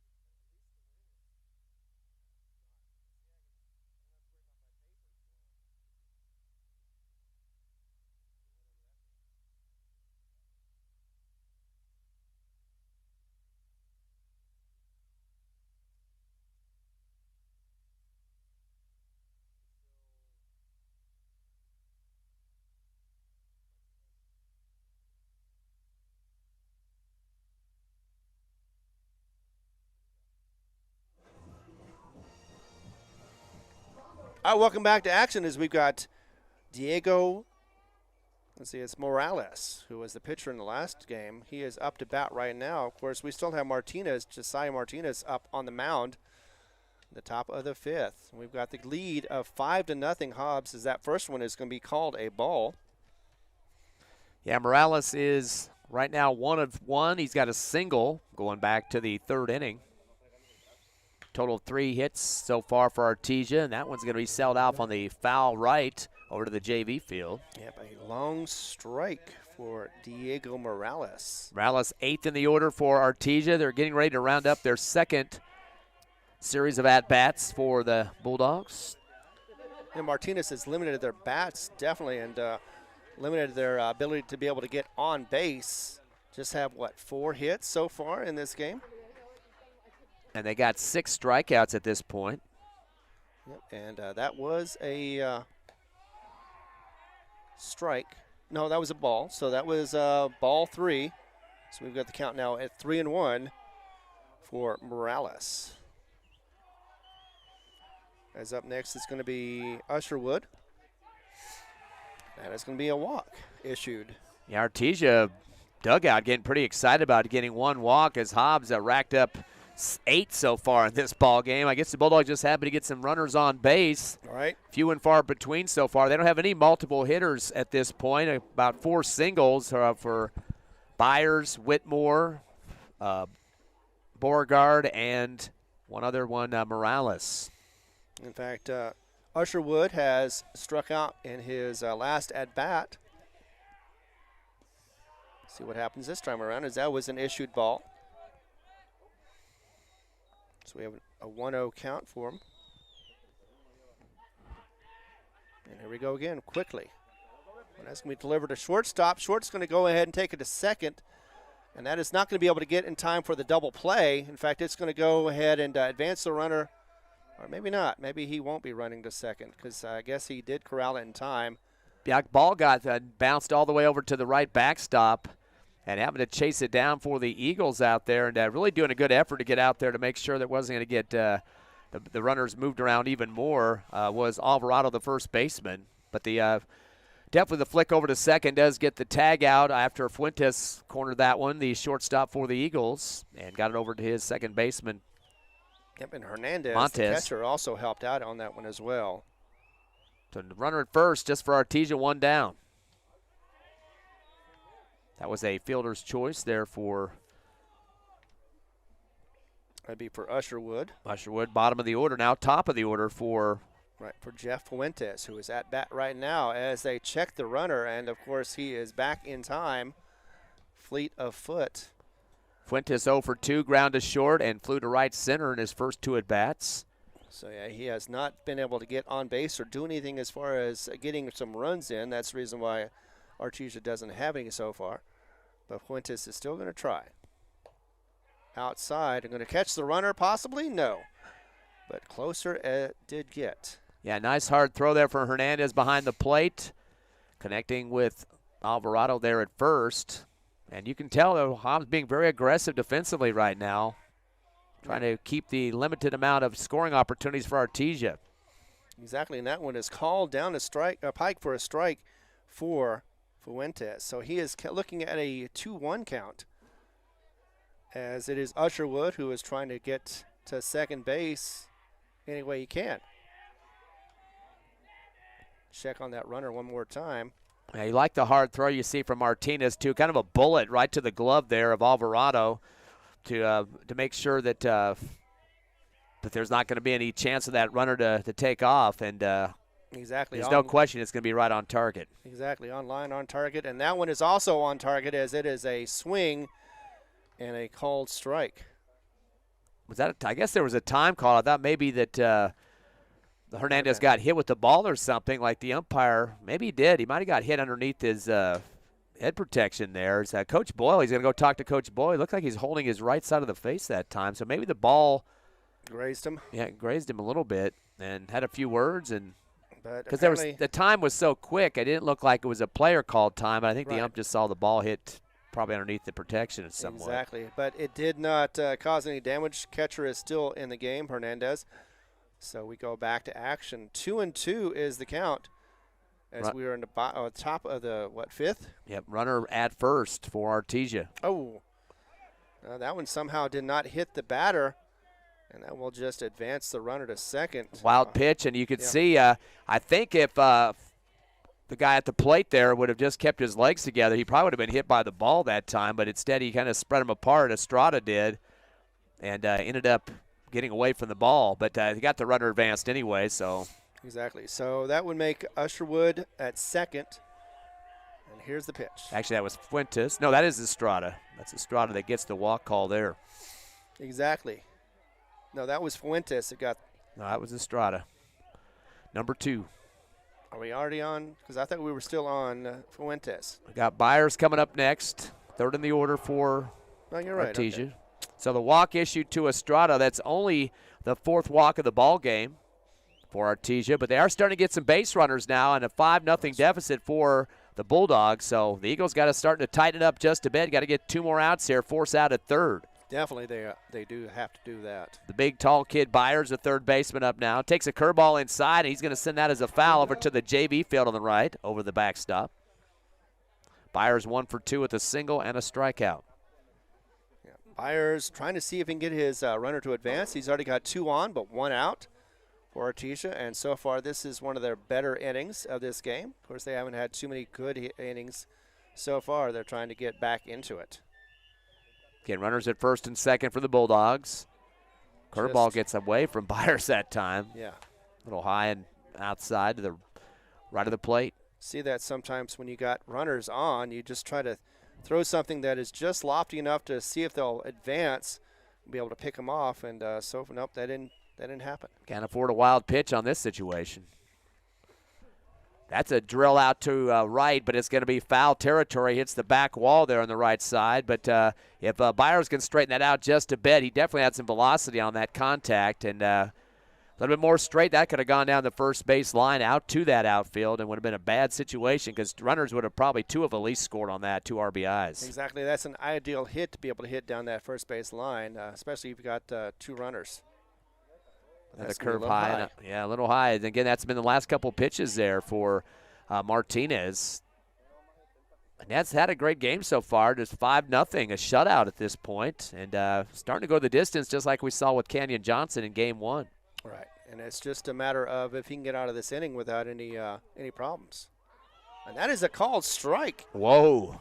And that is going to be strike number 3, so Byers goes down looking. Yeah, he sucked his belt in his stomach very deep backward that time, like he was trying to get away from the ball, but the umpire said, nope, your gamesmanshiping a little bit too much on that, and that's strike 3, and that's a second K for Byers in this ball game.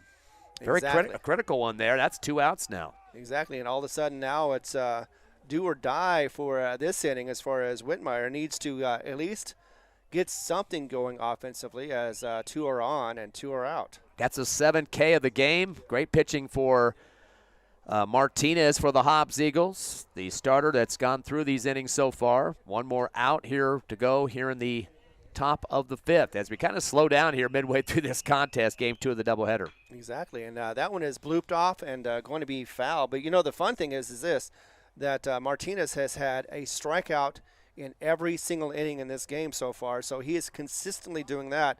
If he can get 1 more, of course, he'll get out of this, as well as get those 2 runners back to the dugout. Artesia has been getting some good contact the last 2 at-bats. That time, Whitmire sent that close to that third base line, just foul out toward his coach, J.J. Ortez, in the box there. But, again, they're kind of hitting him towards the right and left corners now, so Hobbs outfitters better be ready. Exactly, and that one just low. Did not find the mark, and that is going to be a ball. 1-1 is the count right now against Whitmire. Whitmire 1 of 2, a single and a fielder's choice. In his first 2 at-bats, he is the cleanup man, and kind of a quiet doubleheader for him, not the big numbers he's used to. Yep, started in left field, and now he is the relief pitcher. As he hits that one to the right, and just in front of the outfielder. But that is going to end up being a long single and an RBI single as well for Whitmire. Yeah, shifting over to make the play, Parrish, the right fielder, had to let it drop once or twice there before he could get behind it and relay that into second base to Montez, just to make sure runners weren't going to try to extend for extra bases on that one. So as you said, the RBI single for Whitmire, as I believe that was Morales scores for Artesia. That's their first run of the ball game, 5-1 now here in the top of the 5th. Exactly, it is, and the first time they've scored this game. Swing and a miss, a big cut for there, as it looks like it is a different player. No, it's That's Beauregard. Yep. Beauregard is 1 for 1, a single and a walk, and I think he might have hit himself with the bat because he swung around so hard that he kind of came out blimping a little bit on that one. Yeah, I think something hit him anyway, whether it be the bat or the ball, and that is going to be possibly a wild pitch, and yes, it's going to definitely score a run. And that is not something that the Hobbs faithful wanted to see on that one, especially since it's just a 5-2 game right now. Yeah, that was Estrada that comes across the plate on the wild pitch, and some of those curves have been going outside and high. They're been brought down by Hernandez on several of them, but that time he just couldn't get up on the ladder quick enough. So Beauregard stays in the box to try to add to a 5-2 lead or 5-2 deficit for Artesia. Yeah, exactly. As that one goes back foul, quickly does go back foul though, and but it is 1-2 the count. The thing that's making me nervous is there's been some good contact on all these guys that have been up to the plate the last 3 times, and they just get the little straightened action, and we're going to see a whole different ball game, although they're starting to crawl back already 5-2. Exactly. They're just doing the little things that mean a lot, but that one was a swing and a miss, a huge strikeout for strike number 3. Thankfully. And that does get the inning over with for the Hobbs Eagles mercifully, as they had a couple of runs come in, but, you know, overall, they only had 1 hit and 2 left on. So we go to the bottom of the 5th. Hobbs holding on to that 3-run lead now as we go 5-2. We'll be back in just a moment right here on the Hobbs Eagle Network.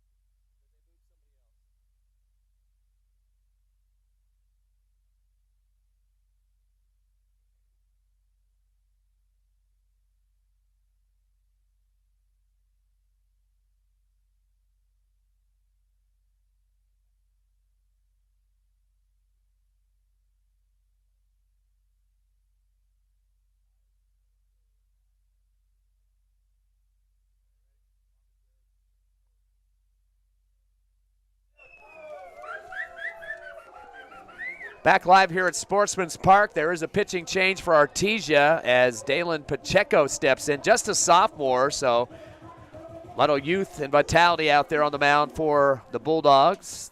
As the Eagles now in the bottom of the fifth, leading 5-2 as Artesia got a couple of scoring runs to come through. Back to Ron. Exactly, and you know, that was the first one. That first swing was a nice one, but unfortunately did not connect anything, so already down on the count, 0-1. Looks like that is Saul Armendariz, who's trying to get something going for his bats. Pacheco is 1-2, 1 win, 2 losses so far this season. 3.57 ERA. This is his 5th appearance. He has been a starter in 3 of the games that he's been in so far. Of course, he's the second relief pitcher for Artesia. This is their 3rd one in the ball game here in the bottom of the 5th.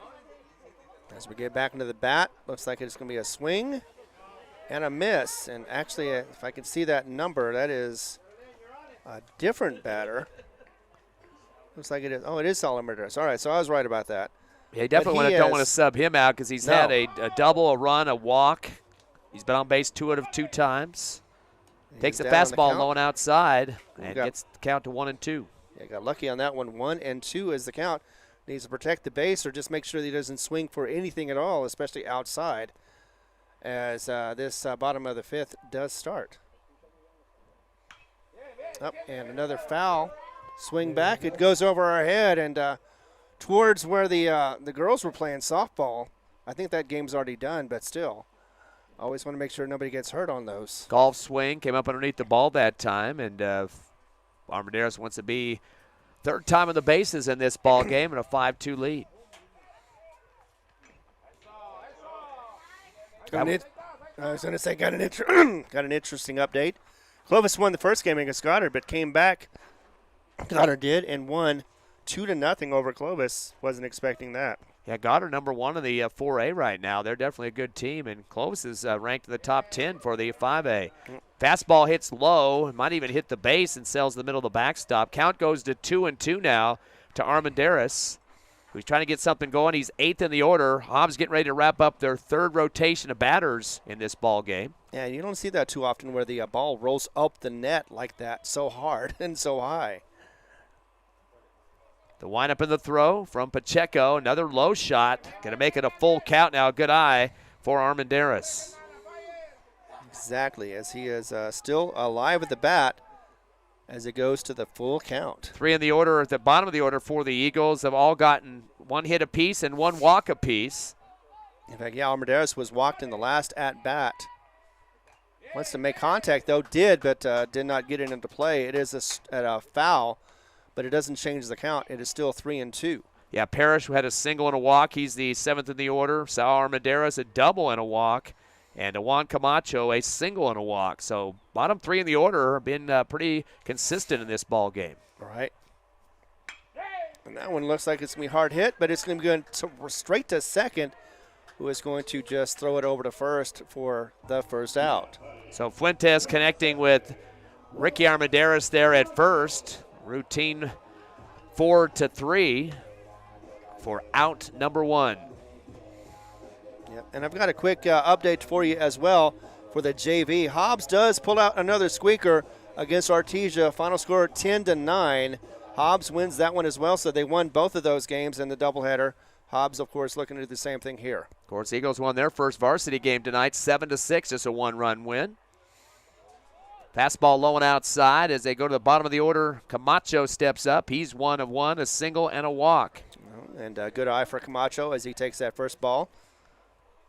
And sees what he gets on the second delivery. Nobody on, but 1 out so far for Hobbs. As he wants to get, desperately gets on base. Ooh, almost took his helmet off that time. He had to scrunch down like a munchkin just to stay away from that one. Good thing he didn't pop back up, or exactly that helmet would have had a big hole in it. Or something would have happened. It would have been cracked. But he did have the single in the second help with the 1 run. As that one is delivered and fouled back. Did make contact, just didn't do it in the timely manner to get it in play forward. Yep. Instead it goes back to the right of us. More like a handle shot there, not the barrel of the bat, which probably would have kept it out in the field somewhere. But nevertheless, 2-1 is the count right now. And that one's similar, except it is in play. Are they going to be able to catch it? No. Sails out towards the Artesia dugout on the right side. A couple of players chasing after it, too. Good effort there by Usherwood, the catcher, and the pitcher coming from the mound, too. Pacheco, of course, he's the second reliever for Artesia as he sprinted over there. Ball had a little bit of air underneath of it for a while. I don't think there's much as wind as we dealt with in game one, so I don't think it took it over to the dugout that fast, but still just out of the reach of those two Bulldogs chasing it. Just dropped a little faster than they were expecting. They did run as hard as they could, but they just could not get underneath it. 2-2 is the count right now. And that one is going to be strike three. Strike three. Yeah, Camacho came in a little bit late on all three of those swings of the bat, and a couple of them he fouled off at that time. Just too much mustard on the pitch from Pacheco. So we're going to go to the top of the order for the fourth time in this ball game. Exactly, and Hobbs able to get some bats going. Not as strong as they'd like to. They only got a 5-2 lead right now, but still doing slightly better than Artesia has been so far in this game. And, yeah, it is going to be Josiah Martinez coming up next. See if he can help his cause as well.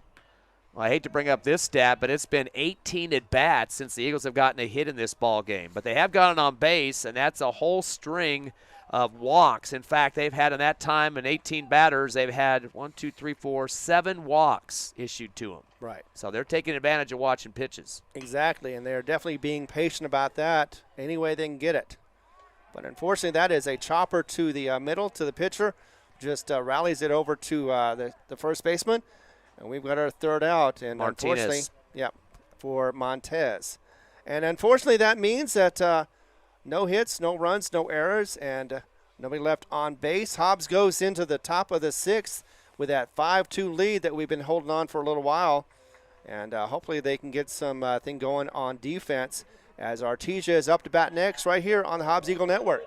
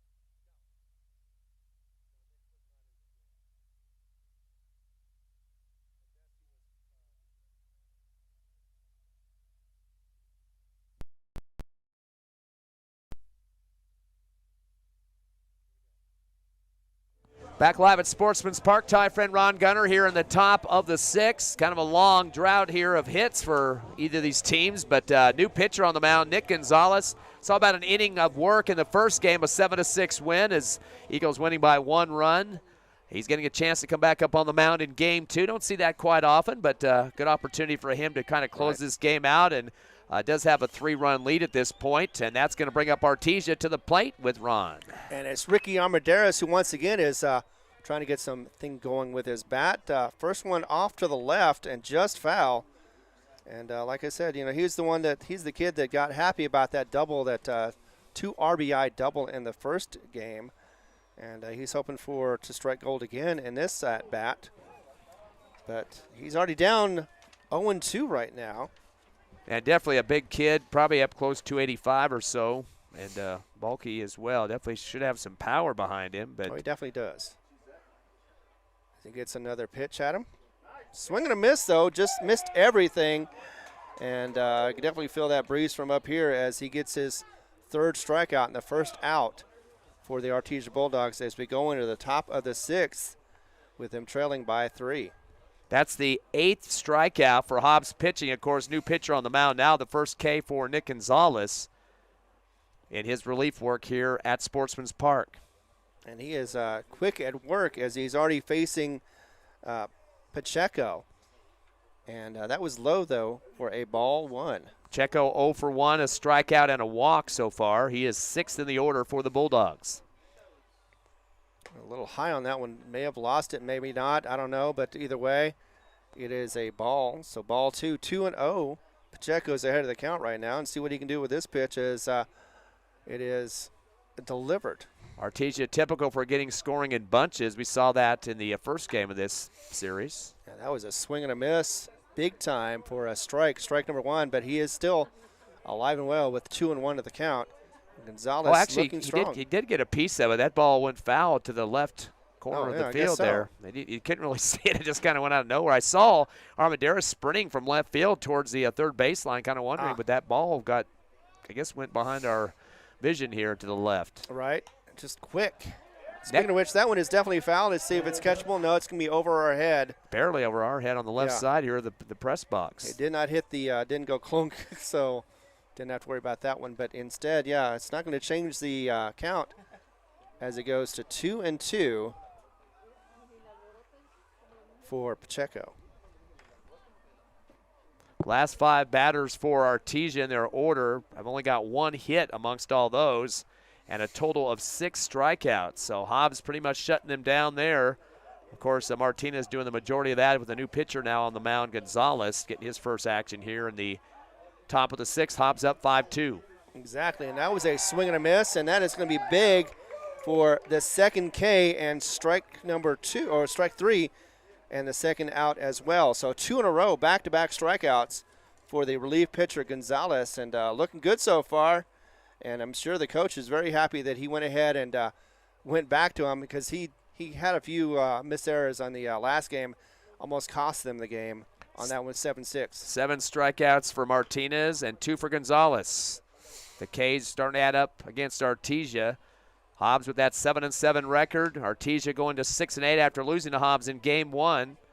And, of course, Hobbs back on the road Tuesday will be in Santa Fe, 3 and 5 o'clock, doubleheader there in the state capital against the Demons, Santa Fe High, who is 2-10 on the season. They're the last place in the 5A, the 27th in the Max Preps poll. So Eagles probably should have a good outing against them in those 2 games. Of course, Artesia next week will play Roswell. Hobbs will be watching the video closely on that one because Roswell is the first district opponent. Hobbs will have a 3-game series with them, 1 on the road and 2 at home back on the 18th and 19th of April. And we do have a different batter. It's Galindo. He is a junior for the Bulldogs. Yeah, he'll be in for Jesse Armendariz. Exactly. So he is down on the count. Well, he's up on the count, 2-1. Well, his teammate that was above him, Armendariz, was 0 for 2 on 2 strikeouts. I guess that's why the sub was happening for Coach Montez. Exactly, trying to get a little difference. And, with the relief pitcher, it is noticing that the Artesia bats are trying to find that rhythm, and they just haven't found it yet. That's why they had 2 strikeouts early on. Yep, and nobody on the bases, 2 down.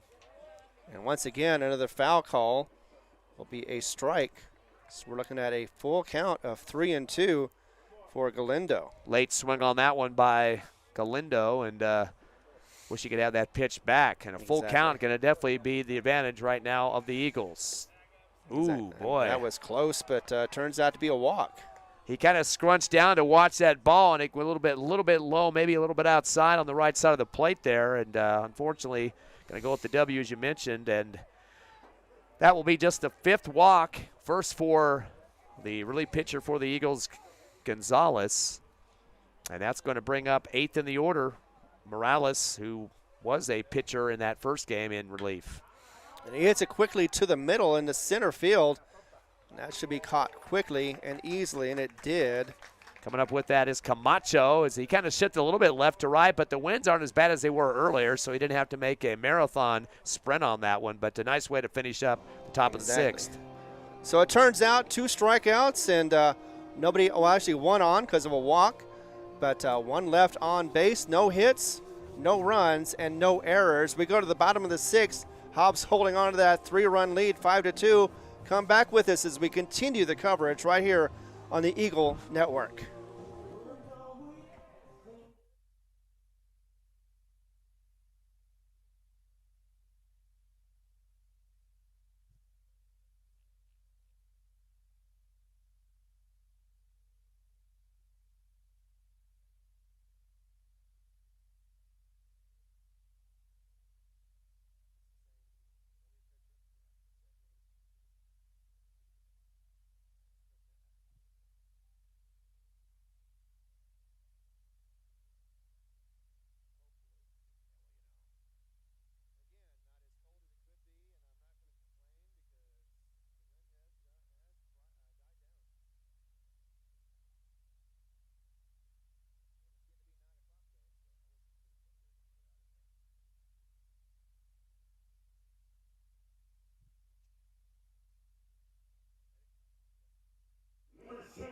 Your Hobbs Eagles lead 5-2. Bottom of the 6th coming for the Hobbs Eagles at the plate. And the Hobbs with one win tonight, 7-6 in game 1 of the doubleheader. This is game number 2, a week off before the next one in Santa Fe. So you want to go off on a strong, high-powered offensive note, and the Hobbs Eagles maybe have their last at bat, crossing their fingers. They can put this one in the W column, although Artesia will have one last chance at the top of the 7th. Yeah, Hobbs looking to get some more insurance runs as they do go to the bottom of the 6th. And that first one, considered a ball. Yeah, Christian Montez, second in the order for the Eagles. Been on twice due to walks. Also scored a run. Had an RBI off that second walk with bases loaded and struck out on his third. So 0 for 1, but 2 W's get him on base, or 2 double B's if you're looking at stats. Exactly. That one looks like another call for a ball. Low and inside. Jumping back, Montez didn't want to get an ankle buster there. Eagles have been hit, 7 times with pitches in this doubleheader so far tonight. Exactly, and Montez has not been, but that's his fortune so far. I think he was actually twice in the last game, but I know he has been throughout the season. Yep, hit twice in the game 1, and that one sailed off with a foul over to the right side. Goes over the Artesia dugout. Count to 2-1. It looks like we're the only game in town right now, as I know the JV game ended earlier, and I think the JV softball game was just a single. So that is a call strike, and all of a sudden we've got a 2-2 count, something that Montez has not had too much problems with during this season. He's had a pretty good eye, but with a 2-2 count, you got to protect the plate, so you might have to swing on this one. Exactly, and that was a little high, but he does get it. It is going to go into the outfield. Left. And it's going to be left for, not for the left fielder, but for the shortstop. He does go back to make that shallow outfield catch. Yeah, Fuentes was the first line of defense, and he told his left fielder Armendariz to take the second line and backpedaled back behind him towards the third baseline there. Good catch for Fuentes for that flyout. Yeah, just in case he missed it, you got to have your backup there as well, so it doesn't advance the runner too far. But again, he was able to camp underneath it and be able to catch that one like a can of corn. Gerardo Gonzalez up now. He got hit by a pitch, got a sack RBI, and walked. So he's been on the base a couple of times. One that he didn't like, getting hit by the ball back in the first inning. That is a called ball for 1-0 count. Mentioned the hit by pitches, 2 in this game, 5 in the first. Yeah, well, on the other hand, we just go ahead and talk about it. And the other leg, not the hand. Well, either way. Back of the leg, right side, inside leg that time, Gonzalez. And you could tell he was not liking that one. Now he's going to go back and rub that, I don't know if it's behind his knee or. Looks like it's his calf. Calf, yeah, possibly the calf too. But hey, you know what? Between the two, I'd rather take the calf instead of the shin. The shin has no meat there, and you get hit there, and it hurts big time. You wonder sometimes these guys that get hit quite a bit are just very regulated players. They stay in their spot, and they're not going to move out with this because the ball's coming at them. They're not scared of the ball. Exactly. Meanwhile, it's a called strike for Alvarado, who is up to bat next. He's 0 for 1 right now at the strikeout, but he has been on due to 2 walks as well. So 2 out of 3 times that guy's been on base. Yeah, but he did strike out once, and we're hoping he won't do that again as he has 1 on and 1 out in the bottom of the 6th. 4 Ks in the game for the Eagles so far. They do a throw out over to first, but getting back in time is Gonzalez. Exactly. Wasn't very far off the bag anyway, as he is still about the same area. And that is looked like a strike, but it is not. It is a called ball. Can't complain about the Eagles at the plate tonight in both games. 2 strikeouts in game 1, just 4 in game 2. So you got guys that are stepping up and want to get 2 wins out of this Bulldogs squad. Yeah, that's something you want to do. You work on your strikes and your walks and do everything you can to get on base. That one, though, fortunately missed. He just got it a little off timing for strike 2 as he swung and just didn't connect to anything. In fact, looking down the lineup here, there's only one player that has not picked up a walk in this game for Hobbs, and that is Hernandez. So that's kind of an interesting stat there. Exactly. Oh, and as the first baseman landed on, who was that? Gonzalez. That was big. Is that Big Ricky? Yeah. Big Ricky over there from the first baseman for Artesia. Probably 285, somewhere up in that. Armendariz. He's played both games, and he did the pro wrestling flop on the top there that time, Exactly. and pancaking the base runner for the Eagles. But he's all right. Didn't get the wind knocked out of him. Fastball outside as Alvarado watches that one, gets the count to 2-2 on the ball. One out with runner on. That is Gonzalez, just barely escaping being carted off the field as a flattening injury there at first base. Exactly. We still have plenty of fans out here enjoying this action, as that one is going to bring it up to a full count. Curveball on that one, barely missed that outside corner, and Coach Boyle breathing a sigh of relief on that one as he's kind of hunched over with his hands on his knees this time. He just wants to get a couple insurance runs here to get more than a 3-run lead as we get close to the end of the game. Exactly. You never know exactly what's going to happen as they go back. And once again, this one's lost, but no, he's not going to advance. He thought about it for a moment, but decided better, as it looked like Ricky was going to definitely get on top of that one quickly. Yeah. It hit off the end of his glove and rolled towards the first base coach's box, and it almost looked like that Gonzalez was on a yo-yo string as what's his name? Ricky was pulling on that string and told him to come back. Right.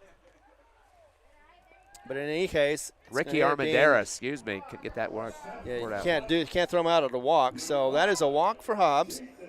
Once again, second time in a row, Alvarado. That's his third walk of the ball game, and boy, that's a question mark for the Artesia pitching with control of their pitches here. And Fuentes next up. He's been on due to a walk earlier in the game. He also had a fielder's choice that ended up in an RBI score and a fly to shortstop. Right. So he is 0 for 2 right now, but has been on base twice.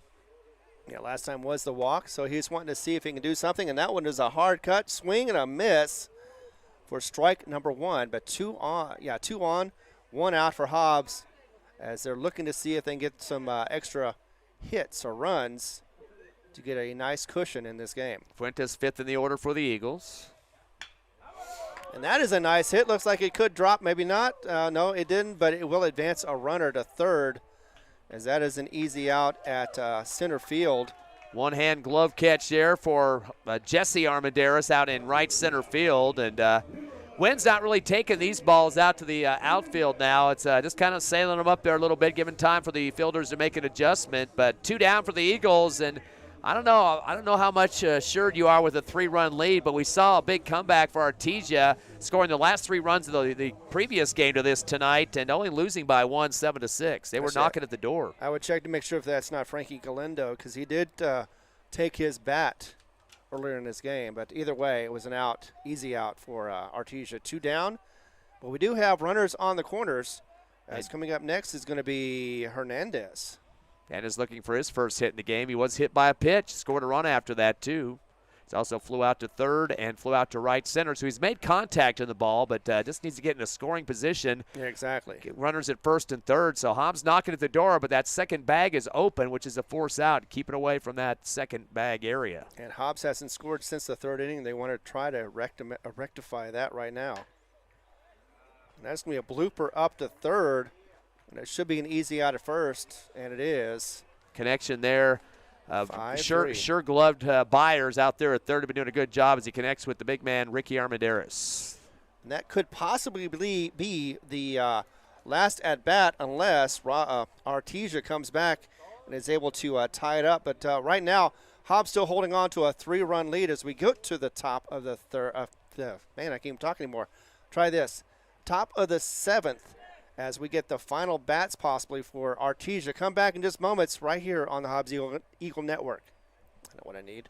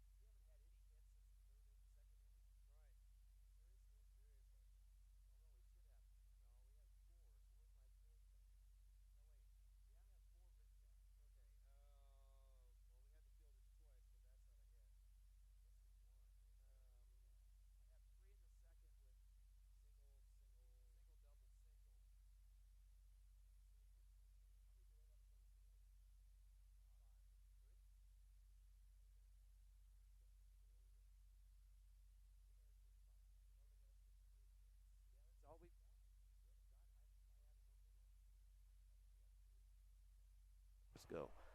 Back here in the top of the 7th, last hurrah for Artesia at the plate, down 5-2. And the first swing over to third base, and a great scoop and throw for the Eagles as Gonzalez hooking up with Alvarado for out number 1. Ron, the Eagles are 2 outs away from putting another W in the book over Artesia. I know, and I know Artesia is anxious to get back into it, but that right there did not help at all. It was just an easy throw and to the first baseman, and definitely an easy out. 1 pitch, 1 done, and Gonzalez looking good right there on the mound as Hobbs continues to play. And that is a swing and foul ball just out of play.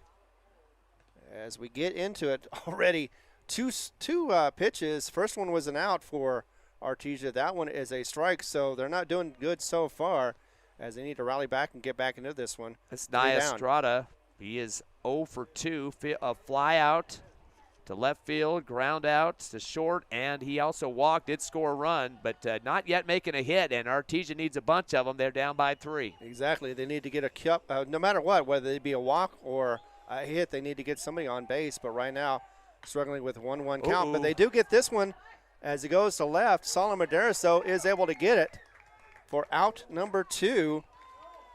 Kind of a line shot that time, and it just stayed about probably eye height there for Armendariz. Kind of shifted a little bit to the left side, and just steps up and makes the play. Yeah, but once again, I think because actually looks like the wind has died down to nothing, so it is not a factor at all. He just was able to get it. It was pretty much a line shot to him for the quick out, and already we're up to out number 3 possible with Jack Byers,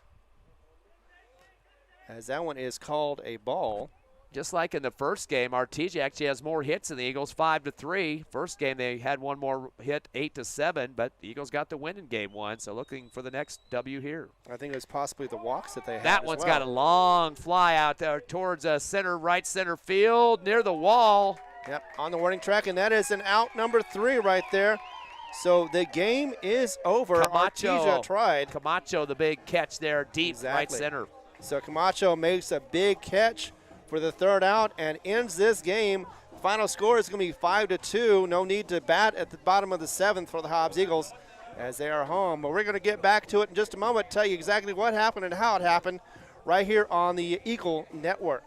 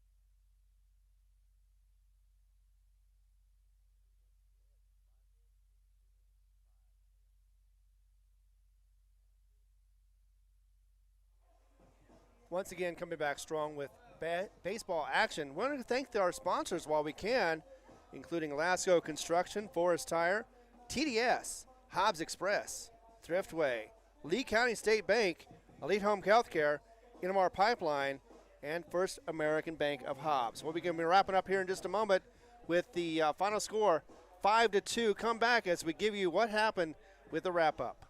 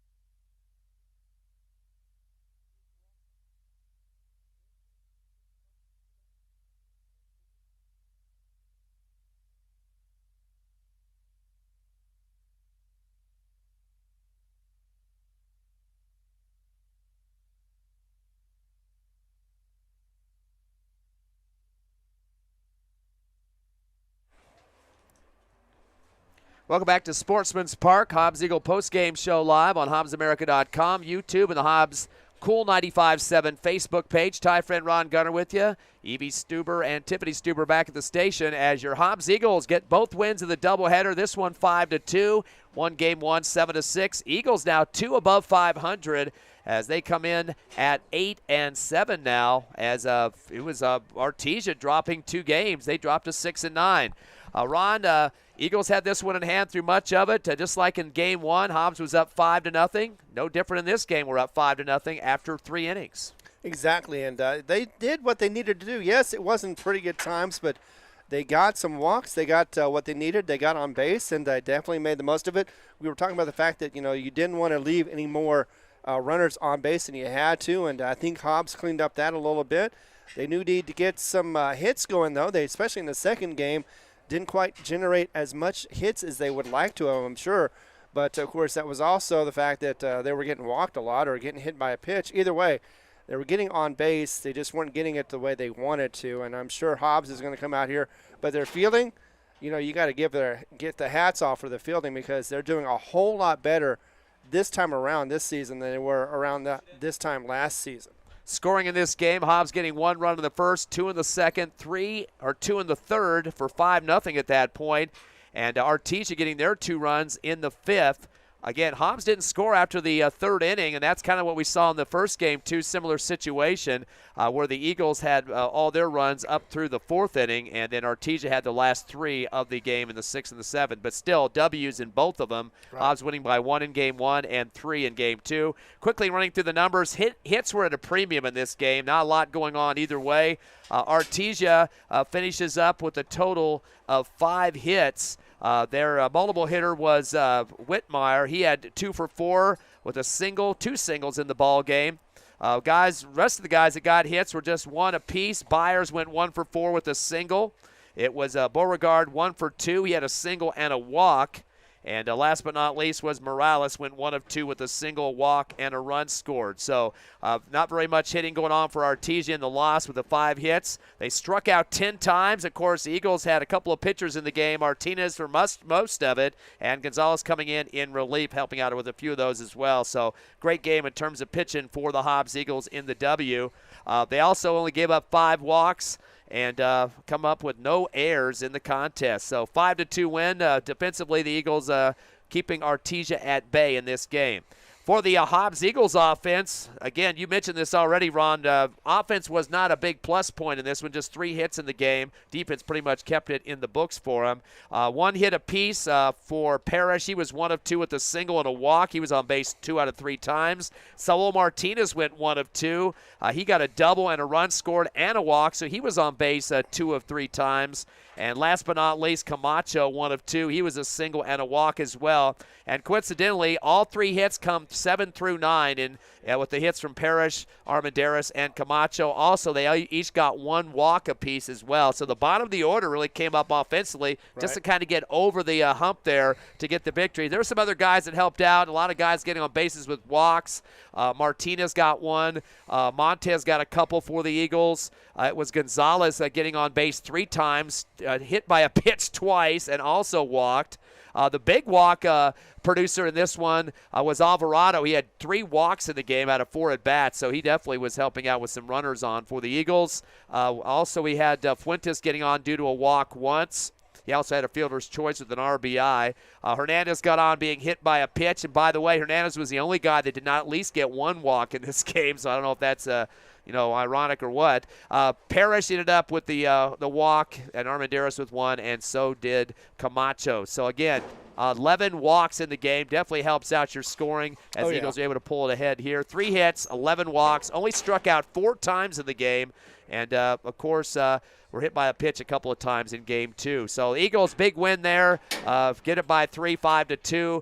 That means they are now 2 above 500, as I mentioned before. Definitely what you want to see on your home field. But then they have to take a big trip Tuesday up to Santa Fe, a team that's not doing very well right now, struggling with a 2-10 record. Well, either way, you want to get your road legs on, and whether Santa Fe is going to be playing well or not, you always want to test yourself and go up north, and it's always a little more difficult as you get in the higher elevation. So I think that's going to prep them get them ready for the bigger games. It may not be challenging as they need to be, but still, Artesia pretty much challenged them throughout the game, through most of this, and I think that Hobbs did answer the right way. In fact, it was actually a Hobbs JV also answered as well, getting 2 squeakers against Artesia.